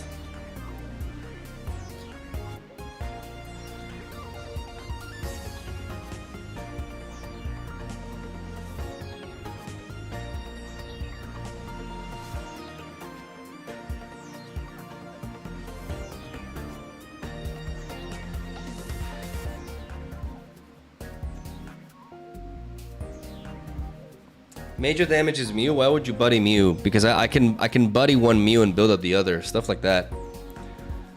I don't know. Maybe it is. No, you do have a good point there. Like it is our build up most of the time. Like we're not necessarily using Mew to stall here. It's like the moment we incorporated regular Gengar, we lack damage.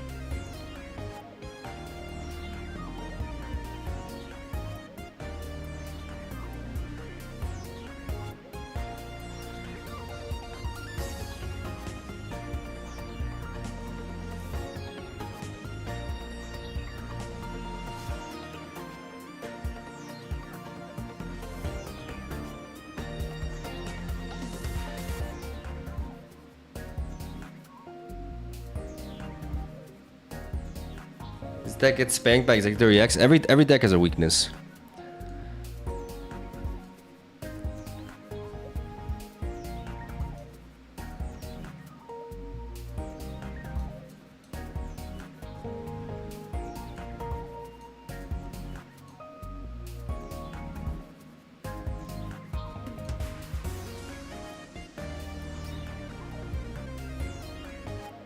I don't like Sabrina here because we rely on Mew to deal strong damage.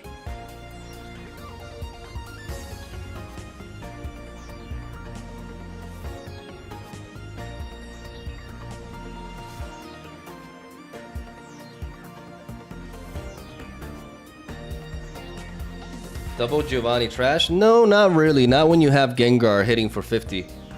And Jinx. Like Giovanni's really powerful with Gengar, Jinx, and Tauros. Double Giovanni's actually really good here.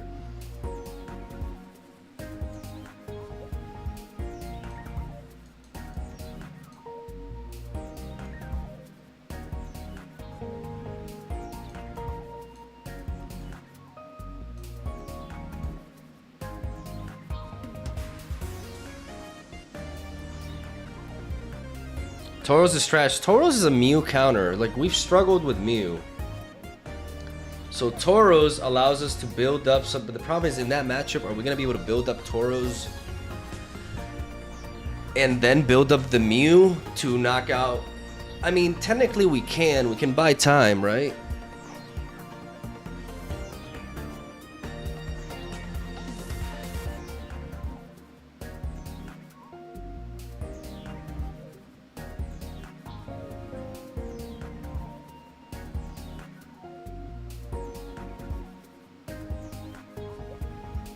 But can I realistically win the Mewtwo matchup if I...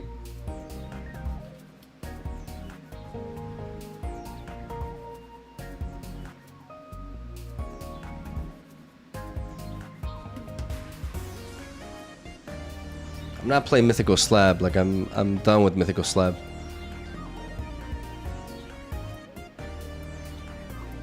The problem is if I don't have Tauros, I cannot deal with Mew.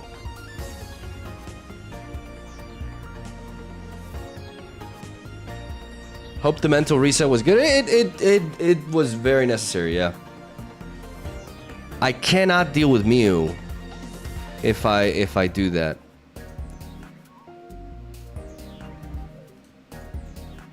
No, Jinx does not deal with Mew at all. At all. I've already been there. It doesn't.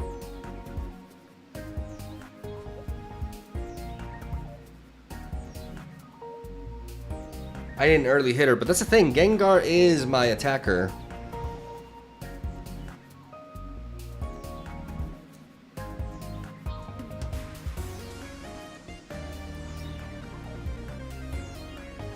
Yeah, once I invest energy on Mew, I won't have enough for Tauros. Like, needing 3 energy on both is a big deal.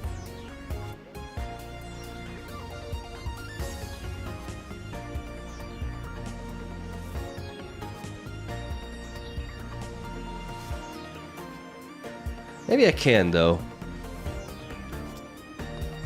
Maybe I can.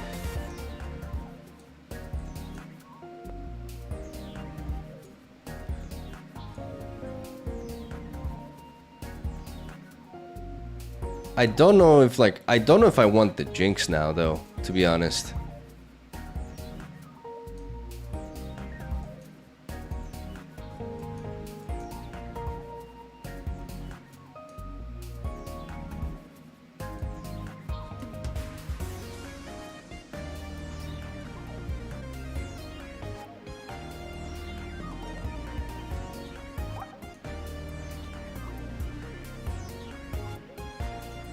Maybe I do.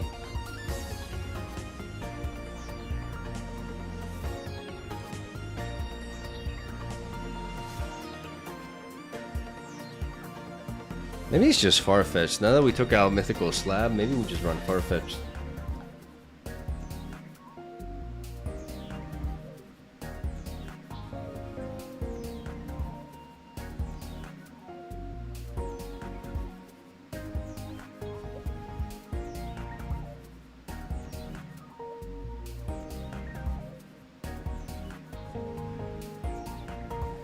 Maybe we have to play Farfetch.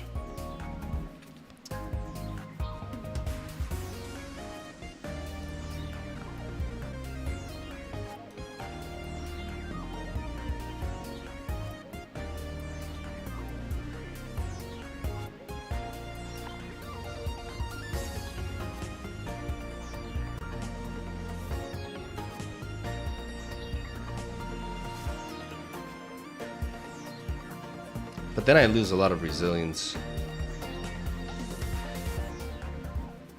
I lose too much resilience.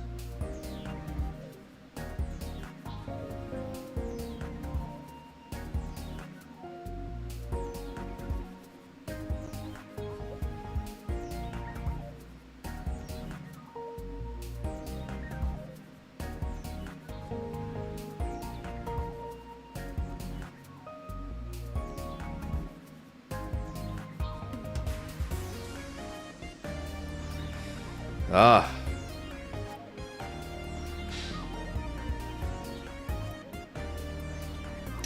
Honestly, I'm gonna drop this. I'm just not feeling it. I'd rather try to build something else.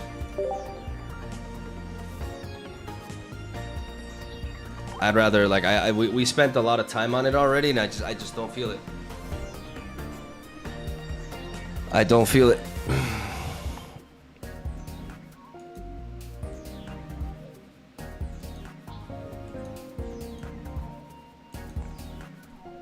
I want something that can shit on Mewtwo, but can also, like, do well against other stuff.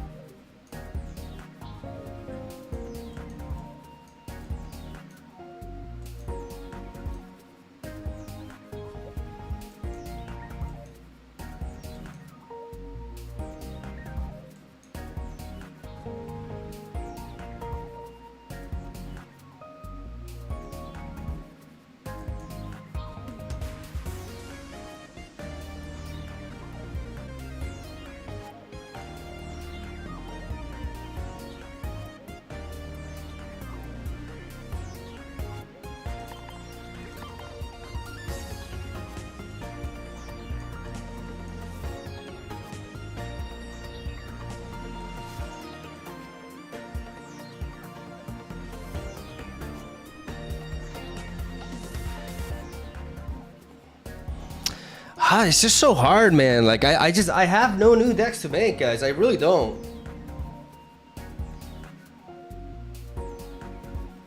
Like deck building is gonna get so fun when we get the new expansion, but right now I literally have nothing that I want to do. There's just I just don't have cards to work with here.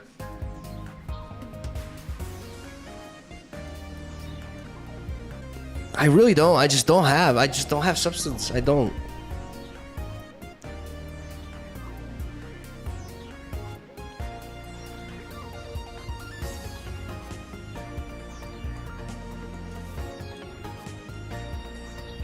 Like I was burnt out before, but now I am like, you know, I am enjoying myself. I just do not have anything. I can't make anything.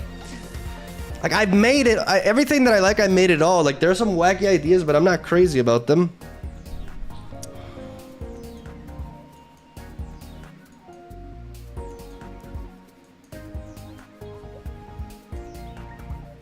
Like the Melmetal deck was fun.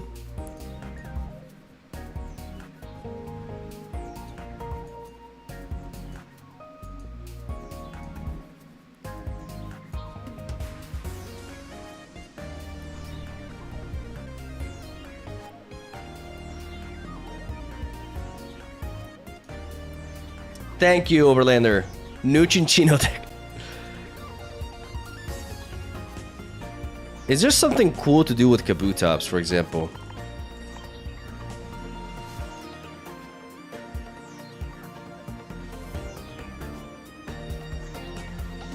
I feel that being able to drive off and trap the enemy with Galvantula though is pretty broken. That concept has existed since the inception of the game. It's called Pidgeot Arbok, which is strictly better because Arbok in a vacuum Arbok is better than Galvantula because it's more resilient.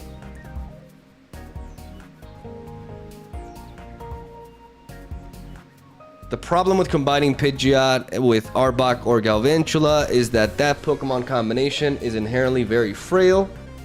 And because it's very frail, and there's decks are very efficient at dealing damage now, so you're just gonna get run over.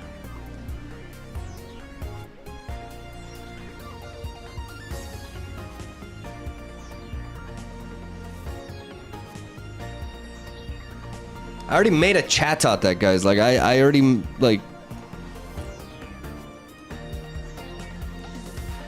Even the Porygon Mythical Slab idea, like what am I supposed to do? Like another Dragonite deck?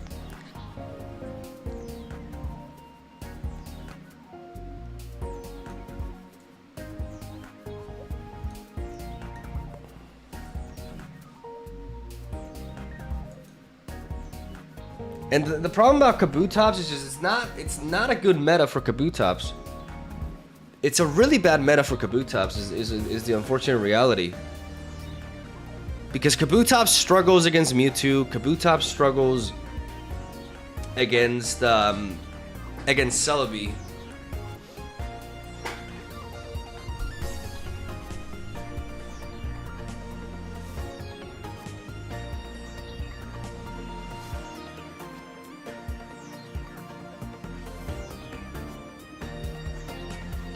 I wanted to test King, Queen, and Chatot, but I don't have the cards necessarily. Don't get the cards. It's absolute garbage.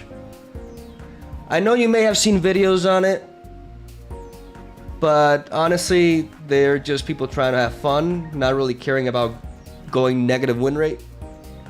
It is unfathomably bad. You're gonna have a bad time playing that shit.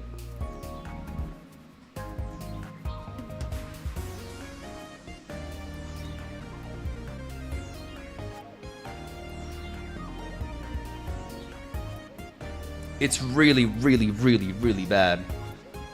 And anybody who tells you that they have, oh, I made a competitive Nidoqueen deck is lying to you.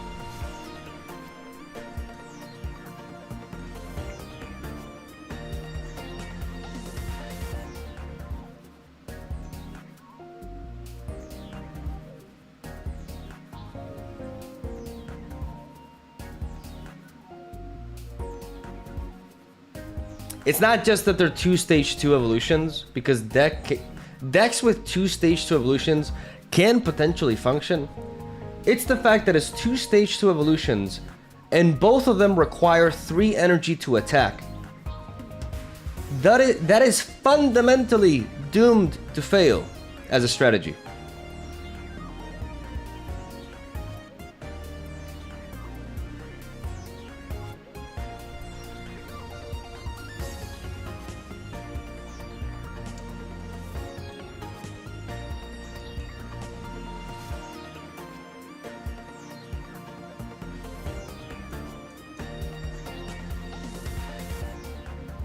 I made a...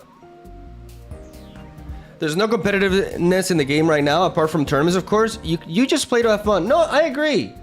But here's a hot take. In order to have fun, you have to win a good chunk of your games. If you play a deck and you play, like, let's say you play 8 games and you lose 6 to 7 out of them, then you're not having fun. Regardless of whether there's a ladder or not, you're just not having a good time. Most normal people are, at least.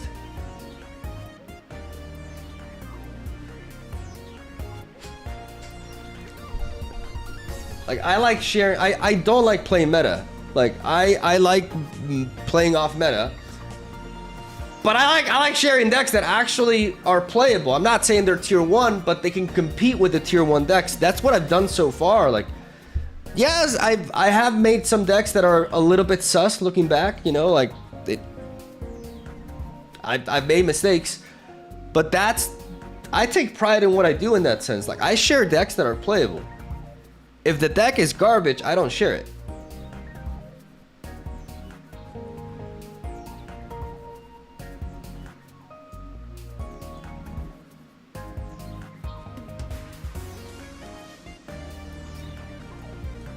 So when people ask me, oh man, make a Nidoqueen decks, like, I don't want to upload that because I don't want people to play a garbage deck they're not gonna win ever with it.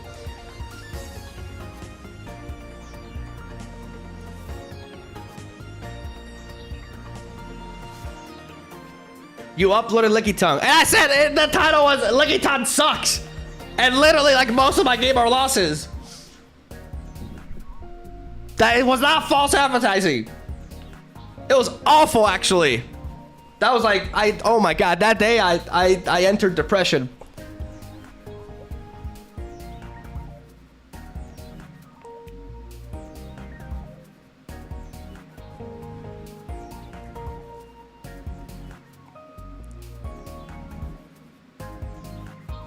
It were losses, but it was fun nonetheless. I was miserable.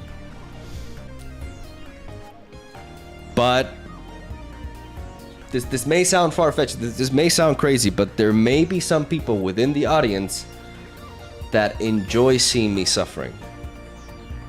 I know this is gonna blow your mind, but I think it's possible. I think it's quite likely, actually.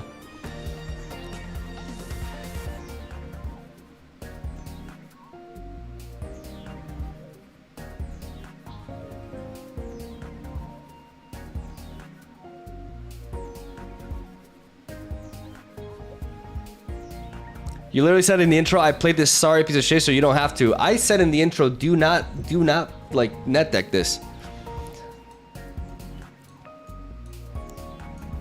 I am never touching Lickitung again.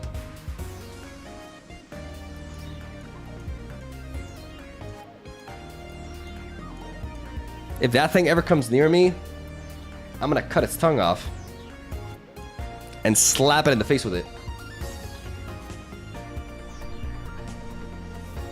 Disgusting ass degenerate Pokemon. Worthless.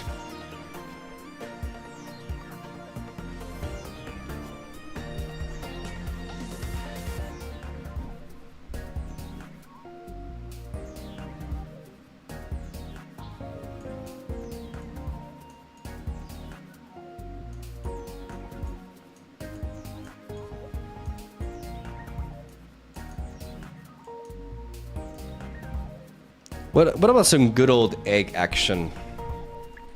I do like me some egg. But what can I do that would be spicy? Maybe we could try to bring back Vileplume, maybe?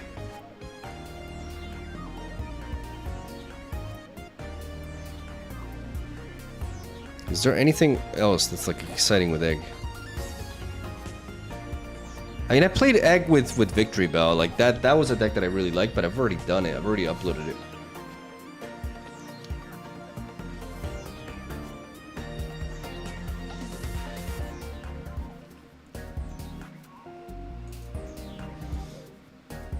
I've been there, done that. I haven't done anything with Shiinotic.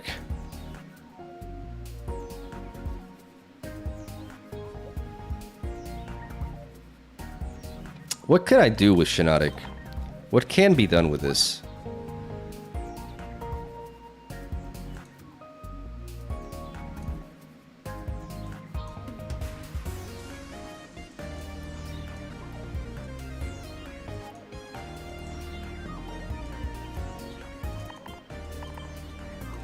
What about Beedrill Shiinotic?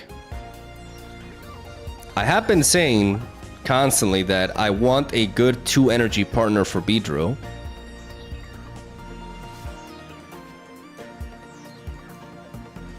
And with Leaf, I can retreat Kakuna and Shiinotic very efficiently.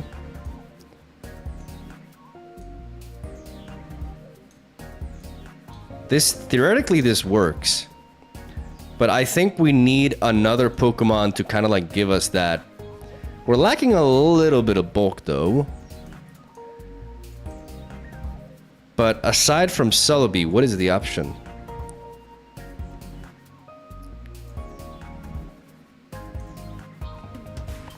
It's just Celebi, like we don't have to overthink it. It's just Celebi as a one-off.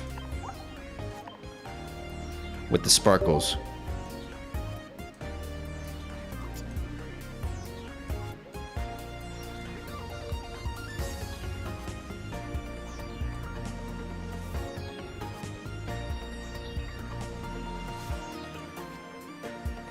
Or maybe it's Mew. Does this deck need Erica? Erica can be a pretty crazy card. But what is Erica doing for this deck in this meta, right? Pikachu one-shots Shiinotic. Even with Erica support, Pikachu is able to two-shot Beedrill anyways. So in the Pikachu matchup, it does nothing. In the Mewtwo matchup, it doesn't do anything either. No, I think we play Mew. Because we need to be able to counter. We don't play Erica in this deck. We play Mew. And we can run... We can even run Budding Expeditioner, to be honest. Like, Mew does give us time to find our pieces. But Mew can also be...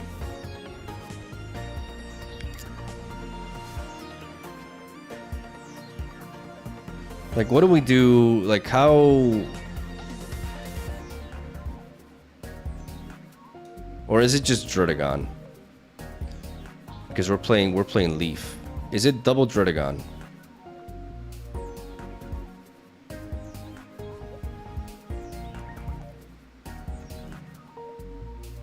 Problem is, if it's Druddigon, like, we're kind of gonna struggle. Like, we have a lot of energy.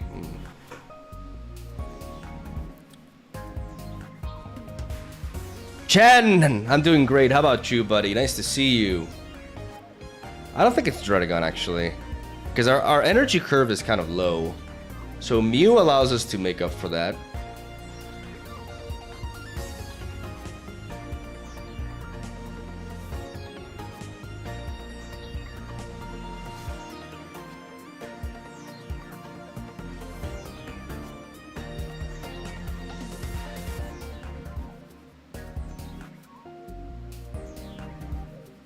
Yeah, now, like running Leaf wouldn't like.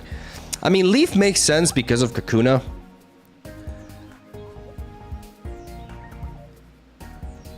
In certain situations, but most often than not, it's not gonna really matter. I think Mew is important.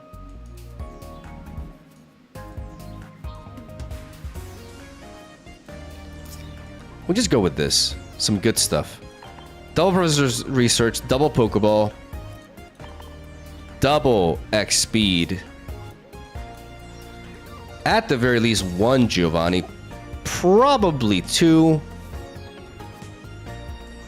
Because Giovanni aligns very well with Beedrill and with Shiinotic.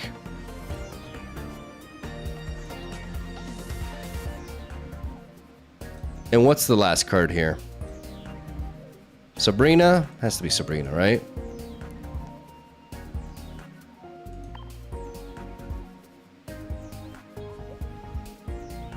No, Erica does not help here.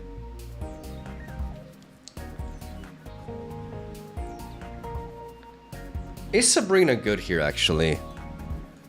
I don't think it is, because we don't have, like, really strong hitters. Like, an early Sabrina can be really relevant, but most of the time, it's only good if we find Beedrill early.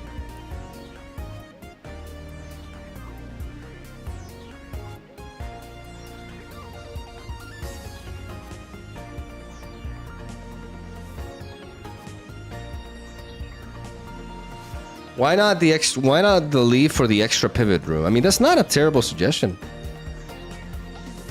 Like, it's either a 6th Pokemon or it's red card, which I know. Potion. Rather play Erica, honestly.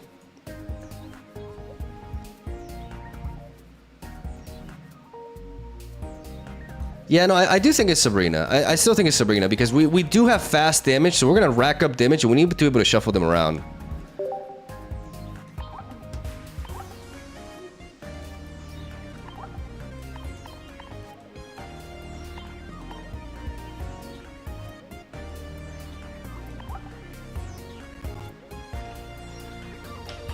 Beedrillin' your mom. Here we go.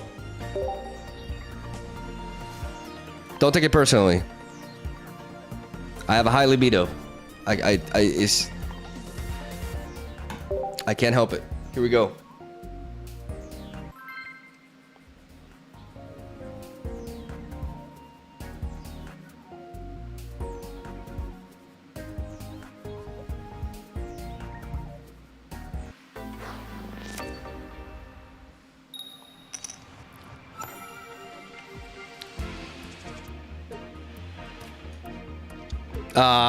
Okay, I cue it to fire, bro. Oh my god, guys, we're getting roasted. It's over. We're getting roasted. We are dead.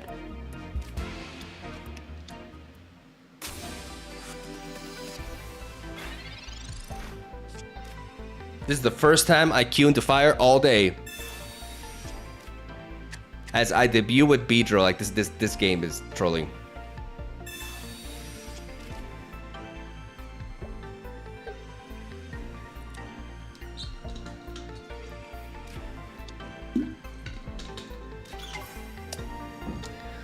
My boy can pivot into Charmander and one-shot my Weedle with an Ember. Fuck my life. But I got another one. It's okay. I got another one in the back. Let's go for the research here. We find Omega More lol. I want to pivot. I think I want to pivot. This survives an Ember anyways. So we're going to X speed. We're going to bring in Omega More lol. And we're going to ram him.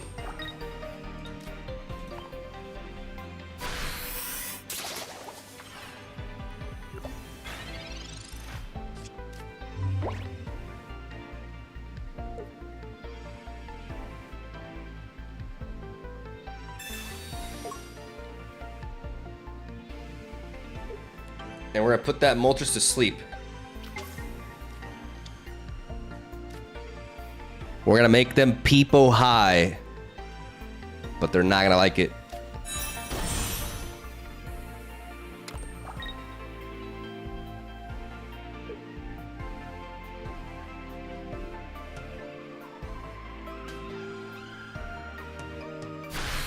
They're gonna have a bad trip.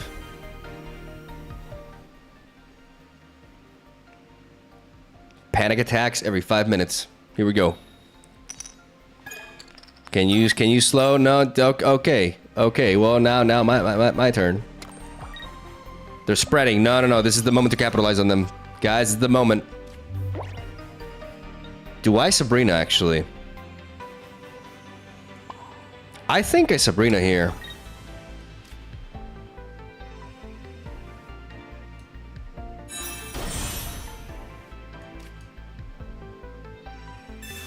I should not have evolved. I should have not given them the information.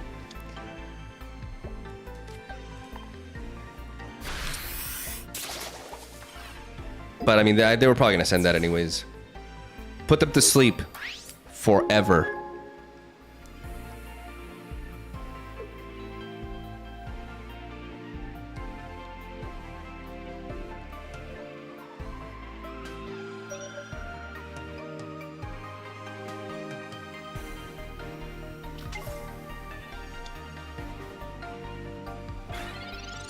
I think this deck may want double Sabrina.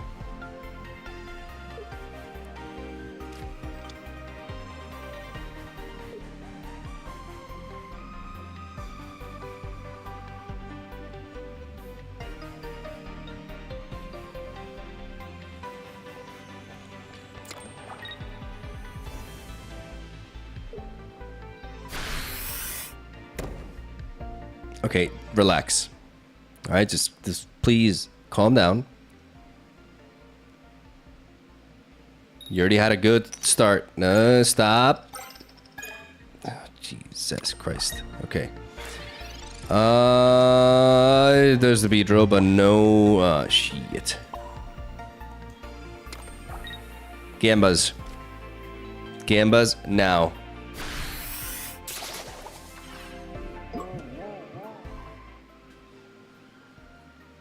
We can win here if 2 coin flips go our way. Oh, Amadeus.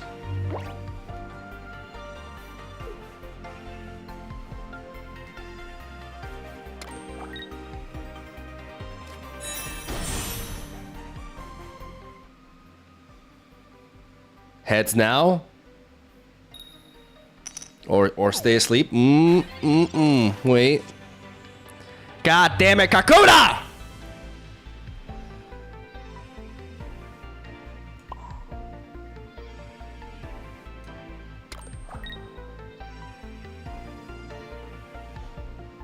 Do I believe? Guys, do we believe? Do we believe? Okay, so if they have double potion, they are at 130, so double Giovanni does not make a difference. Shinotic, hard carrying, here we go. Hard carrying, here we go. Come on, Tails. Eternal slumber. No! Oh, shit. Oh, fuck. Oh, we're dead.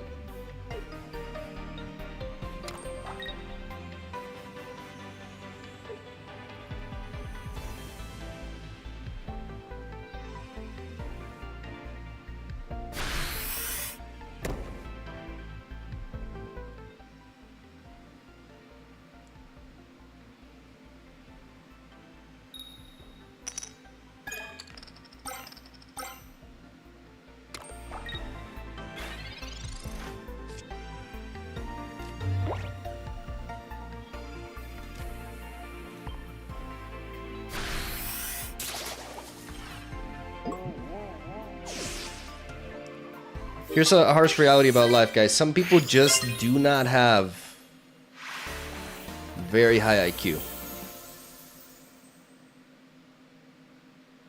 Not implying Travis is one of those, but just, you know, just Just throwing that out there. Here we go.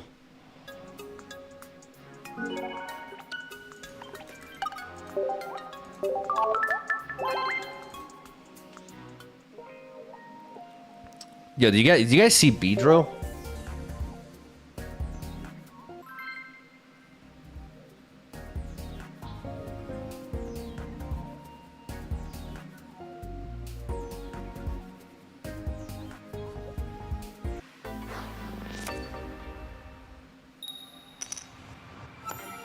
Beedrill beats Charizard. That's gonna be the title of the video.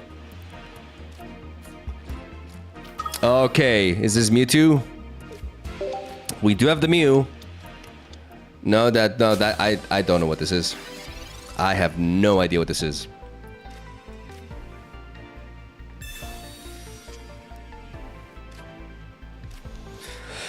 Okay. We find the Weedle. I repeat, we find the Weedle. We have X Speed. We have another Professor's Research here. What in the actual... It's Pidgeot, Greninja with Sigilyph.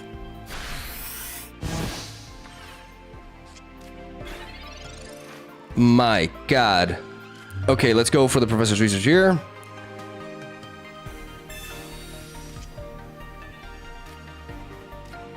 Omega more lol.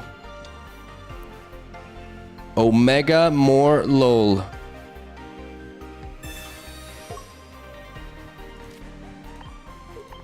Get in there and ram him.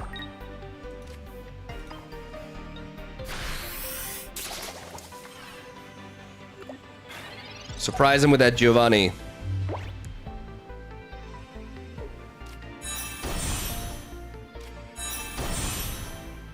No Greninja energy. They're building up that Pidgeot though.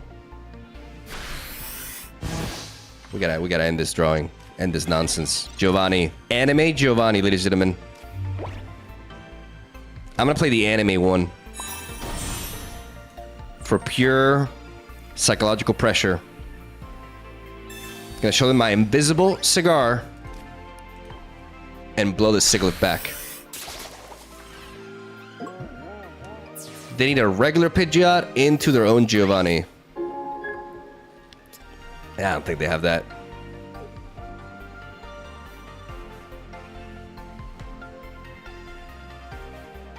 Kakuna, Beedrill. Where are you? Okay, no Giovanni here.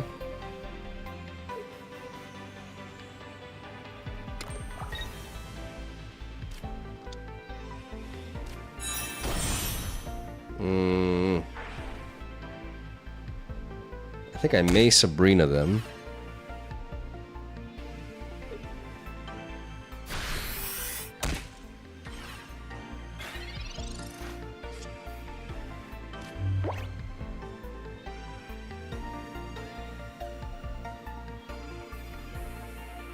Do I Sabrina them? Building up the Mew allows me to counter there.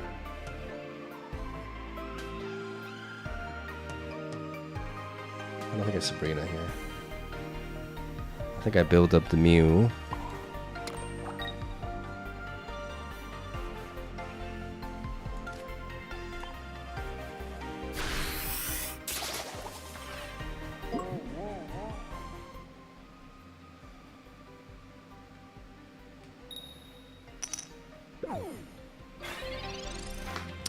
They need Pidgeot, but they drew quite a bit here. They immediately put that energy, which means they have Pidgeot.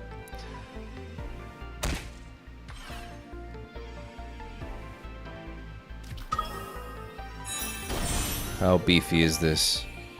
120.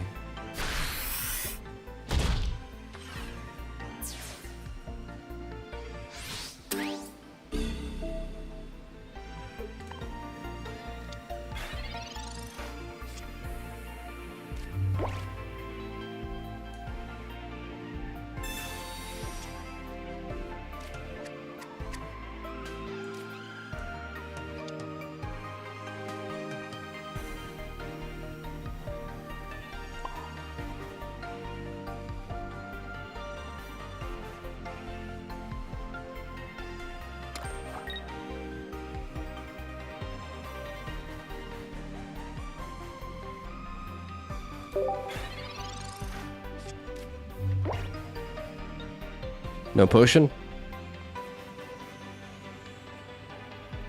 My god, this Widow's doing nothing.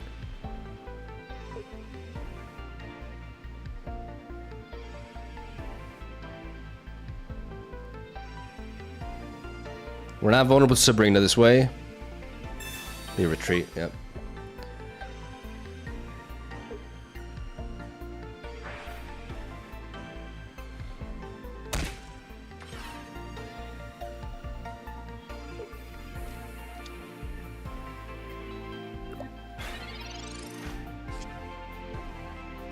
Bro, where the hell are my Kakunas? They're at the bottom of my... Oh my god, bro.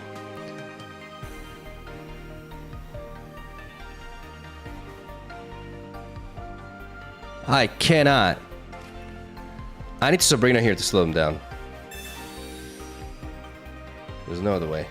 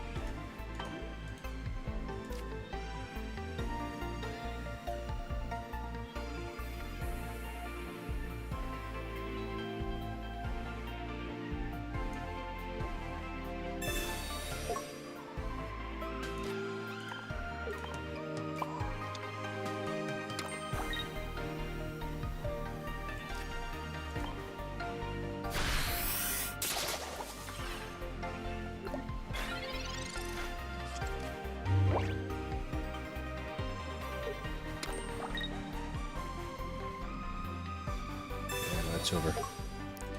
It's over. It turns out Beedrill is the worst aspect of this deck.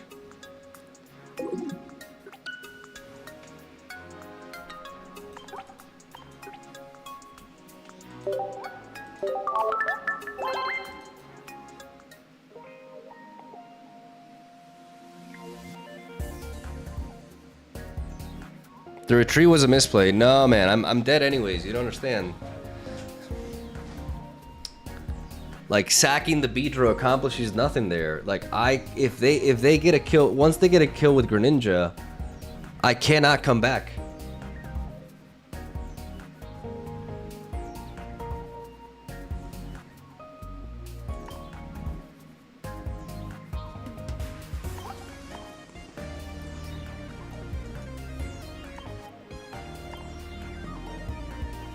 Beedrill needs to be combined with basic Pokemon. Shiinotic feels pretty solid.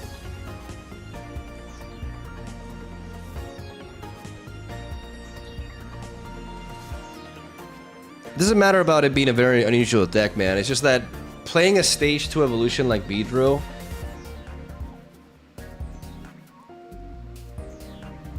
feels super bad.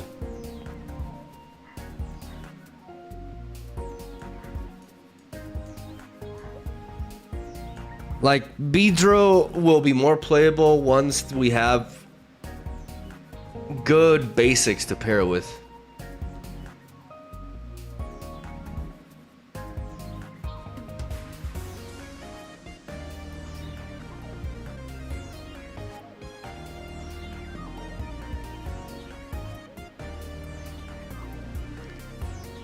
Like, right now, grass is just always with Exeggutor EX, man.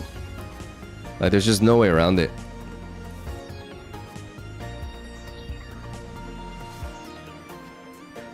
I don't know. Maybe we should give it more of a chance.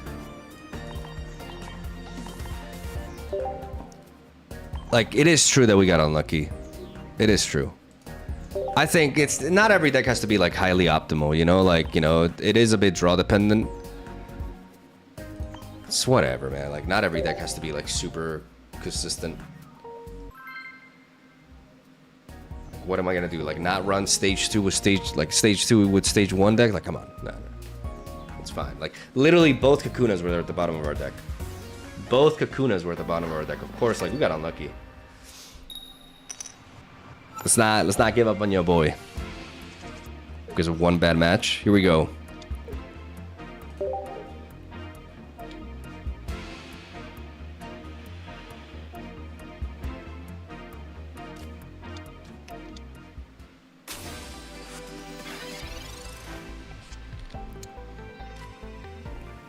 Now we're talking. Now we're talking. We have Kakuna into Beedrill, going first.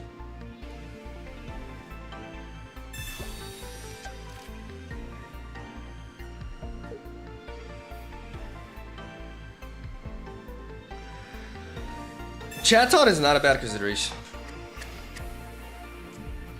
But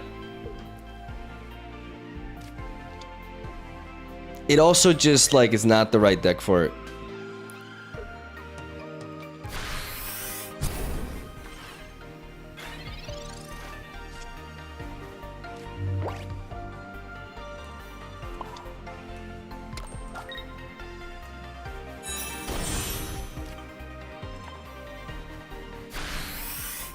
We're gonna go for the Bug Bite here because if they evolve into Wheezing, the Giovanni, this is why I play double Giovanni. The Giovanni with the Beedrill will allow us to knock it out, and we'll be able to heal the poison as well.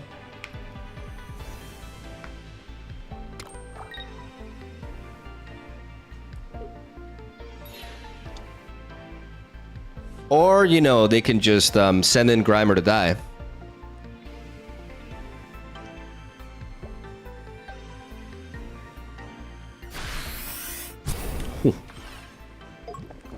Oh yeah.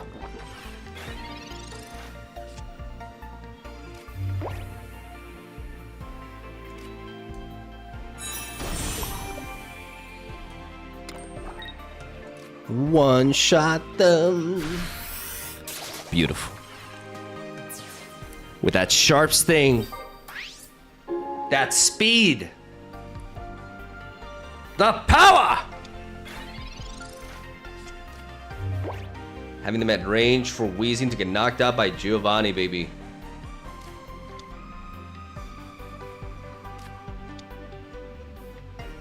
Caterpie could be worth a shot, yeah.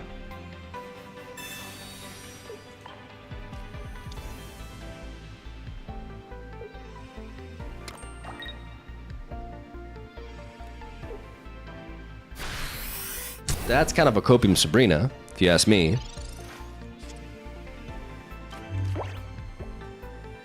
How about we find that more Omega LOL. Omega more LOL, sorry.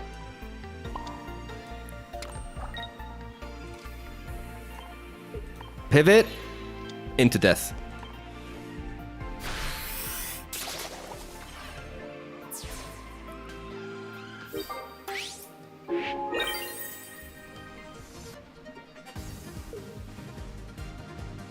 I like the idea of one Caterpie. It's not a bad idea.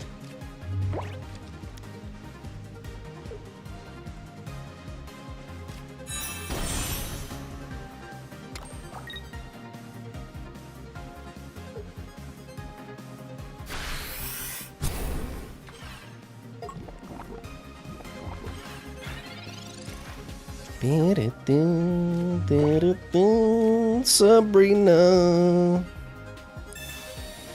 For the easy win.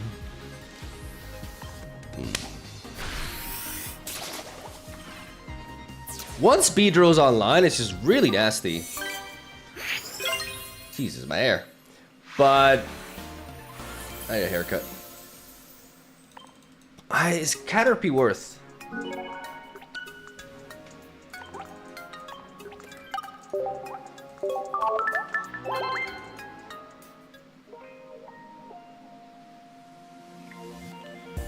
Yeah, I do agree that Caterpie will take speed away from the deck.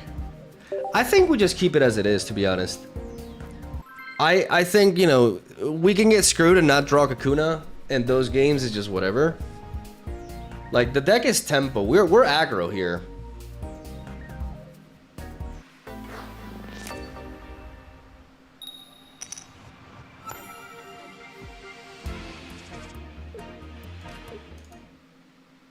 Easy. Wasn't even in my hand, but whatever. If you run like a fast-paced, because you know Gyarados Greninja is not an aggro deck, so it has more time to just like stand behind Druddigon and find the pieces. But this is kind of an aggro deck.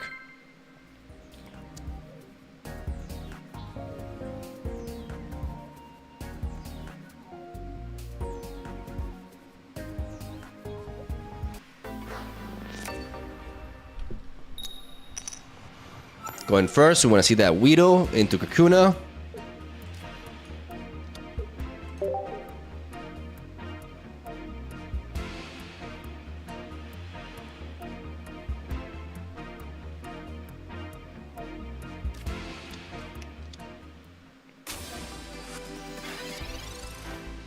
Technically, we should be super effective against that. Just saying. Omega more lol in hand.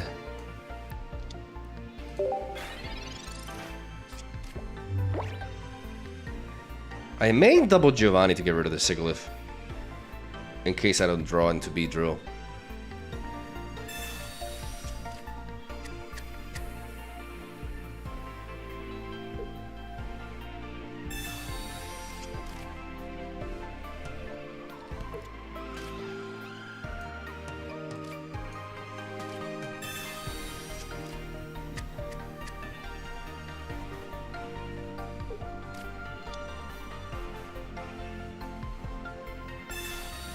Yeah, this Charizard is well fed.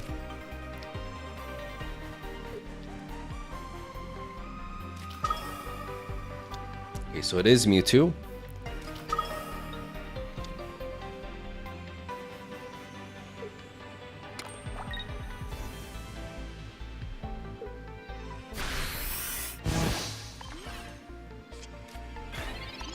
Come on, Beedrill.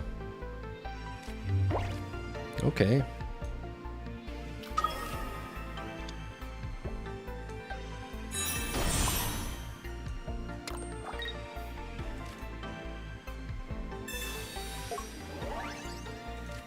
I may just double Giovanni, because if I can get this kill on Sigilyph, then Mew wins against the Mewtwo. Then all of a sudden, like the moment Mewtwo comes in, I kill it. So I need to get the kill on the Sigilyph.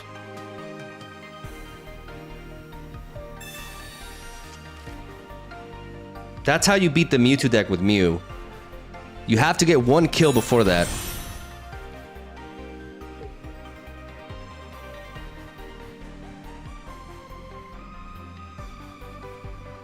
So I am going to go for double Giovanni here. And then we just build up the Mew.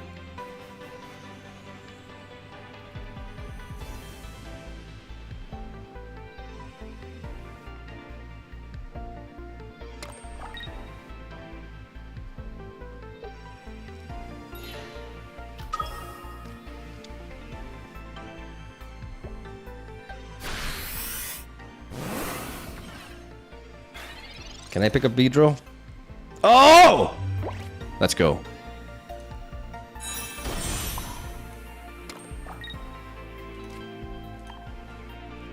Let's go. Let's go. That was huge. Now we can...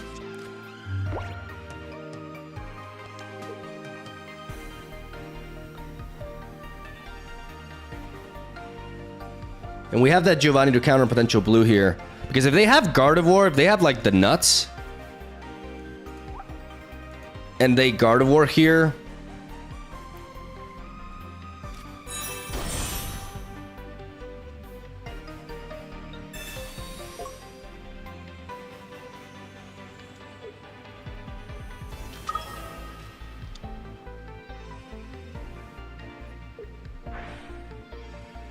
I need to preserve this Beedrill.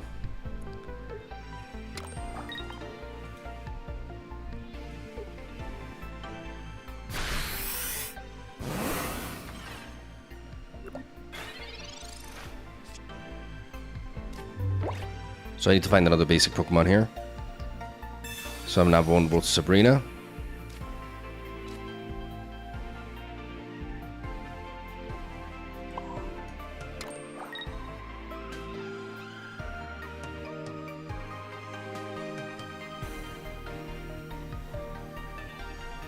If I lose Beedrill here, so be it.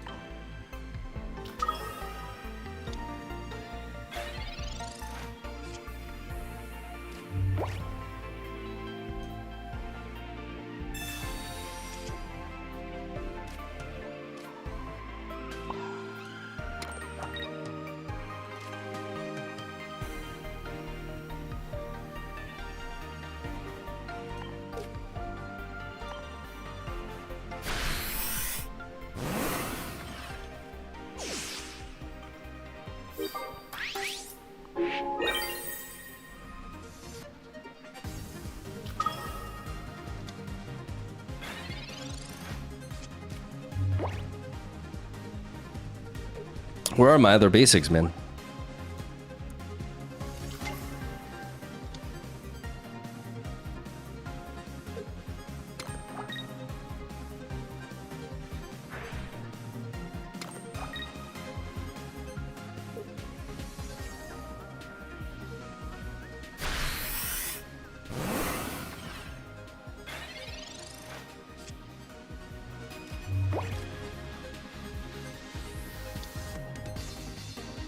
They still can't bring in Mewtwo.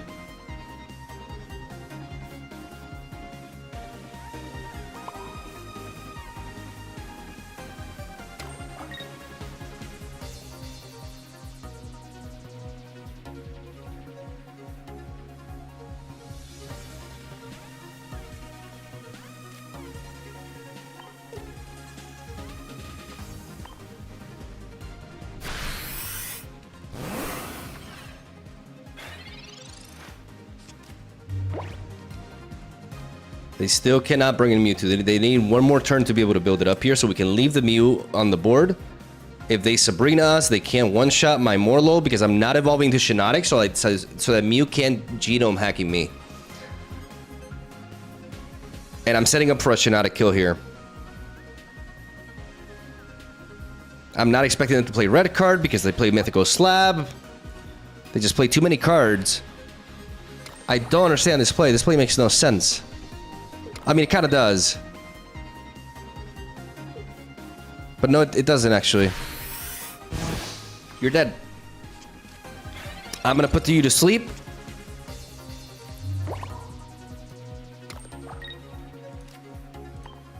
Forever.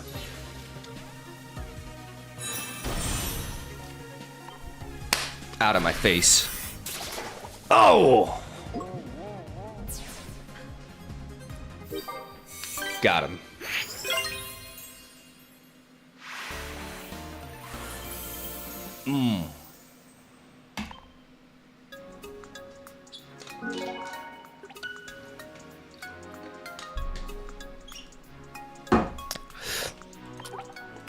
They needed that blue, but we have double Giovanni. That's the beautiful thing about it.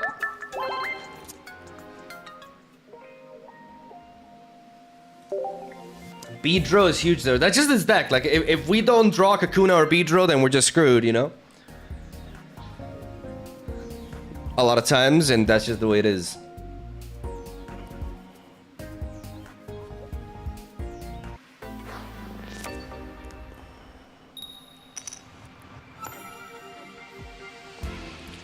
Oh, no, no, I don't want to... Okay.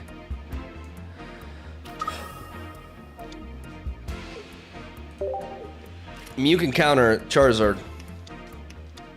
But this is not Charizard. This is Blaine. Oh, dear God. Okay, let's go for the Professor's Research here.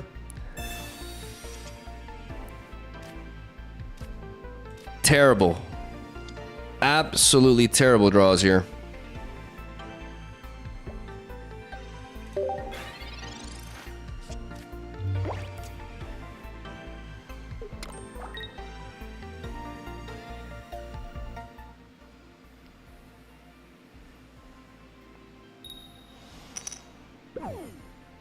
Okay, they missed that attack, but oh man, this is awful though. Oh my goodness, what are these draws, bro? I hate to use this Mewtwo to just sponge hits.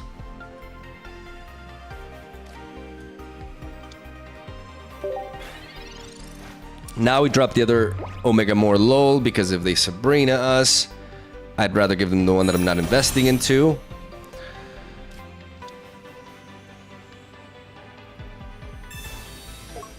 Okay, Blaine with Rapidash. Hopefully they don't flip heads.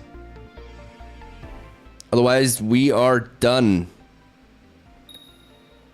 Okay, we're not done. Not yet.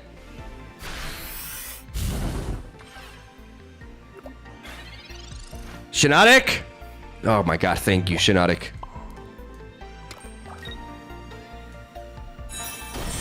X speed. Put them to sleep. For a GG no Re! Come on! Come on.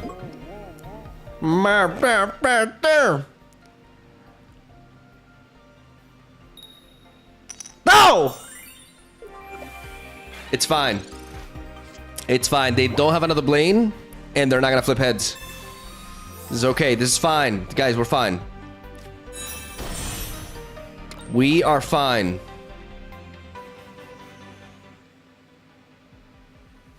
They already flipped heads. Now they get tails. We live those. We need to build up the Mew. We need to build up the Mew here. What if I Sabrina them now?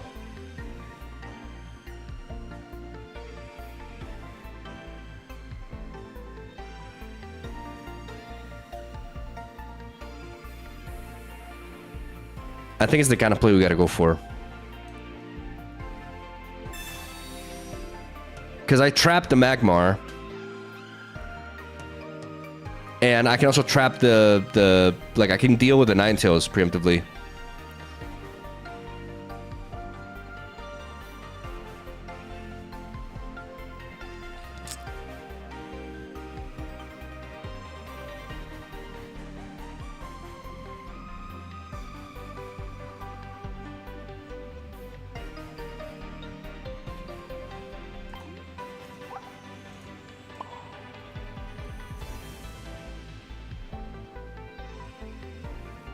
Is Mew actually like good here?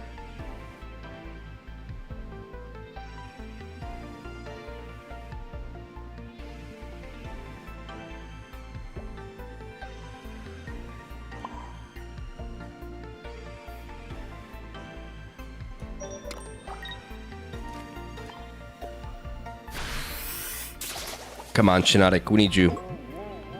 Shiinotic, we need you. Shiinotic, please. Tails.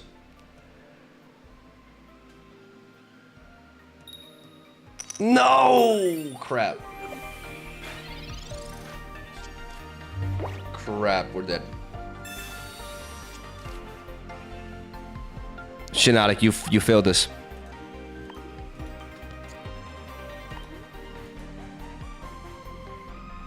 Roasted. No, we're dead, we're dead. Like, there's no way out of this.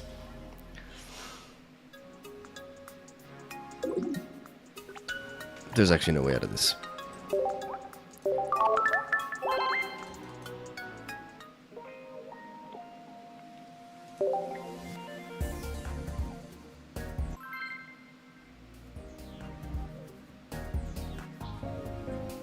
Come on, Shiinotic, you gotta pull through more.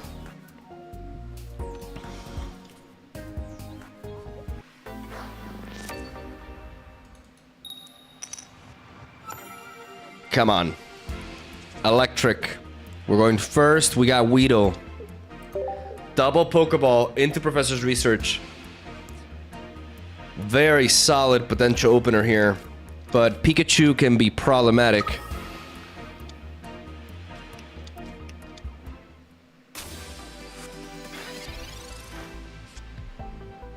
We have X speed though. We could potentially pivot into Mew to sponge.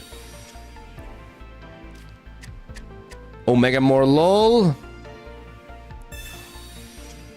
Mew, very nice.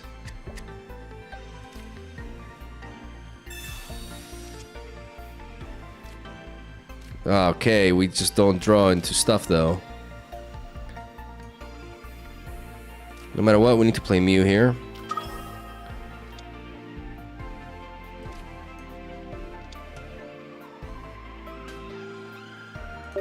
Depending on what we pick up here, like we will develop one thing or another.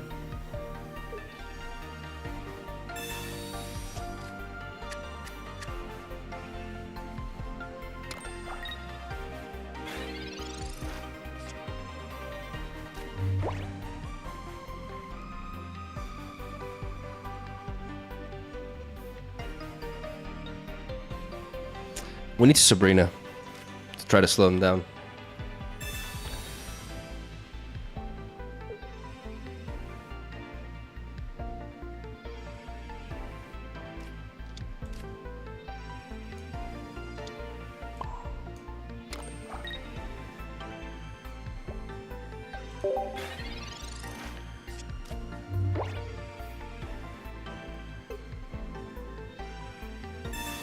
They have the X speed. We know they have another basic Pokemon in hand. I'm playing in case I top deck into a Shiinotic, basically, because Mew is not really doing much here. But I can try to sponge a little bit.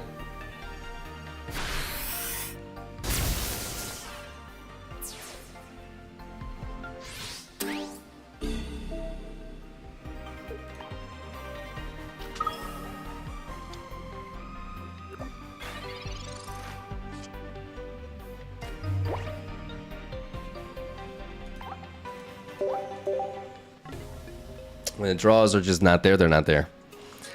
Like picking up all of our basics but finding no evolutions in the right manner. Also, Pikachu going second is just, it's too much. Zep kills Mew if it takes a hit. Not in one hit. I was accounting for that, like not in one hit.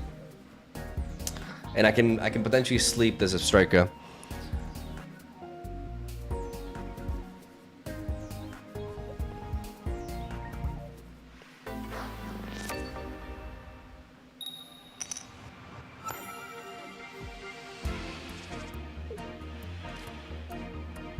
We have Mew against fighting here. Not that it matters too much. We do have Kakuna and Shiinotic. We have our evolutions now. They got the Farfetch going second, which is tough. We need to find our basics here. So we're going to go for the Professor's Research first. And then hopefully we get a Weedle here. Beautiful. Beautiful. There we go.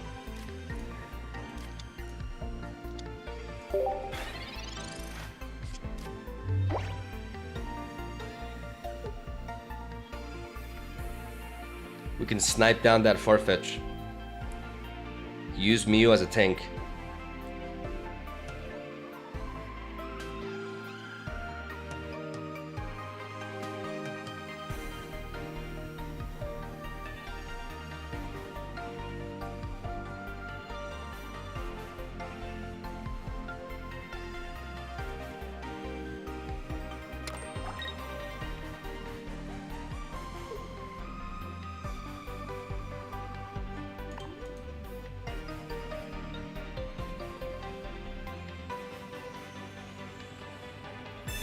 You're kidding me.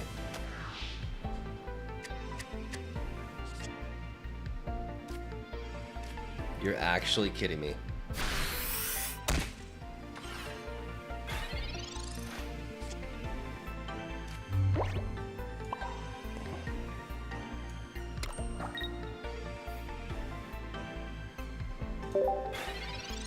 That is... Who the fuck plays red card? In 2025, man.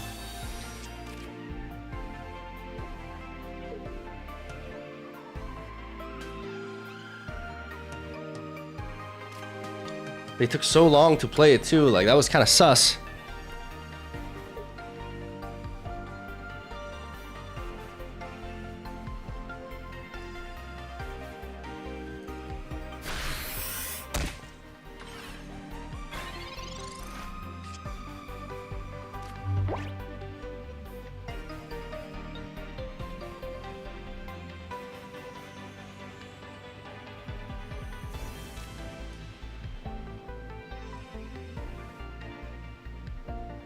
No, that just murdered us, man.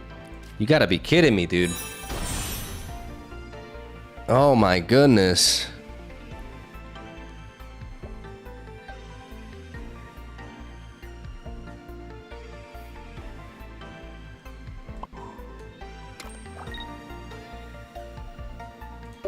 I need to like tank this hit with Mew, like there's no other way.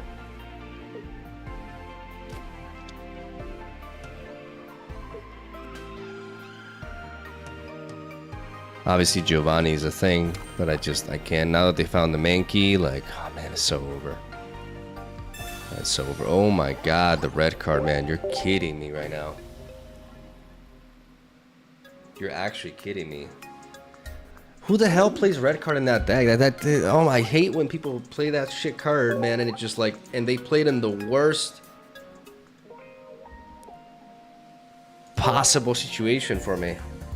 That was so frustrating.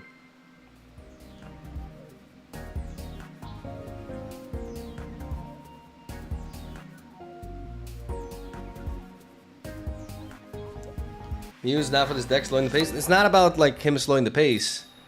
It's about him allowing us to counter Mewtwo.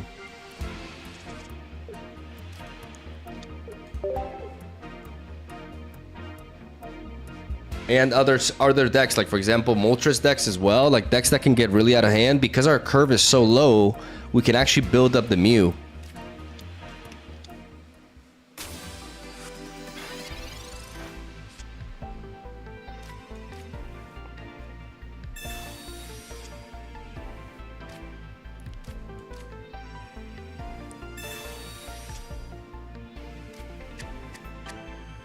Okay, double Weedle, double Kakuna.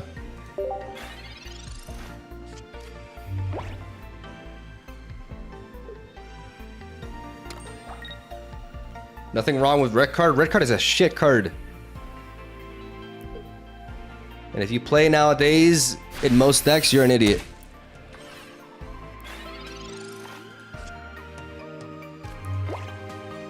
And yeah, I'm a bit salty. Leave me alone. But salt aside, it actually is a bad card. Like there are way too many good cards to play for red. Red card is literally like a coin flip card. It's like a bad Misty. That's situational and that it's not like, you know, in that case, it happened to ruin my hand, right? But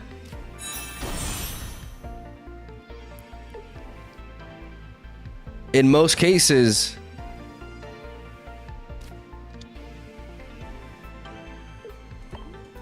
will they stay in with a Beedrill threat? Yeah, I don't think so. Oh, they do? They just don't respect it? Well, let's make him respect it. Put up the energy here.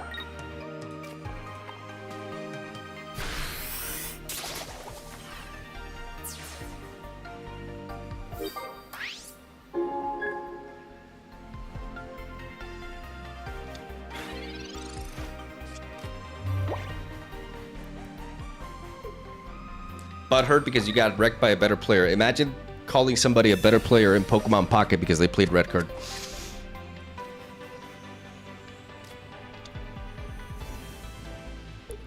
A 3-color what? Imagine being that stupid. Okay. We Sabrina now.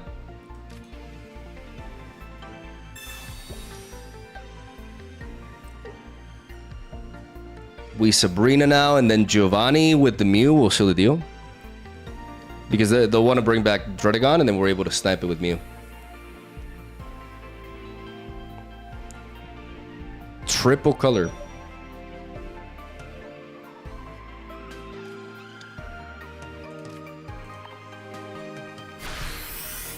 God, that red card pissed me off.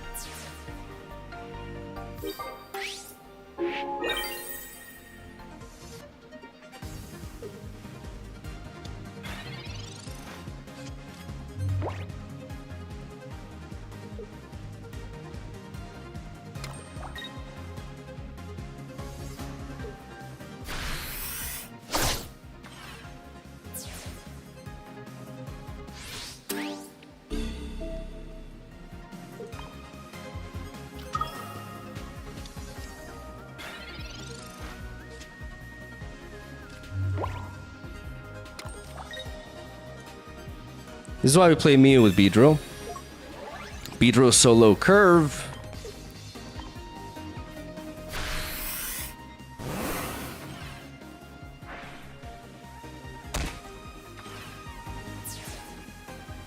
Lose to a 3 energy deck is to retire. I actually don't think this deck is that bad. Wait, no, they were playing Pidgeot and Greninja and Druddigon and Dragon. No, yeah, actually, that. Were they playing Pidgeot? Oh my god, yeah, that deck was awful. What the fuck?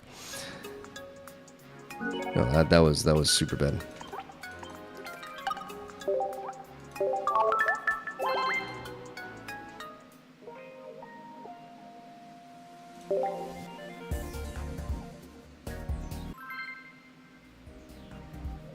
It's just that going tricolor is not terrible with Dragonite. Like people overestimate the impact. There's not much of a difference. Like you can get the 2 energy almost as often as with a 2 energy deck. But running like 3 different stage 2 evolution lines, that is a little bit sus. We're going first. We have Weedle and Beedrill, but we are facing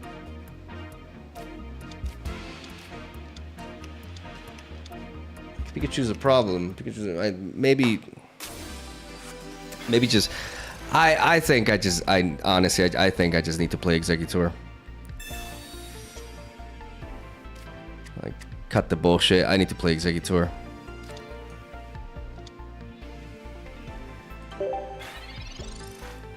Like I just don't have resilience.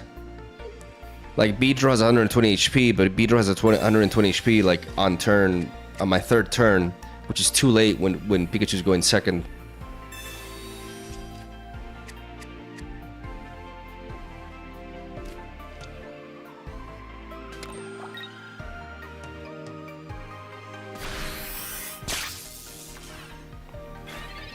Let's see what we got here.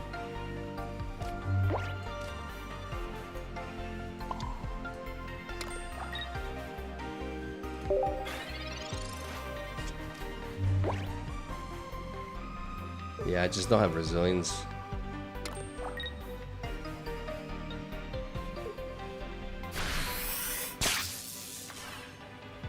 Yeah, no, this is not cutting anything. Drawn to Shiinotic now. No, okay, this deck is bad. No, this deck is really bad. Because Beedrill needs like good basic pairings. The card pool expands. Maybe there's a reason to play Beedrill, but nah, right now this isn't cutting it. It needs to be Exeggutor.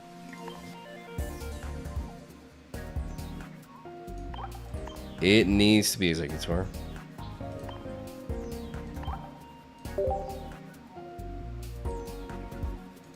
Yeah, Shiinotic has been good. It's Beedrill who's been disappointing. Like when we pick up Beedrill, it's amazing, but you know, it's just too frail. Like we need to pair this with. We need to pair with Exeggutor. There's just no way. That's why I really want an expansion, man. Like all the decks are kind of like the same. Because the game is not very well balanced right now. Because the card pool is just not big enough. So there's a big discrepancy between some cards and the others.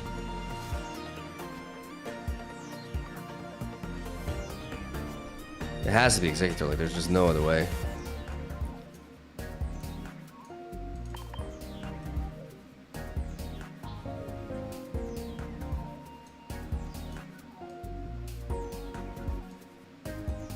The expansion will really spice things up, but this is...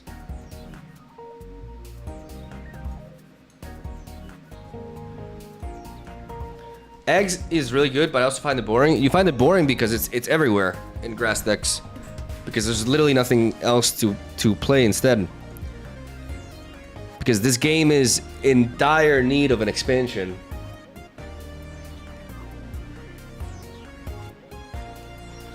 Like, it needs an expansion so fucking bad.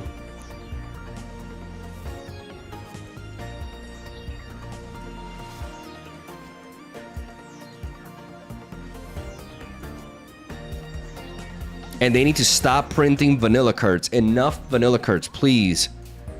Give us abilities. Give us interesting mechanics. Stop with the vanilla shit. This expansion will make or break the game, really. Like, it's all banking on this expansion.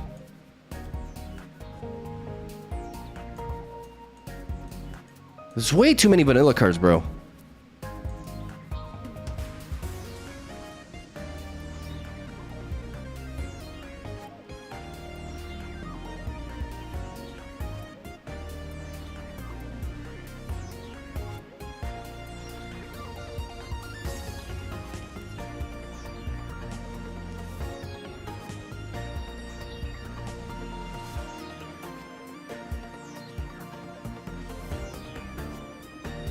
What is vanilla cards? Vanilla cards are cards with no abilities that just deal damage.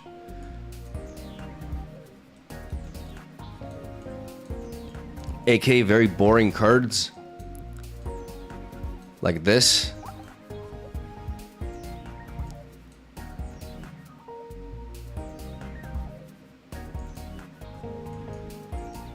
It's normal for a core set, you know?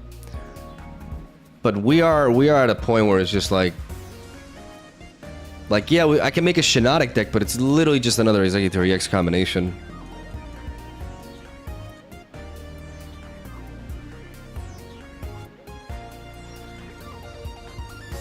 Yeah, no, Mythical Island was a good expansion overall.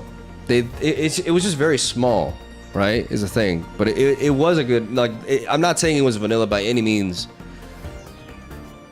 I'd give it a 7 out of 10 because there were some aspects of it that were a little bit, but it was solid.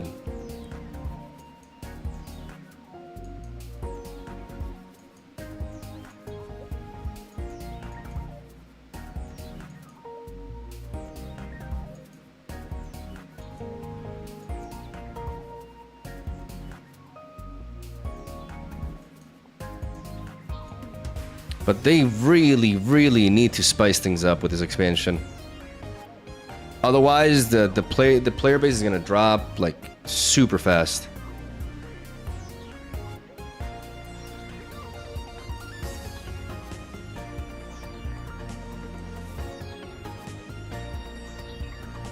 I mean, it already did, yeah. But a lot of the people who dropped it are probably gonna go back for the expansion and give it a shot. And they really need to impress people with it.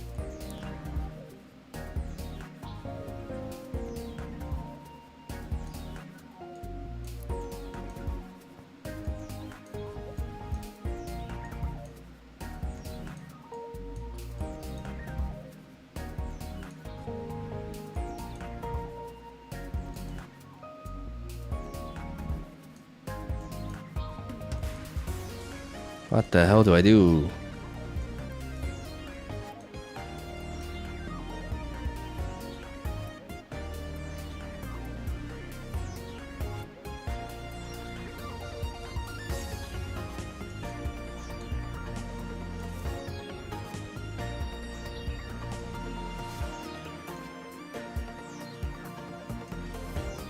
Okay, let's go Mew.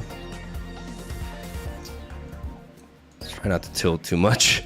Let's go Mew.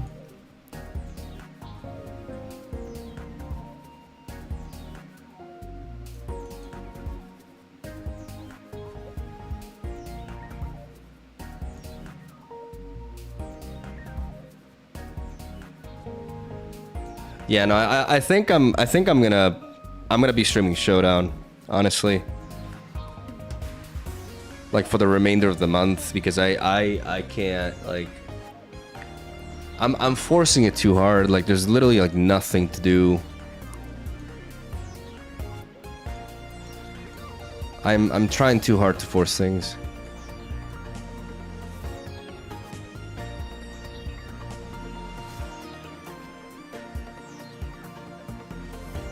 With the expansion, things will be very exciting.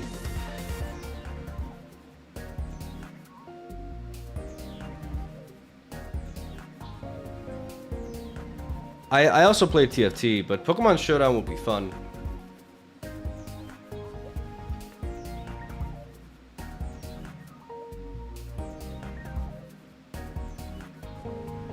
Have you seen that Snap is getting banned in the USA? I think they probably already fixed that, or they're working on fixing that. Like I think that was a side effect of like them just banning all the apps related.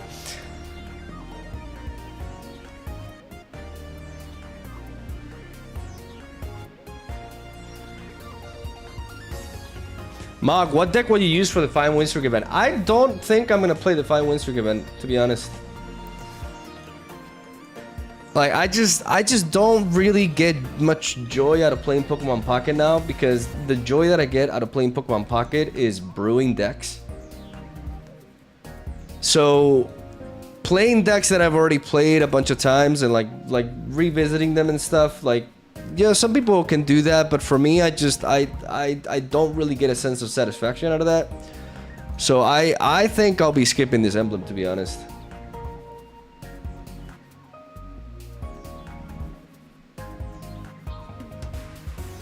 Unless it comes after the expansion. If it comes after the expansion, then I'm all in for it.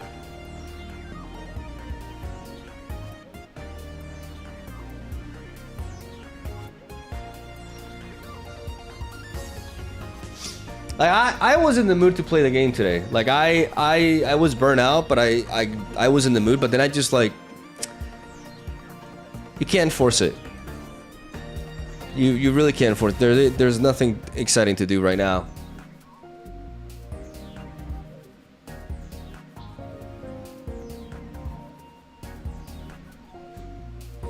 It's like Lego building stuff is fun, but playing with it is boring. It's fun to figure out the meta. But that's why I really think this expansion is crucial. Like they need to enhance the play. Like if this game is just gonna be like just collect the cards and unga bunga like forever, then you know I'm gonna move on to something else. I don't mean that. I don't mean to be dramatic or to like just. It's just I can't.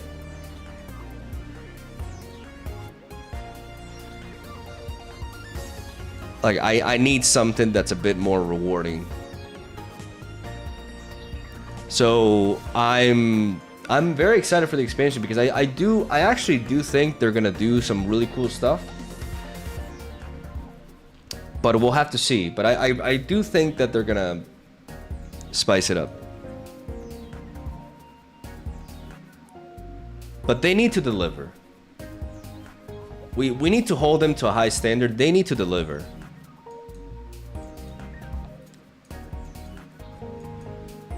Like, their content release has been really slow for today's standards. As it is now, the gameplay is fun, but it gets old fast.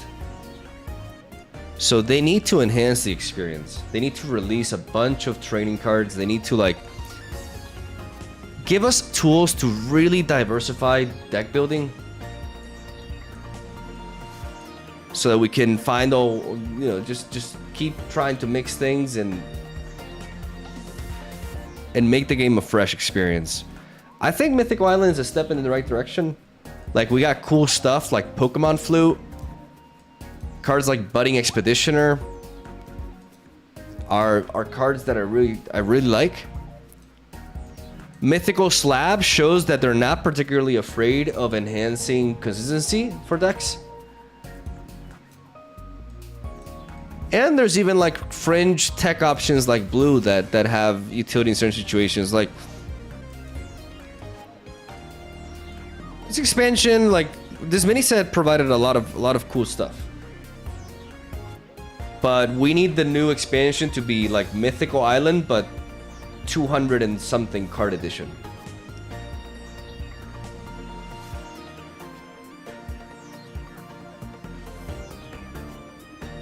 And they need to add game modes. I agree with that. Like I was defending like no ranked mode existing, but it's something that I've you know, I was wrong. Like as I've played this game for ever since it came out, like I realized that eventually like you need to give people something to like in like 5 win streak events don't really cut it. Like, we need something so that people can pursue, you know. It's like, oh, there's like a ladder. Oh, I can climb this. I want to play this. Like, we need something like this. Otherwise, like, there's no sense of accomplishment. It's not about like you needing like something, like it's about the sense of accomplishment when you play. Motivation. And the events are just very infrequent as well. Exactly, like we get events like very like the release of like events is just very slow as of right now.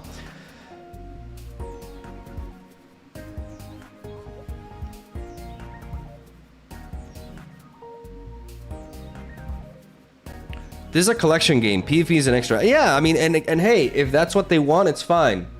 But I think they're gonna lose a lot of the players that they got initially if they do that. I think if they don't respect the players who want to like actually play the game, then the game is just gonna really fall off. I mean, it already kind of has. So, you know, deliver with this expansion. Deliver like something really good. Like give us exciting stuff. Like the core design of the game may seem vanilla, but I do believe there's a lot of very interesting things that you can do about it. Like there's room. There's definitely room.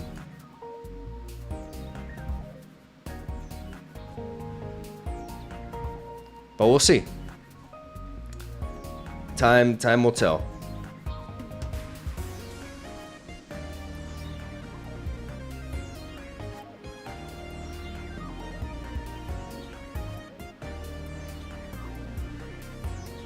New Eevee was the direction of where things are heading, in my opinion. Hope I'm wrong. You mean the coin flip Eevee? They need to do different, unique events and not recycle the same ones. The new expansion will bring tool items and burn confusion statuses. Yeah, like more statuses will be great, even if some of them are paired with coin flips. I do hope that they don't just resort to coin flips to like make cards more unique. Like there's other ways of doing that.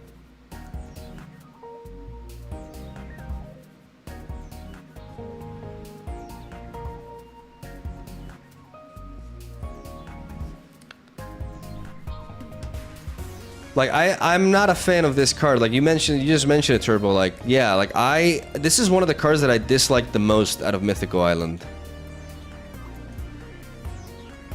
Like I think this is one of the worst designs in the game so far. Obviously Misty takes the #1 spot by far. Like it's not even close. Like Misty is just like, if you ever go to like card game design school, if that ever exists, Misty should be taught as like the prime example of like the last thing you need to fucking do. But this is also bad design in my opinion. The disparity in damage output is too big. Exeggutor is like at the limit. This is too much.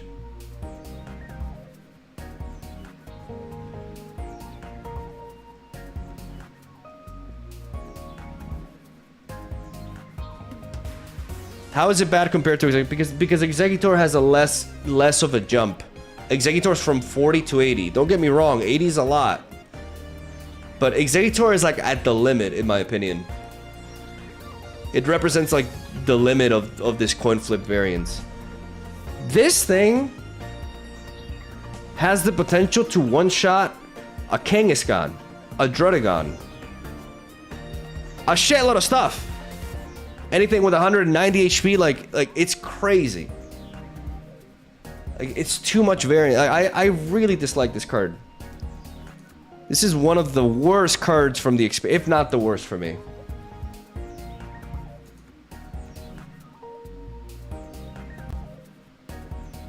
But 2 energy cost and lower HP. What do you mean lower HP? It has the same HP as Rapidash.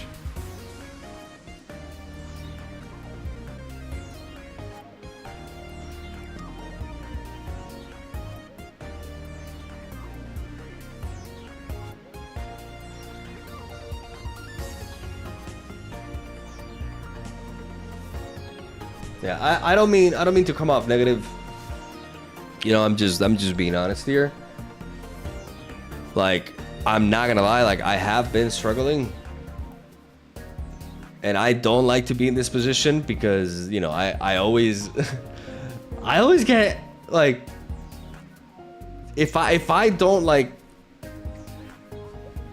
show the utmost loyalty to a game, I always get called, oh, Mogwai just jumps from one game to another. I always say like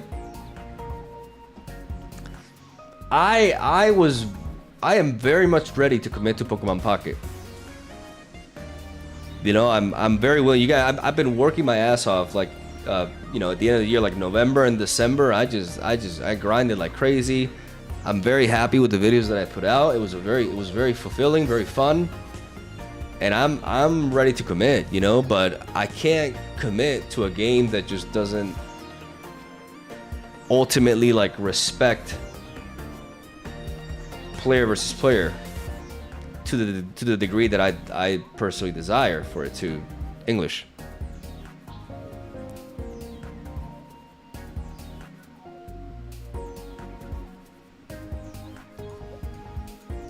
This game has been very fun, and I want it to keep being fun, but like this expansion is absolutely crucial.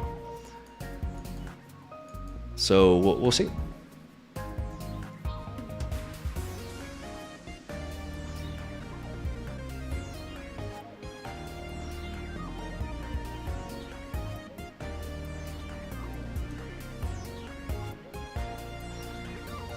They need to stop making cards that absolutely do nothing. For example, a basic with 60 HP and 20 attack without effect, and evolution that also has no effects.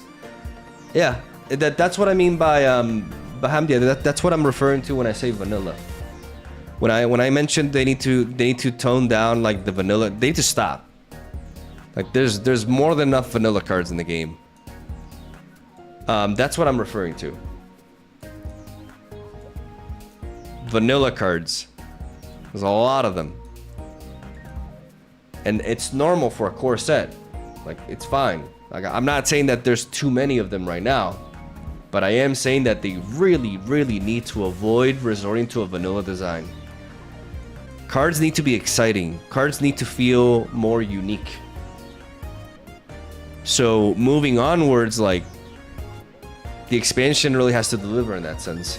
I mean, we did it, and I think it will in that sense. Like, I'm not feeling like negative about that because Mythical Island had very little vanilla to it. If you think about it.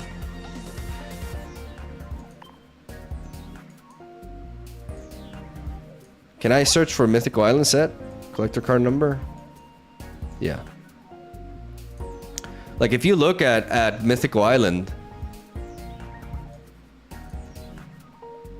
you know, yeah, Pidgey and Pidgeot, but those are like pre-evolutions, right? Purloin and Liepard. You have Stonjourner, like...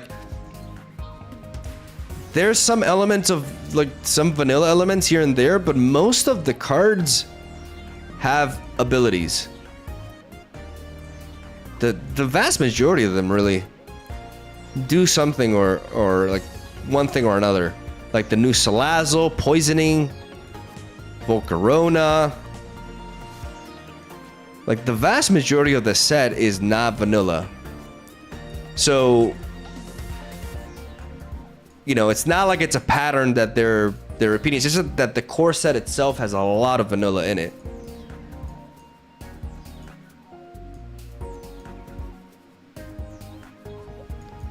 But again, Mythical Island was good. Mythical Island was a good mini set.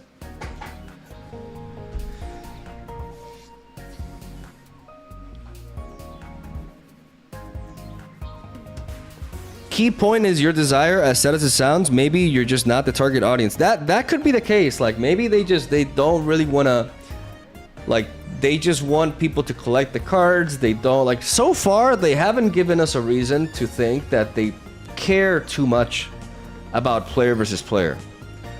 But that doesn't make me mad, you know, like they make the game however they want to make it.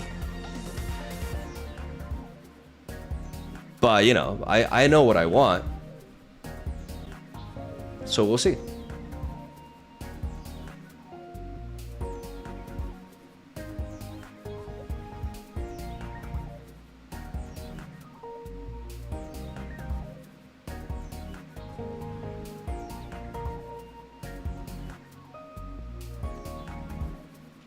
Do you think they will increase the deck size once the card pool expands? Someone mentioned that the card builder has 2 rows with 15 card slots.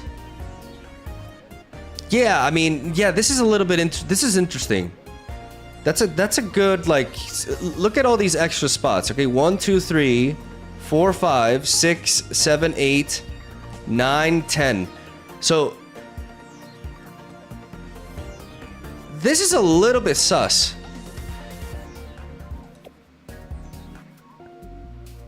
Like, what are these lines? What is this representing?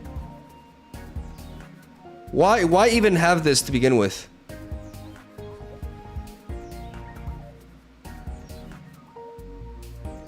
It could be a design choice just for symmetry, but can't you achieve symmetry with 20?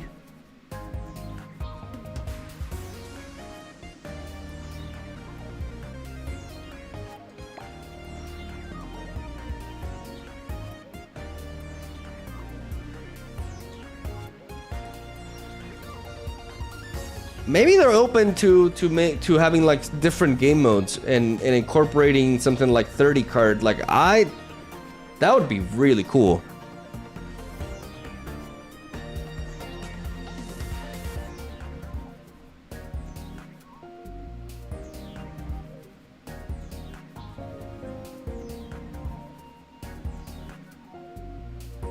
It could also just be for deck building. Yeah, it could just be so that you have extra space.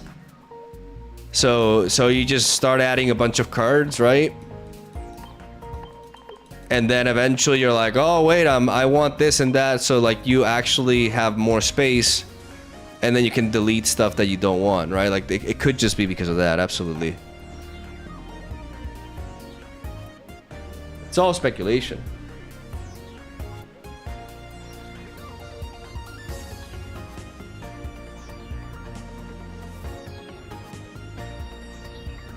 You're gonna stream the 5 win streak this time? I don't even know if I'm gonna do it.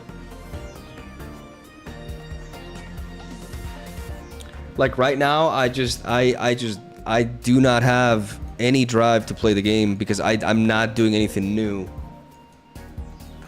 So because I'm not doing anything new, I just don't.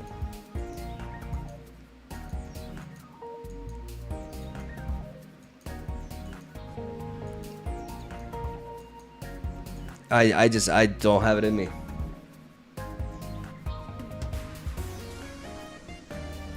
Why not? Well, because of what I just said. Like there's nothing to do. And I'm just not really enjoying the game right now. Like they need to add more incentive to play player versus player, and we need more cards. More than anything, I just need new cards.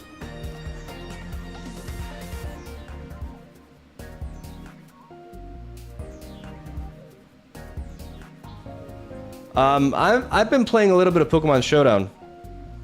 I think I could play that until the expansion. Yeah, no, it's burnout, absolutely. Like I've been cooking nonstop. I'm just very burnt out.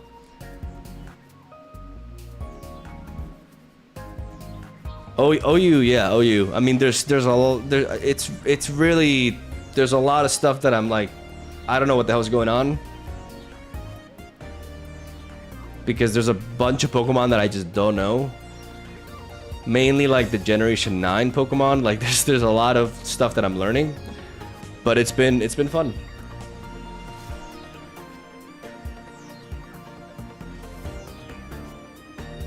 Agreed. If we somehow get stage 1 and stage 2 searchers, we're in the world where we have space for them with only 20 slots. Yeah, that's the thing. Like I'm very curious what this expansion is gonna look like, and how it's gonna affect deck building. Like, is it gonna be like a massive power creep?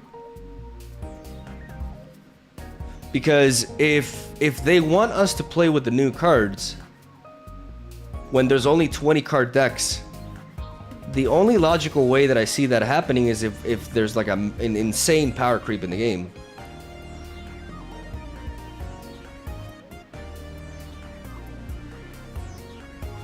What is Pokemon Showdown? It's a website where you play competitive singles, or you can play VGC as well. It's one of the best tools like ever made. It's actually what I found in my channel on 10 years ago. God, I'm old.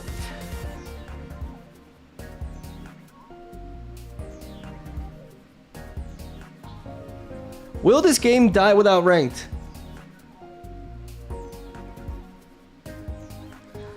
I don't know if this game will die, period, just because I don't know how many people actually like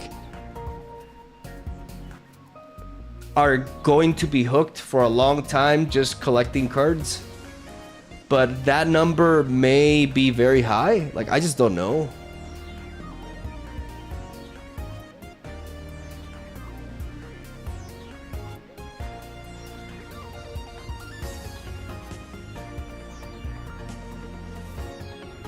I really hope they add rank to Pocket. I hope so too. I was actually defending the game not having it because of the RNG levels within the game.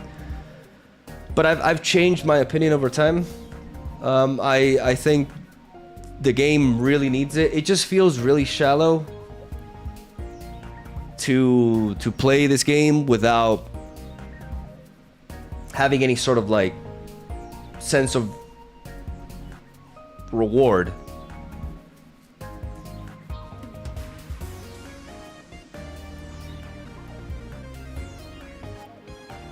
Yeah, Misty existing is definitely one of my biggest issues because it sets a precedent. It's not like, oh, it's just one card, but it's not. It's a card that affects an entire typing within the game.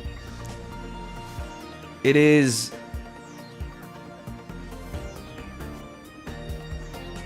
It's tough. Like I have been on copium with Misty existing. I've just tried to, like, a lot of times, like if I wasn't like raging about it, I was just trying to like bury my head in the sand with it. But it is actually like a very it's kind of like a very bad omen for that card to exist regarding the future of this game.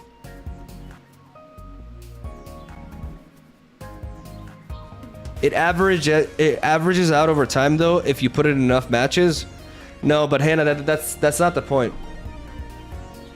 Misty is really bad for Pokemon Pocket. Like any sort of like competitive integrity like in the game, like it's going to be severely affected by that card. Because it's too polarizing in regarding what it does. So yeah, one person may run with Misty and over a series of like 20 games, they, you know, 50% of the time they flip heads and like but the problem is like key, like specific matches in which the card just automatically wins the game from turn one. It's really bad design if you want to take the game seriously at a competitive level. Like the whole argument of like the card being balanced by the RNG, it doesn't stand. It really doesn't.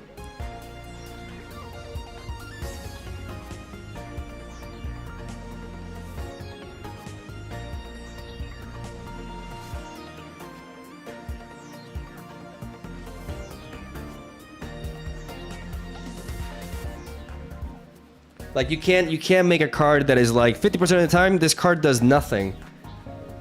Like Misty's effect is inherently tremendously broken. It's not about getting multiple coin flips, it's just that one energy. Being able to give any Pokemon within a typing one energy. Like we see the design for Brock and how limited Brock is because of how powerful an effect is. But they chose to balance Misty with RNG, and when you balance what is essentially the most powerful effect in the game behind RNG, you can't have a card that just automatically wins the game turn one like that.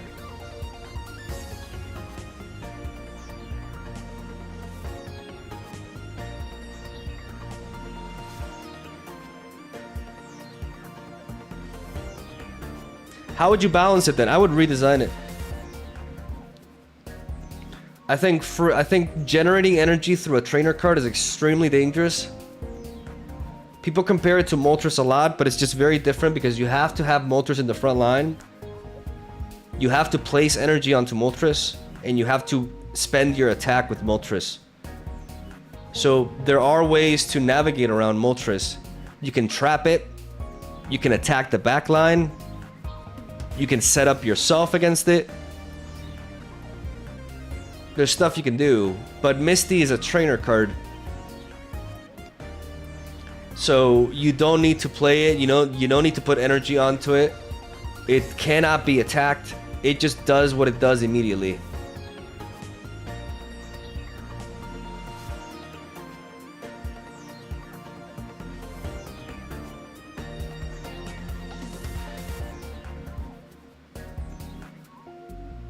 It's very dangerous. And then this is not me being salty talking about it. This is like legitimately like I am not the only one who's reached this conclusion. It's a general consensus, really.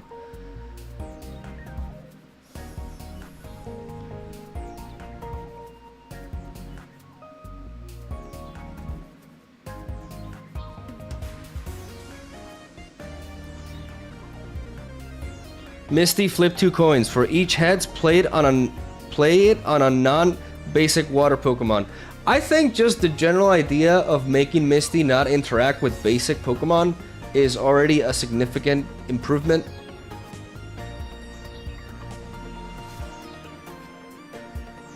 It definitely would go a long way, and I still think it would be playable.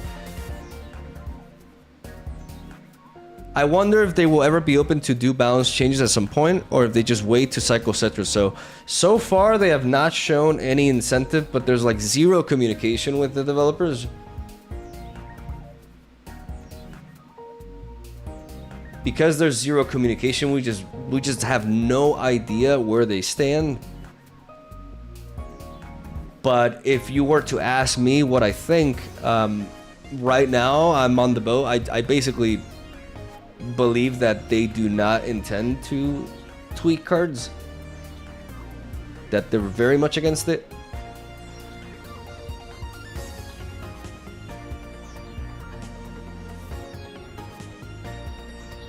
I'm not expecting them to balance cards, but I would love to be surprised in that sense.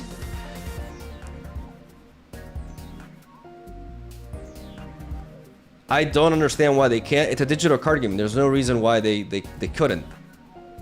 But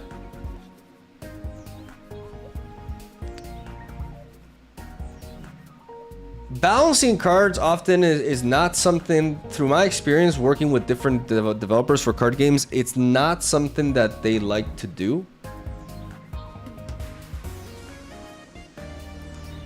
Not implying it's the case here by any means, but I have actually worked with certain companies that were a little bit arrogant in that aspect. I'm gonna say it, like Artifact.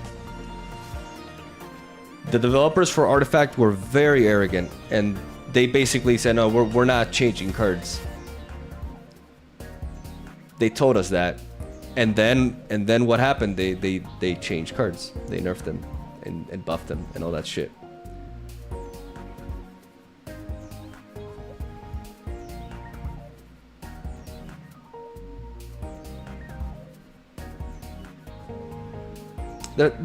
I mean, to look at it from their perspective, like once you start buffing and nerfing cards, you're gonna assume that people are gonna expect that to be the norm.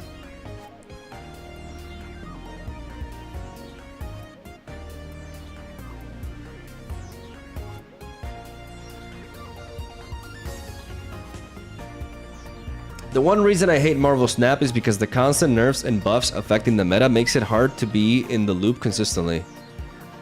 I like the balancing in Marvel Snap. I think it's very important because they release a lot of cards that are just inherently ridiculous. And for a period of time, I thought that there was a little bit of I was a bit cynical about it. I thought that there was a little bit of malice behind their approach, you know, of like releasing cards that are just inherently broken to then like nerf them after. But they didn't really follow this. This is not a real pattern. There's a lot of cards that they released that were just not good at all. I just think that they need a bigger playtesting team, because they missed the mark on a lot of cards, and they've released a lot of very, very, very broken cards. But they're not against nerfing them. In fact, they nerf and buff them a lot, and that's actually really important.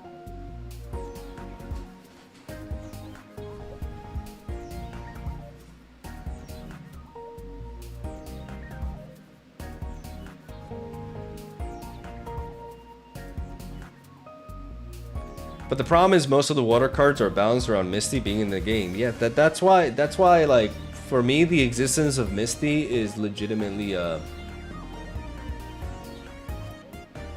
is a huge concern for the future.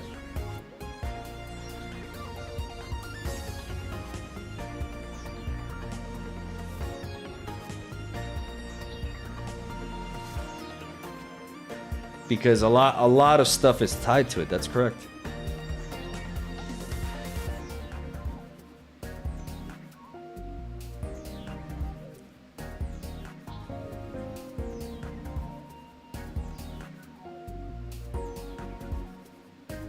Like Blastoise.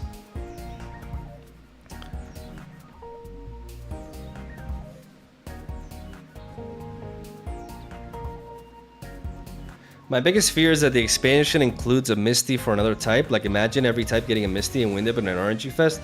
If the expansion releases a card for another type, like a grass version, or let's say an electric version, or a fighting version of Misty, I uninstall the game effective immediately. I'm done.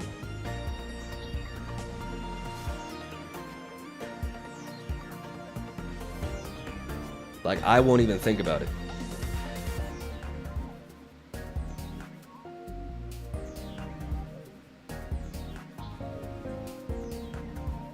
You can quote me on that. I don't mean, I know I'm sounding, but I do not believe they're gonna do that. I think if you're gonna make a card like Misty, you make it from the get-go. You don't make a card like that later, because of the profound impact it has over a typing. It's not gonna happen. If that were to happen, I would just lose all respect for the devs and just like, nah, I'm out. But guys, that's not gonna happen. Like you maybe this age is like milk, but you should not be afraid of that. It's not happening.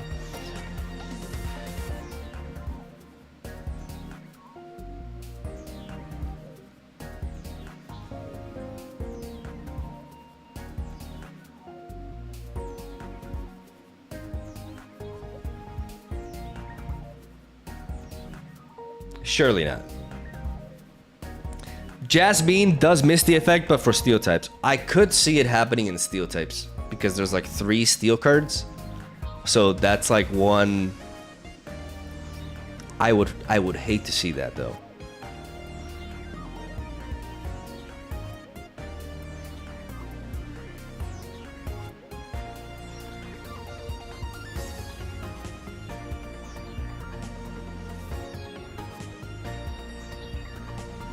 Bruno plus 30 damage on Machamp.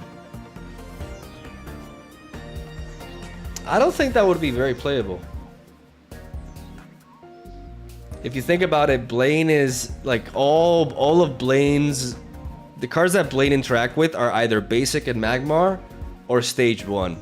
I think the moment you tie a card like that with a stage 2 evolution, it's just very like, it's just not reliable.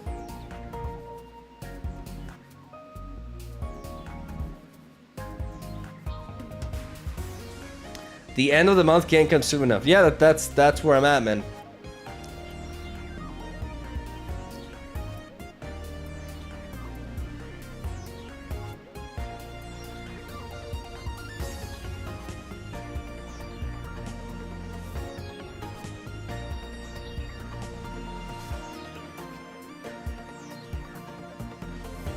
Scizor would be hype.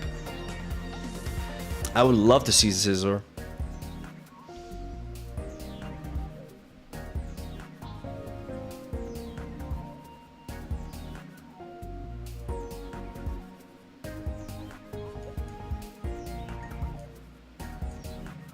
Holy Yapshes. Yeah, it got a little bit out of hand. I'm sorry about that. I started yapping, and once I start yapping, it's just that I've been struggling. Like, I'm not gonna lie. Like, I've been really struggling this month.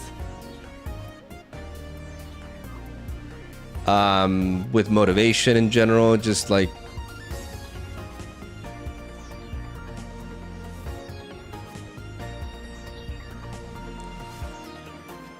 And I'm obviously burnt out.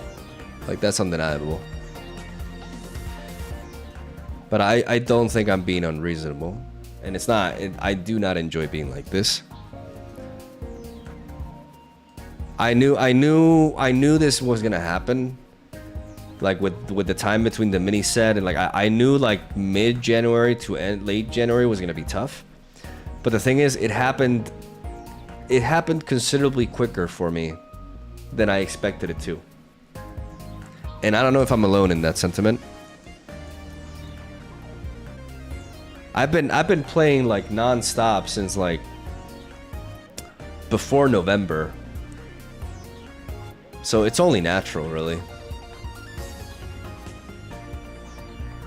Especially because the game is still in its infant state and it's still like, you know. And I mean, there are some issues. There are issues, like we've talked about them.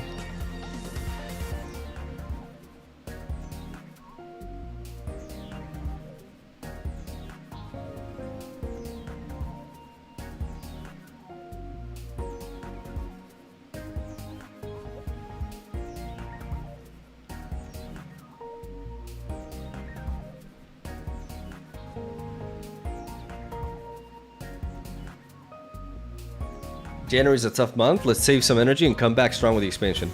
That's what I should do. I should stop trying to force it. I think I'm just gonna have like I'm gonna have a bit of a showdown arc before the expansion. I think that's what I'm gonna do. Uploads are gonna be very limited, but I can still stream and I can upload some showdown videos. Why not?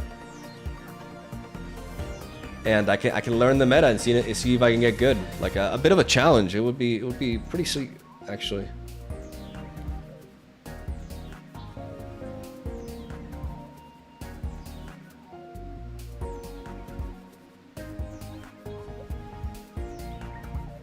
So I think that's what I'm gonna do.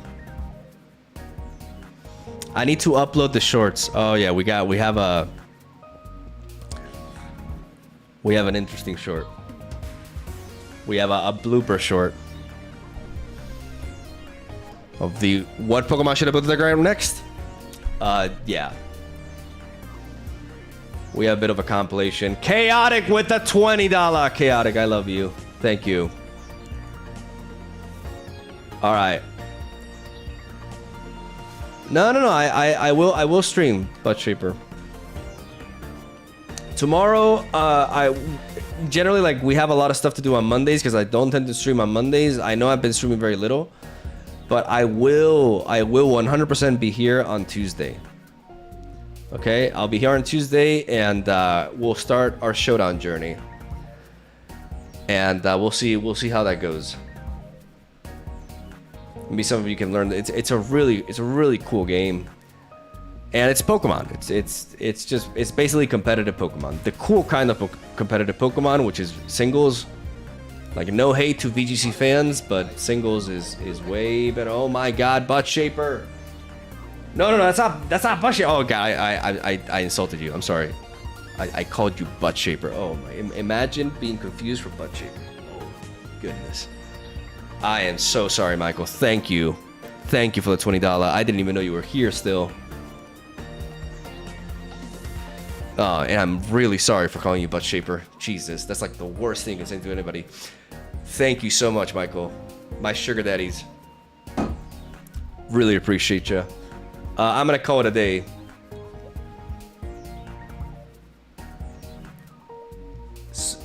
Love ya. Thank you so much for the donations today. Like, Chaotic and Michael going crazy like usual. Really appreciate it. Actually helping me stick through January despite like the low upload rate that we've had this month. And don't worry, like when the expansion comes, like if you only like watching me for Pokemon Pocket, you're not interested in other stuff. I get it. Like, no hard feelings. Like I know how it is. We will go hard at it no matter what when the expansion comes out. Like, I will be grinding, I will be uploading daily, and I'll be cooking nonstop. So you have that to look forward to. And we'll go on from there. Unless they release like a Fighting Misty or some shit, then I'm just like, I'm gonna smash my computer and cry on the internet. But I really appreciate you guys. I love you. Thank you for your endless support. I'm not always worthy of it, but I'm grateful nonetheless. And I'll be back at it on Tuesday. And we'll have you know, we're gonna do, you know, why not just like explore a little bit of variety shit. If you guys have like any idea for something you would like for me to play aside from Showdown, like, I'm open to suggestions. Just keep them coming. Like, you know, tweet at me, Arigatou gozaimasu. wherever, like, at me, just tell me. You don't want vanilla in Pokemon? I hope you don't do vanilla in the bedroom. Okay, I'm gonna time out buttshaper before I leave. God damn it. Slay the Spire, Balatro. Noted. Love you. Have a soul day, and I'll see you on Tuesday. Have a great end of the week. Cheers.